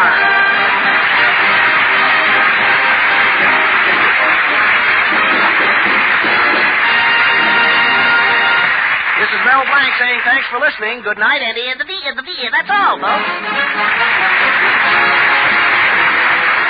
This is Bud Easton reminding you that Colgate Tooth Powder for a breath that's sweet and teeth that sparkle brings you the Mel Blanc Show every Tuesday night at this time. Be sure to join us again next Tuesday night for more fun with Mel and the people you'll meet in Mel Blanc's Fix-It Shop. Say hello to Halo Shampoo for naturally bright and beautiful hair. Remember, even finest soaps and soap shampoos hide the natural luster of your hair with dulling soap film. But Halo Shampoo contains no soap, therefore leaves no dulling soap film. Even in hardest water, Halo makes oceans of rich, fragrant lather, quickly banishes loose dandruff and dirt. Halo needs no lemon or vinegar rinse. Say hello to Halo and goodbye to dulling soap film. Get Halo Shampoo at any cosmetic counter. Remember,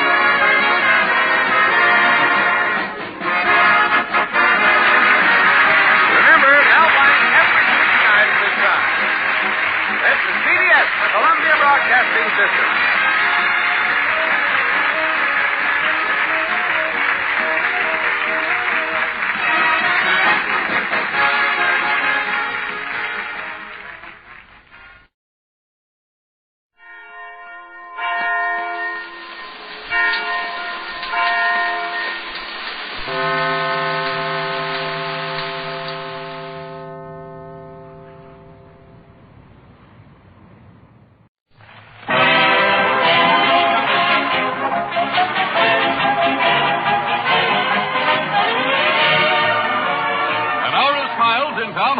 Folks, 60 minutes of fun and music brought to you by Ipana Toothpaste and Salapatica. Ipana for the smile of beauty, Salapatica for the smile of health. Fun with Kurt Stoopnagle and Bud, music with Peter Van Steeden. And another big amateur contest. New voices, new music, new fun. It's Town Hall tonight.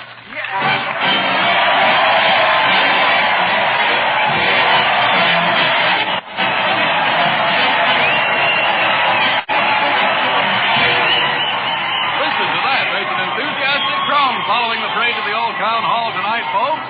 There go Colonel Stoopnagle and Bud leading the march, bounding about like the grateful gazelles they are, throwing bombos to the crowd right and left. It's a big night tonight, so hurry, hurry, hurry. Everybody's going. Everybody's going.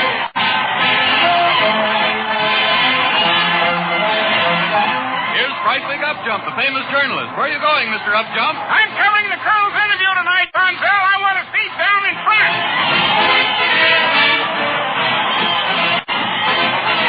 Here's Fantastic Whistle. Why aren't you in the hall, Mr. Whistle? I'm supposed to get the final results of the Colonel's campaign tonight. I want a seat way in the back. And here are Colonel Stoopnagle and Bud themselves. What's new, fellas? Hiya, Harry. We're getting out our gats to take a few shots at gangbusters tonight. Some shooting, huh, Colonel? What's that? Yes, sir. A big show tonight, folks. So come one, come all. Everybody's going. Everybody's going.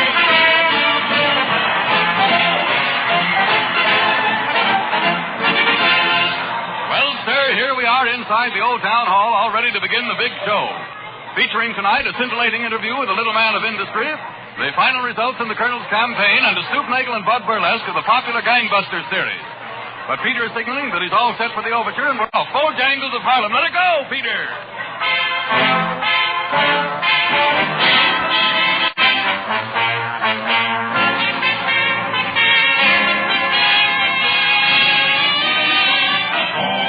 Bojangles of Harlem, you dance across the young folk love you in Harlem. They say you crossed us.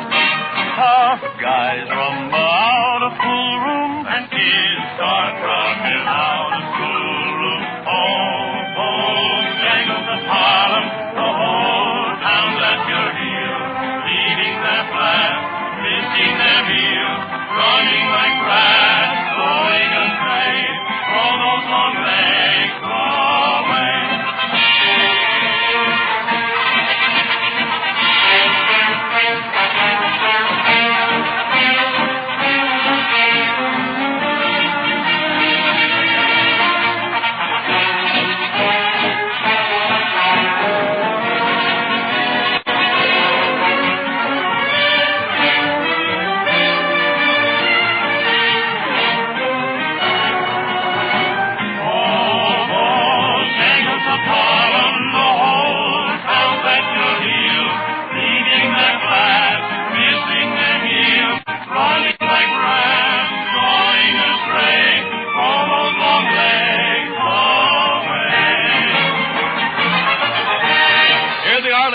Those two famous snapper-uppers, Colonel Lemuel Q. Stoopnagle and Bud.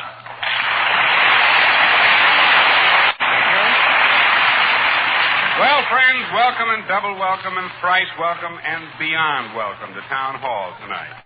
This is our farewell appearance here on the stage of the hall, and there's one thing I want to get off my chest, if I may be excused, Bud. All right. The Bristol-Myers Company, makers of Sal Hepatica and Ipana, have been the most undissatisfied sponsors we've ever had, haven't they? Ah, you bet, Colonel. And seriously, if they wanted us to do this same thing over again for them next summer, I liked them so well, I'd do it for nothing. Wouldn't you, Bud? Why, certainly. Sure. I'll get that. Yeah, all right. Hello? Yes, this is the Colonel. Bristol who? You're not interested, I see. Well, goodbye. What'd they want, Colonel? I couldn't hear a word the guy said. Well, maybe they were congratulating us on our new show. New show? Yeah, next Sunday afternoon. On the radio with a sponsor and everything? Well, of course it'll be on the radio. Goody then. Well, why all the goodies? I've got a radio. I'll listen in. It's a good trick if you can do it. Now, look, Colonel, I wish you'd sort of give us a few of your new inventions and definitions. Boy, I was hoping you'd ask me for those, but I've been working on a thing I call my sub-trailer. Sub-trailer? What's that? Sub-trailer, believe me. Well, it's a sort of a trailer that goes on behind the regular trailer that trails along behind your car when you take a trip and take a trailer along for a trailer trip. You know what I mean? I'm afraid you've caught me in a lie, Colonel. Yes, I know what you mean. What's the sub-trailer for? Well, that's so you can take some other people along with you in it. Oh, I think that's fine. The other people are an invention, too. Oh. Yeah, they're so you can have people along to borrow stuff from and to talk about. I see. Then inside of the regular trailer, I have a telephone to save you money. Now, wait just a minute. How can you save money by having a telephone in a trailer? Well, when you think you want to call somebody up, you go ahead and call them up, see? But you can't get them because the phone isn't connected, so that's where you save money. Why, listen, last year alone, I know a fellow who saved enough money that way to set his son up in business. What business? the business of selling telephones to trailers that aren't connected, so you can't call, and therefore you save enough to set your son. My stars, Colonel, how under the sun you ever think of silly stuff like that is beyond me. Stars, sun, that reminds me, Bud. I've got a series of definitions for the sun and for the stars and for the rain and the moon that'll slay you. Want to hear them? I was afraid of that. Definition for the sun, rain, moon, and stars, huh? Uh-huh. Well, if you promise to let Peter play afterwards, go ahead. Well, the sun is stuff that you get burned from it. Uh-huh. Rain is stuff they call ball games on account of. Yeah. The moon is what some mountain has been trying to get up over Kate Smith all this time. Yeah. And the stars, oh, the stars. What are they? Stars are things that twinkle, twinkle, little. How I wonder what you.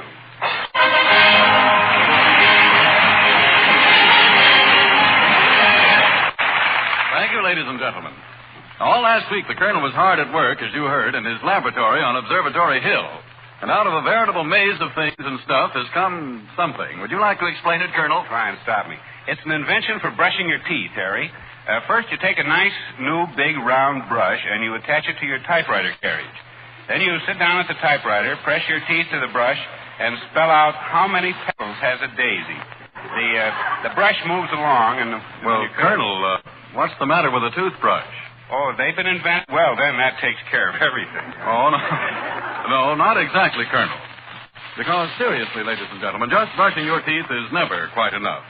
You've got to take care of your gums, too. Any dentist will tell you the teeth are seldom white and sparkling when gums are soft and tender. That is the reason so many dentists recommend Ipana toothpaste.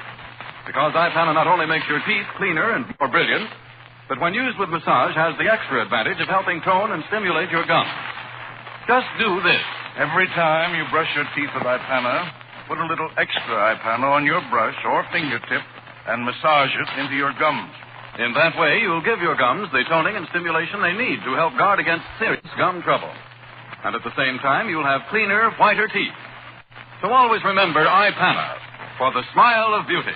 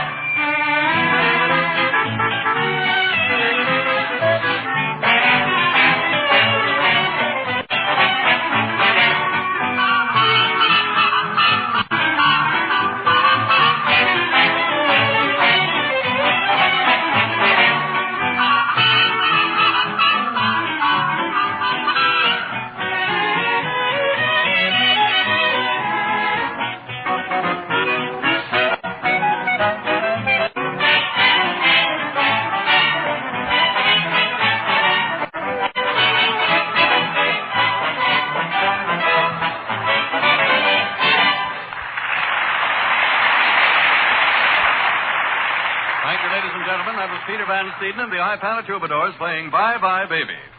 Now we present the final chapter in the historic campaign to keep Stoopnagle out of the White House. Keep him out of the White House. You can tell what he might do. Let's find a place for him in our lighthouse. Or maybe we could put him in a zoo. A special election of the voters is being held today all over the United States to determine whether or not we shall have Stoopnagle in the White House or out of it. And the jittery candidate sits in his campaign headquarters at Crawling on the Hudson, New York, and reports come in from every nook and cranny of the country. Bud, who has stood by our candidate through thick and thin, high, wide, and handsome, black and blue, and fire and water, is pacing up and down as telegraph machines bring in the news.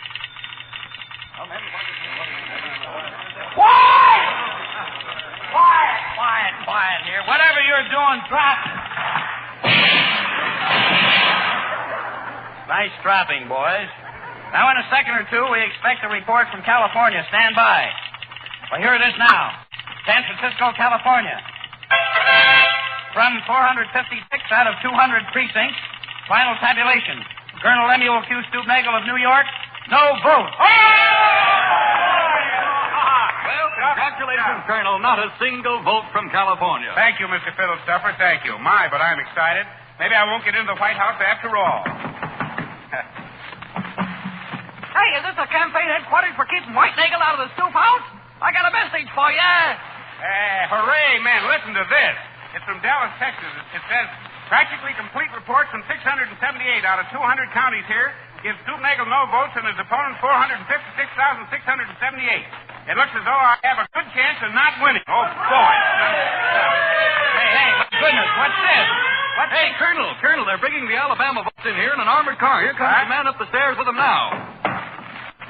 Alabama, 24 votes for Underwood. Well, that's fine, boys, but how about Stoopnagle? Who's Stoopnagle? I'll get that phone, men. Quiet now. Hello, campaign headquarters for keeping Stoopnagle out of the thing. Still spickle-nagling. Oh, hello, Ma. Yeah, it's a fine fight, Ma. Yeah, hope to lose any minute now, Ma. Yeah, I'll be right home, Ma. Goodbye. Who is that, Colonel? My father. He wanted to know about the mortgage. Hey, shut that door. My gosh, that's ice cold wind coming in there. Sorry, sir, but you'll have to stand it for a moment. The Alaska vote is coming in. The vote from Alaska. Well, now, this is fine. I am Captain Bob Carson's vote, and I have come here on my little ship to notice these many long miles between here and the coast of Alaska. There was a vast amount of interest in the voting, and Stoopnagle is a vast favorite up in the vast stretches of the frozen North country. Yeah, well, how was Wait the a minute. How was the voting, Captain? We're all anxious to know, as the thing is pretty close here in the United States. Every person voted this year, and it was just fine. As nice a compliment as I ever paid to any candidate. Yeah, well, who won up there, Captain? Well, Stoopnagle is a great favorite up there. Everybody in the vote. Captain, hey, please, look. What was the final count of the vote? Everybody likes Stoopnagle up there. When we were going... Wait a minute. How many votes did Stoopnagle get? Minus 42. Say, Harry. Yeah? During all this confusion, have any results been coming in from the other states of the Union? Yes, Bud, we've got them. Attention. The total vote. Other candidates, 13,567,000. Bullock, 2. Colonel Stoopnagle, 1. A vote for me? A vote for me, Harry? Yes. Well, I've been double-crossed. The very idea. Give me that phone. Hello, operator. Get me Rylander 44422. Hello, Ma. Gee, thanks, Ma.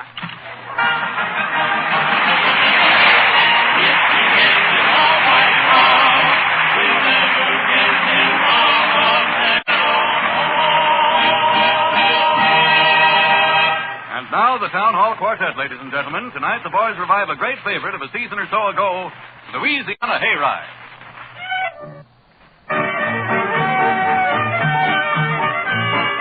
Just for the oyster and die for the clam. Now for the home in the happy land. Is everybody here now? Yes, indeed. Well, that being the case, I'll now proceed. What kind of fun does you fancy most? Picnic? No, sir. Oyster supper? No, sir.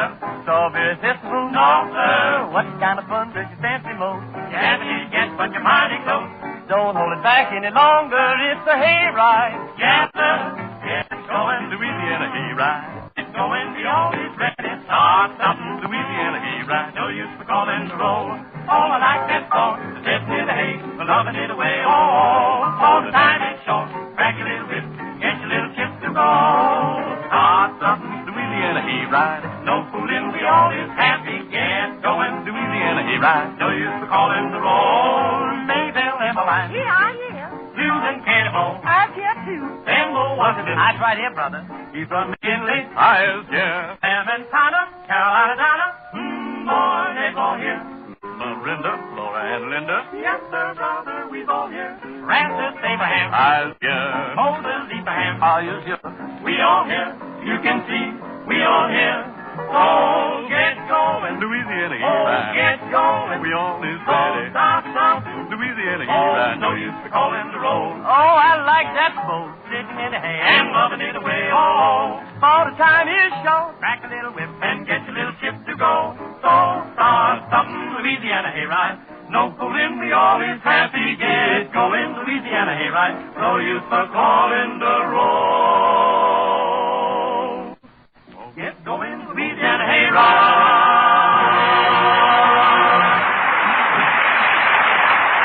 Thank you very much, ladies and gentlemen. Thank you, boys. Tonight we're going to do one of those man on the pavement broadcasts. And just to make it a little more confusing, we're not going out on the pavement. As a matter of fact, we're not even going to ask questions. We're going to let Harry do it. That is, if he's found anyone who'll let him. Have you, Harry? Well, I think I have, Colonel. Mr. Faye, would you mind stepping up to the microphone, please? Right here. Is this all right? Well, that's fine. Now, let's see how good you are on observation. Tell me, are the pupils of most of your friends' eyes blue or brown? Gee, I don't know. Offhand, I'd say blue.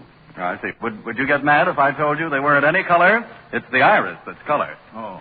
I didn't make a very good start, did I? Well, it's all in fun. Now, let's see how you are on grammar. What's wrong with this sentence? When you're feeling logy and under the weather, sal hepatica is ideal to take.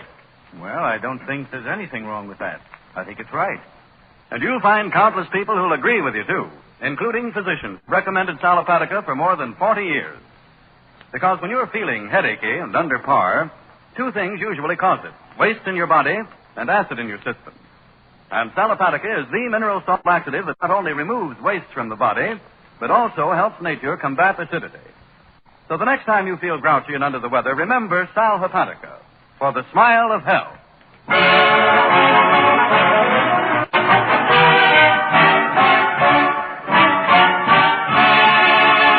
Ladies and gentlemen, the Colonel stepped off the stage a minute to finish writing last week's show. So now I'm going to take this opportunity of interviewing one of our little-known men of industry. Will you come up to the microphone there, Junior, please? Yes, sir. Come right up. Hello. Hello, Mr. Priddle. Have I got that name right? Yeah, Priddle. Pyramid Q Priddle is the whole name. Well, that's nice to know that. What do you do for a living, Mr. Priddle? What? I say, what do you do for a living? I pile the fruit in fruit store windows in pretty pyramids. Oh. A lot on the bottom and not so good on top. So you're the guy who does that, huh? Yeah. It must take quite a time to learn to put oranges and lemons and stuff in pyramids that way. Yeah, it does. I guess I was just a natural at it, though, you see. I was born in Egypt right under the very nose of the pyramid. You were, huh? Yeah, my mother was, but my father wasn't. But we lived there on the desert, and sometimes the sand blew in my eyes, but I don't mind the sand once in a while. Look at spinach. Spinach. Yeah, now look, wait a minute. I know all about You're looking that. spinach? Yes, I've looked at it. It's pretty nice. Yeah, it certainly is, yeah. Look, sort of go slowly with it. We want everyone to understand what you're saying. Yeah, I get it. Have you ever been to Egypt? It's nice over there, up Nile and down in the tombs and stuff. Look, did the Egyptian pyramids make you think of piling fruit in that form? No, they didn't have a thing to do with it. Nothing at all. Glad you spoke about them then. I am too. Yeah. If I were a pyramid and somebody spoke about me, I'd be glad too, because after all, a pyramid can't speak about anybody else, and neither can a Sphinx.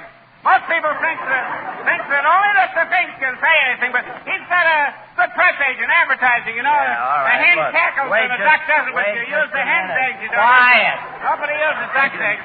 Look, let's forget the Sphinx and get back to the fruit piled in pyramid form, shall we? Yeah, well, it was like this. I was putting fruit in the fruit store window, you see.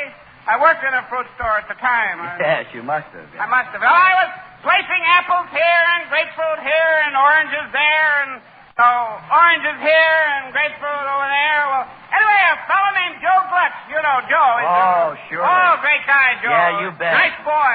Joe? Great fellow, yeah. Oh, well, Joe came along and he kept saying to me, bet on pyramids, bet on pyramids. Pyramid is a horse, you know. Yeah, nice fella, Pyramid. You bet. Yeah, great guy. Oh, yes, sir. Great fellow, Pyramid. Yeah, Joe's a nice horse, too. Fine horse, Joe. Yeah, well, Pyramid said to me, bet on Joe. Hey, I'm on my... Hey, who got me missed? Who?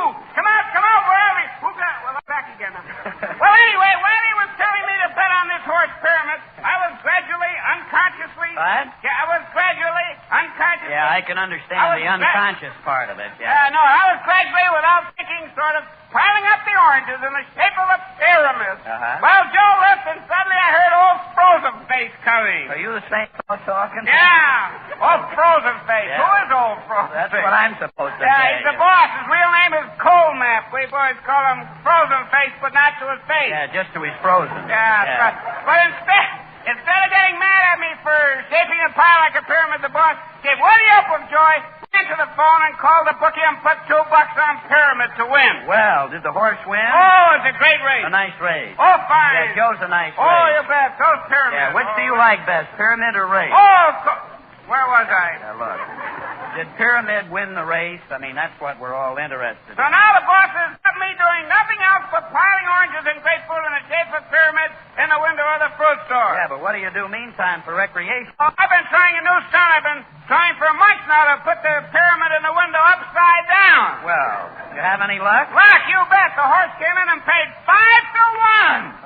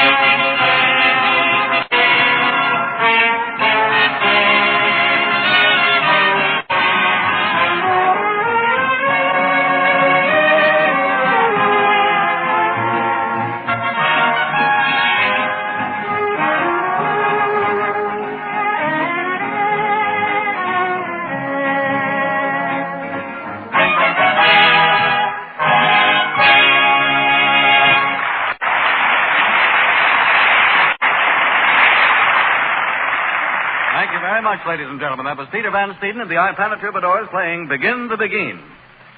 Now, Colonel Stoopnagle and Bud present another of their popular burlesques of radio. Tonight, a takeoff on that well-known network radio program entitled Gangbusters. Mr. Phillips Lord, when asked by the Colonel whether his permission might be granted, replied, What can we lose? Which led the Colonel to believe that it was all right with Mr. Lord. So now Town Hall takes pleasure in presenting that eminent criminologist, Colonel Ganuel Q. Stoopbuster, and his partner Bud in a daring expose. Are you ready, boys? What can we lose?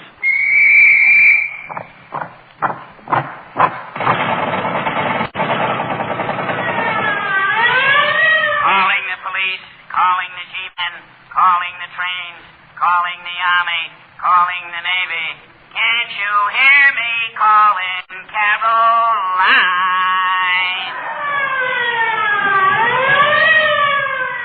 Gangbusters, stories of the police and their unending crusade against crime. Sent to you every what you may call it at this time by Parcels Post and sponsored by that superb product, Hoist-Boinders, the only oatmeal with the true cornflake flavor. Gangbusters gives you nothing but the truth, the whole truth, and nothing but the truth. No fibbing. No fibbing either. Tonight, Phillips H. Lord will interview Police Chief Timothy Hay of the Puckering Valley Police to get the lurid details from the crime career of the vicious, atrociously horrible person, Bucktooth Thad the Slasher Thorax. But first, let me tell you a few things about Hoist-Boinders. I asked Mrs. Plush G. Stoker, a housewife, to answer this burning question for us. When you sit down to your breakfast in the morning, what is the first thing you do, Mrs. Stoker? I call upstairs to Plush, my husband, and tell him to get the deuce down to breakfast or I'll brain the son of a gun. Thank you, Mrs. Stoker. Oh, thank you, too. Well, here in the private office of Chief of Detectives sits Police Chief Timothy Faye of the Puckering Valley Police Force. Chief Faye has come by train, bus, airplane, and stagecoach all the way from Puckering Valley, 5 miles up the post road, to review with Mr. Lord the strange and inhuman career of Bucktooth Thad the Slasher Thorax. So, Phil, it's up to you. Thank you, Harry. Thank you, Phil. And thank you for thanking me, Harry. Thank you. Chief Faye, am I correct when I say that Bucktooth was one of the nastiest criminals in the past decade? No, I'd say in the past 10 years. Yes, Mr. Lord, Bucktooth was beastly. He was a nasty man. He was a kidly devil. Deadly killer, huh, Chief? You said it. I said it. Now, look, as I understand it, you first saw Bucktooth, Your elbow, the script. You first saw Bucktooth. Begin again. You first saw Bucktooth, whatchamacallit. Third time you first saw Bucktooth there. The whatchamacallit thorax right up in Puckering Valley in 1892. Is that true? Yes, he was just a babe in arms at the time, Mr. Lord. Just a babe. Yeah, he was running around with his gun moll even then. She was a cute little rascal, 4 months old. Well, think of that. Things have happened since then, though, haven't they, Chief? Yes, Mr. Lord, much stuff has passed under the thing since then. Bucktooth Thad the Slasher and his gun moll were planning their career of crime. It was a hot day in August. 2 baby carriages were parked next to each other in a no parking space. Birds were singing overhead. One baby, a boy, was speaking to another baby, a girl, in the next carriage. Go. A go. A go. A go-go. I can't you go me like you go, go, go. I can't you go me like you go. Well, I can see that by that, Chief Hay, that things were coming to a pretty pass, even at that early age. A couple of crooners, huh? Then what happened? Well, P.L., we heard nothing until 18 years later. They caught him stealing peanuts from a peanut butter factory. Oh, the old shell game, huh, Chief? Shucks. So, Bucktooth liked peanuts, huh, Chief? So they say. There was a rumor around that he liked pecans, but they found he liked peanut butter. Who's writing your material now, Chief? Well, it was in a peanut butter factory. Bucktooth and his pal were at the cash register when suddenly... Well, go ahead.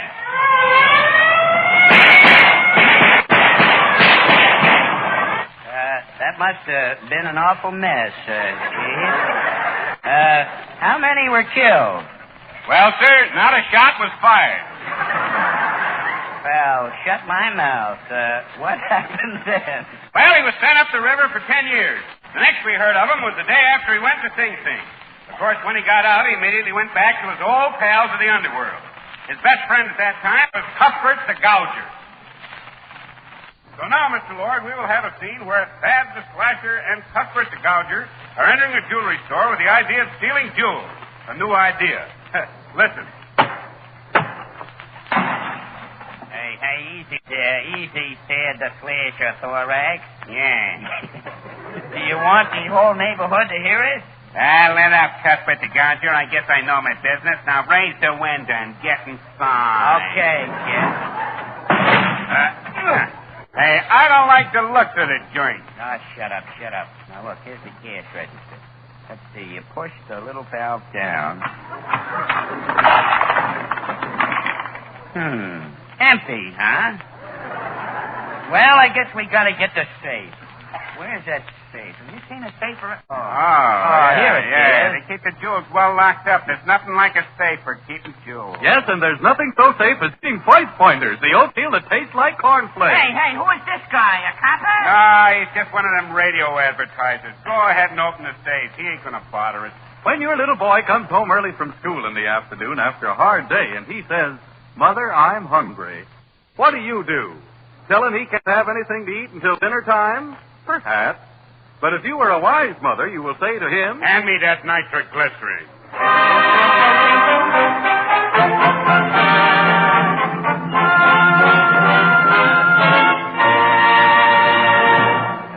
Is that the end, Chief? Yes, that's the way it was told to me. It makes a nice, dull story, doesn't it? Yes, it does.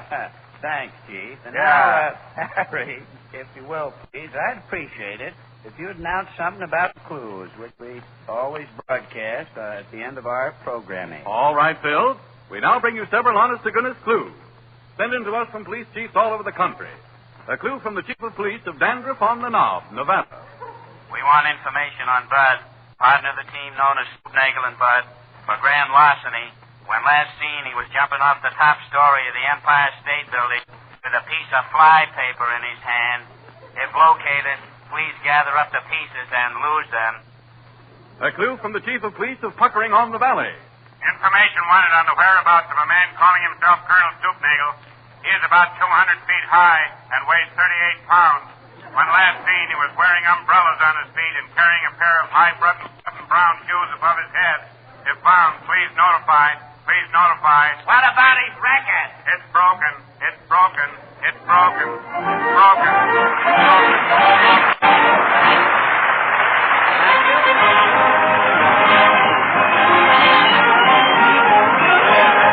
Thank you, ladies and gentlemen. Thank you very much. So, Harry. Yes, Bud?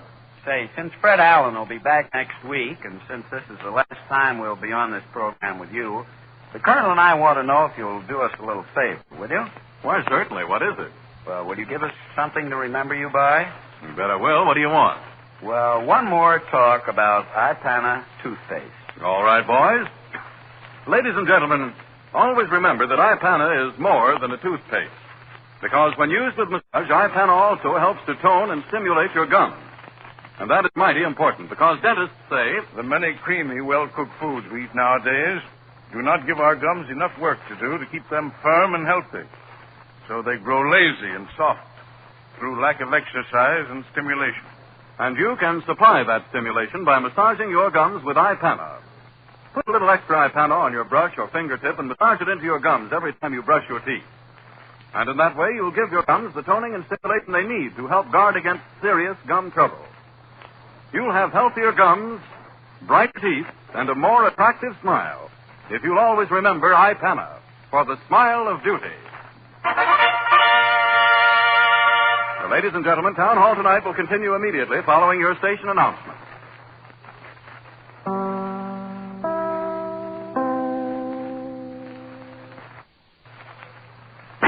The Town Hall Amateur Contest. We have on our stage again tonight a group of anxious and eager amateurs waiting to compete in our weekly contest. Before Colonel Stoopnagle and Bud resume their duties as hosts, let's start these folks off with a rousing Town Hall reception.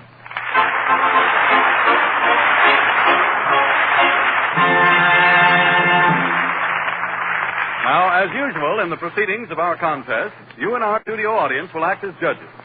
Your applause, which will be recorded on our sound recording machine, will decide the winners of the first prize of $50 in cash and the second prize of $25 in cash.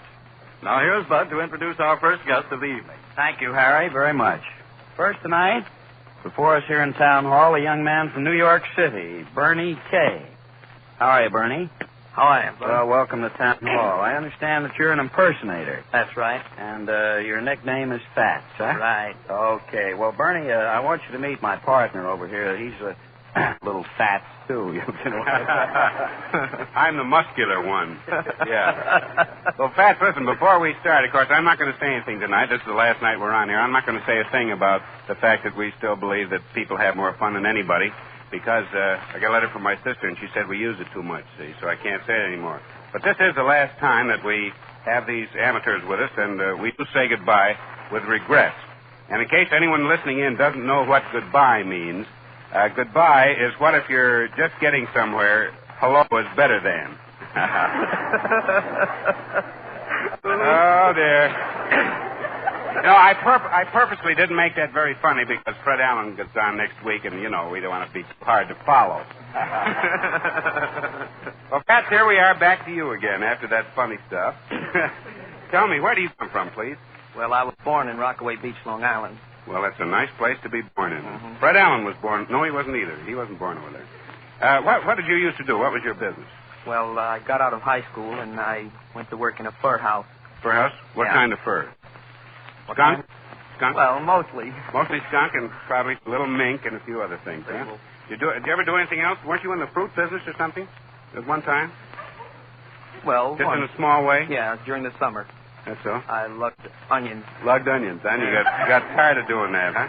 Well, you have some of your families in the show business, too, isn't that true? Well, in a way, yes.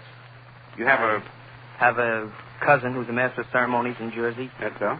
And another cousin of mine is connected with RKO. Oh, really? Booking offices. Oh, that's grand. Well, now, Bud, you come and take Bernie and ask him what he's going to sing and stuff. Yes, sir, Colonel. Well, Bernie, I understand that you're quiet, Astaire, quiet.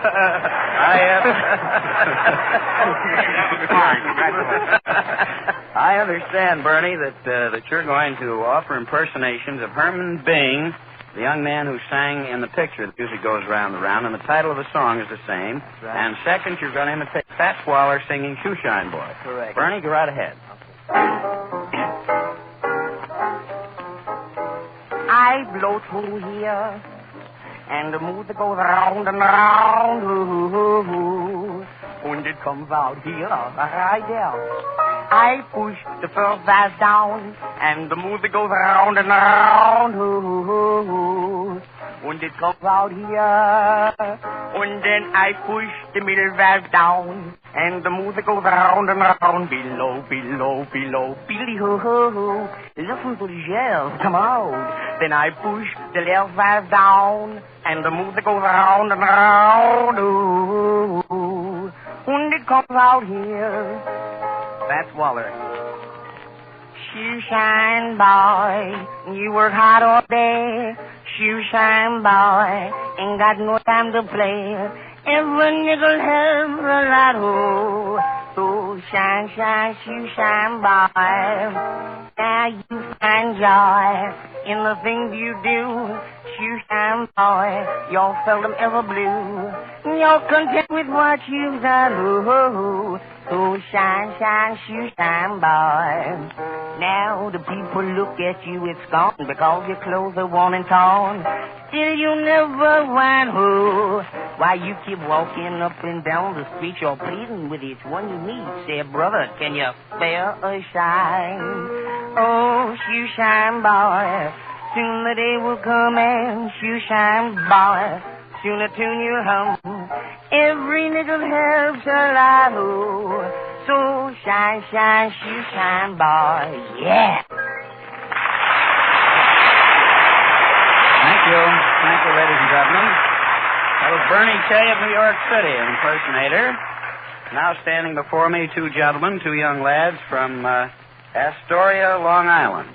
Hi, fellas. What are your names?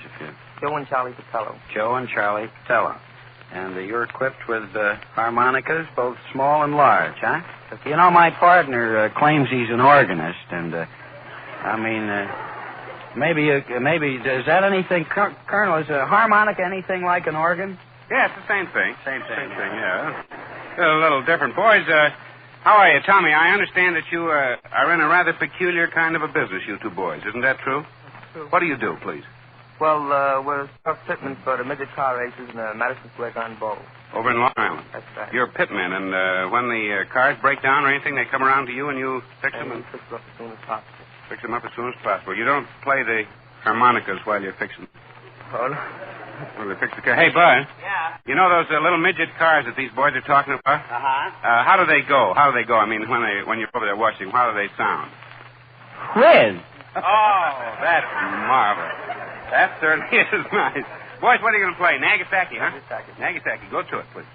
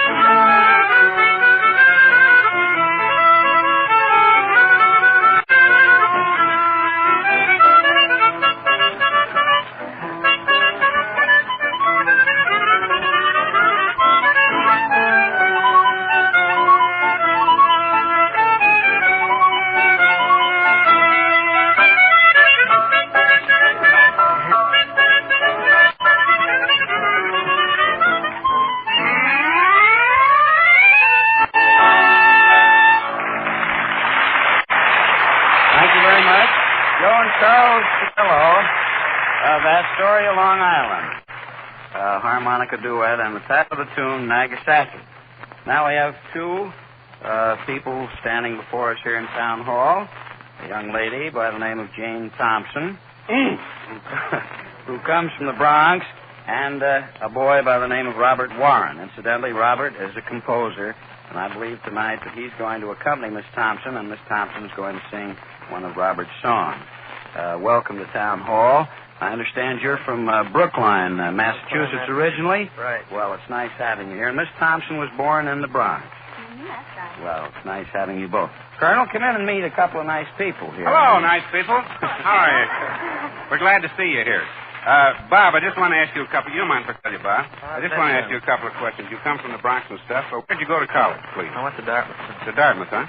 Yes. Graduated when? 1936. I have a brother, Horace Stoopnagle. Yes, he went there. He went to Dartmouth. He was the class of 23. Captain of the swimming team. Captain of the swimming team. Yeah, I don't know if he's still there or not. I'm not sure. Well, tell me, have you composed any others besides the one you're going to play tonight? Well, yes. A few more or less. Did you?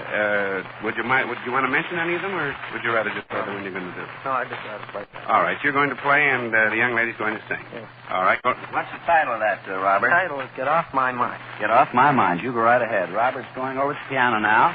Robert Warren playing his own song, and Jane Thompson singing. All right.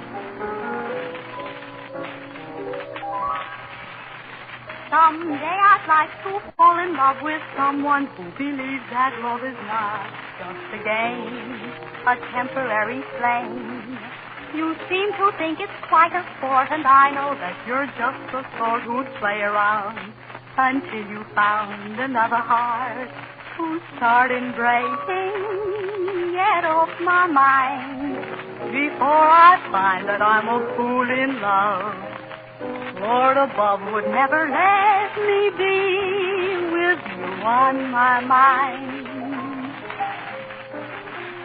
Stay away from me, for I can see that I'm inclined to fall, and that all would be just misery with you on my mind. You're the one who have your fun when you are through with me, and you're the salt who tell me so, and then one day you'd run away. Get off my mind and stop reminding me that love is sweet and discreet, and that's the reason I say get off my mind.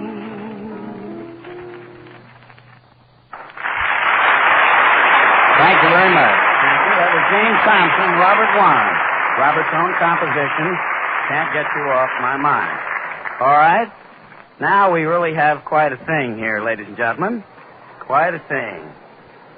Incidentally, all the way from Bermuda. Is that right? Yes, sir. And your names, please. Arthur Smith. Arthur Smith, and yours? Nay Smith. Nace, brother and sister, huh? Yes, sir. And from Bermuda. Yes, sir. And when did you get up from Bermuda? About 6 weeks ago. About 6 weeks. You didn't by any chance, when you were in Bermuda, see anybody with the name of Sylvester Weaver wandering around down there, did you? No, I haven't.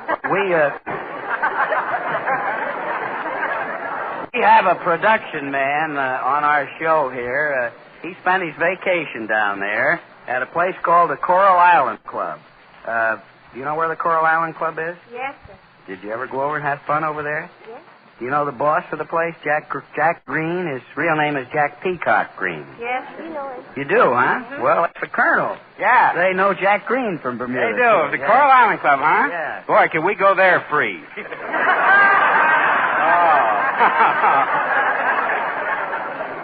By golly, we better. I just want to tell you, ladies and gentlemen, two little folks we have here. Are you brother and sister? Yes, sir. Brother and sister. Two little colored folks, and very cute. The little girl has a little pretty little pink dress on, and the little boy's all dressed up in long trousers and a bow tie and everything else. And they're going to dance. What are you going to dance? What kind of a? What's the name of your song? Let yourself go. Let yourself go. All right, now go right to it. Now come, get together. Let's dance, go feel your leather. Step slightly as a feather, not decks of gold. Now come, hit that timber, loosen enough to start your liver. Can't you hear that hot river? Let's go. No, let's go. No, relax. Let's go. Say relax. Oh, I got so tied up in a knot. Not this cold for the music. Oh, come closer. Don't you dare to answer no, sir. For your baker, clerk, and Rosa, let's go.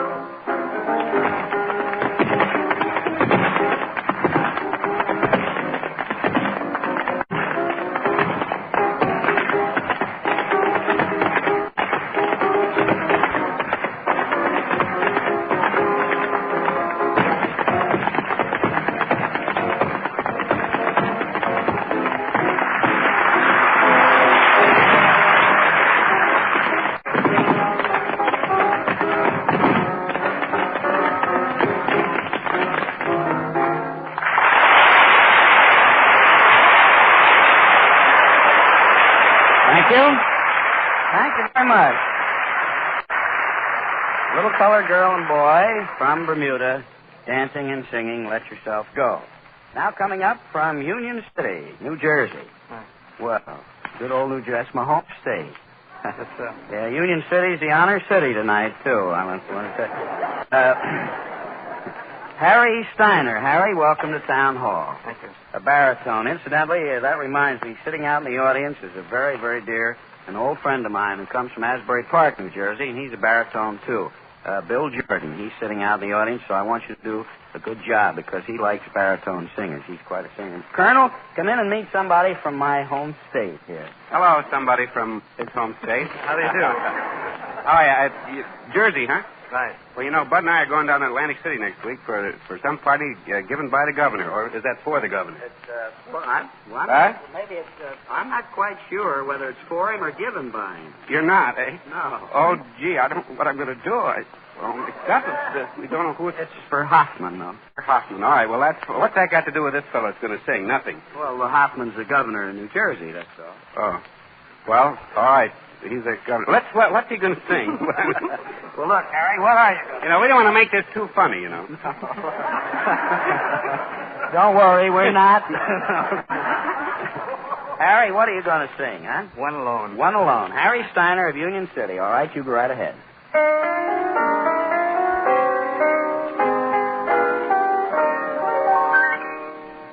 One alone to be my own.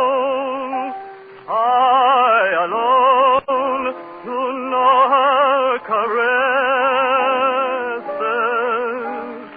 One to be eternally the one my worshipping soul possesses. At a call, I'd give my all my life and all my love enduring. This would be a magic world to me if she were mine alone.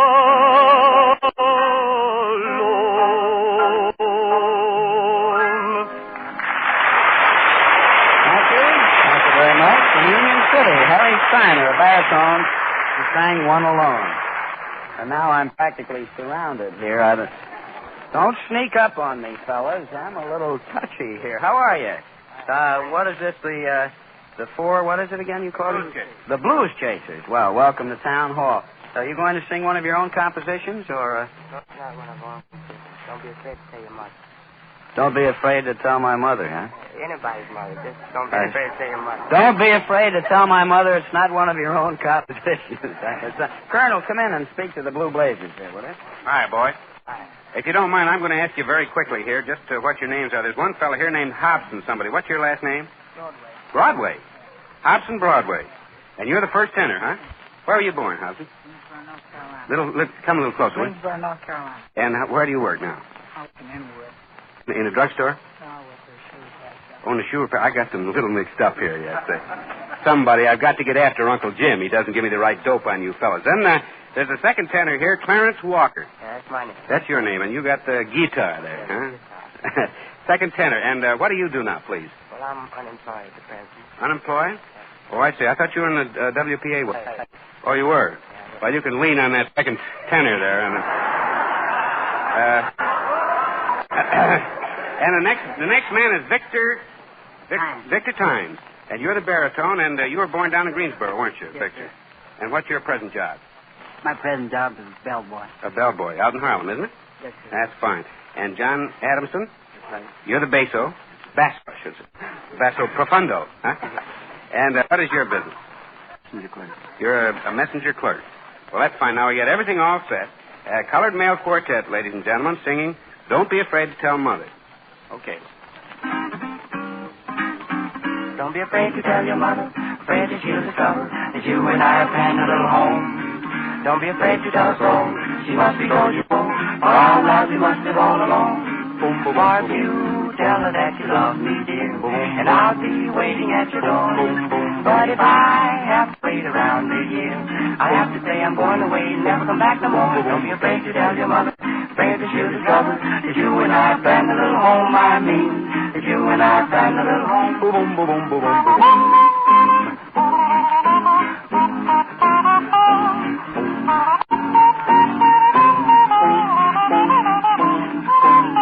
If you just tell her that you love me, dear, and I'll be waiting at your door. But if I have to wait around a year, I'll have to say I'm going away and never come back no more. Don't be afraid to tell your mother, afraid that she'll discover that you and I planned a little home. I mean, that you and I have planned a little home.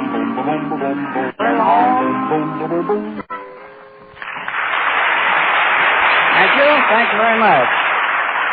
That was the Blues Chasers, a colored male quartet from New York, singing Don't Be Afraid to Tell Your Mother. And now, another instrumental group, ladies and gentlemen, the Arrowhead Swingsters, Angelo, Frank, and Mike.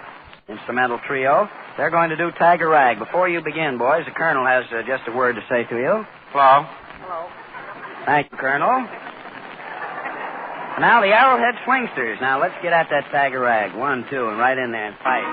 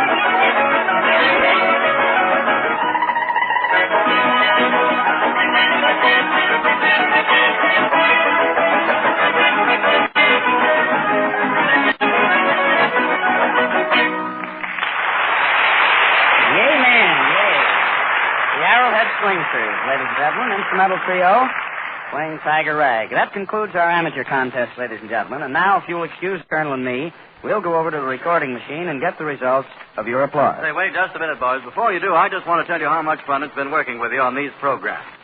In speaking for Bristol Myers, our sponsors, I want to thank you with all sincerity for every hour of smiles you've brought us during the summer. We all hope your new series of broadcasts will be the most successful you've ever had. And, ladies and gentlemen, may we also thank you for remembering the two products that have made every one of these programs possible. Ipana toothpaste for the smile of beauty, Sal Hepatica for the smile of health. Ipana, Sal Hepatica. All right, now, have you fellas got the results ready, or are you ready? Well, here they are, Harry. Ladies and gentlemen, our applause meter shows that your applause has been heaviest for the acts that have been called back to the stage. Now, as we call the names of these contestants, Harry will hold his hand over their heads, and you may applaud once again for your choice. Proceed, Bud, please. Well, friends, Colonel, too, we have quite a surprise tonight. We have a triple tie. Triple tie. A triple tie. So we'll be a little tough picking, I suppose. But here we go. First, from the Bronx, New York, the impersonator who did The Music Goes Round and Round and Shoeshine Boy, Bernie Fats K.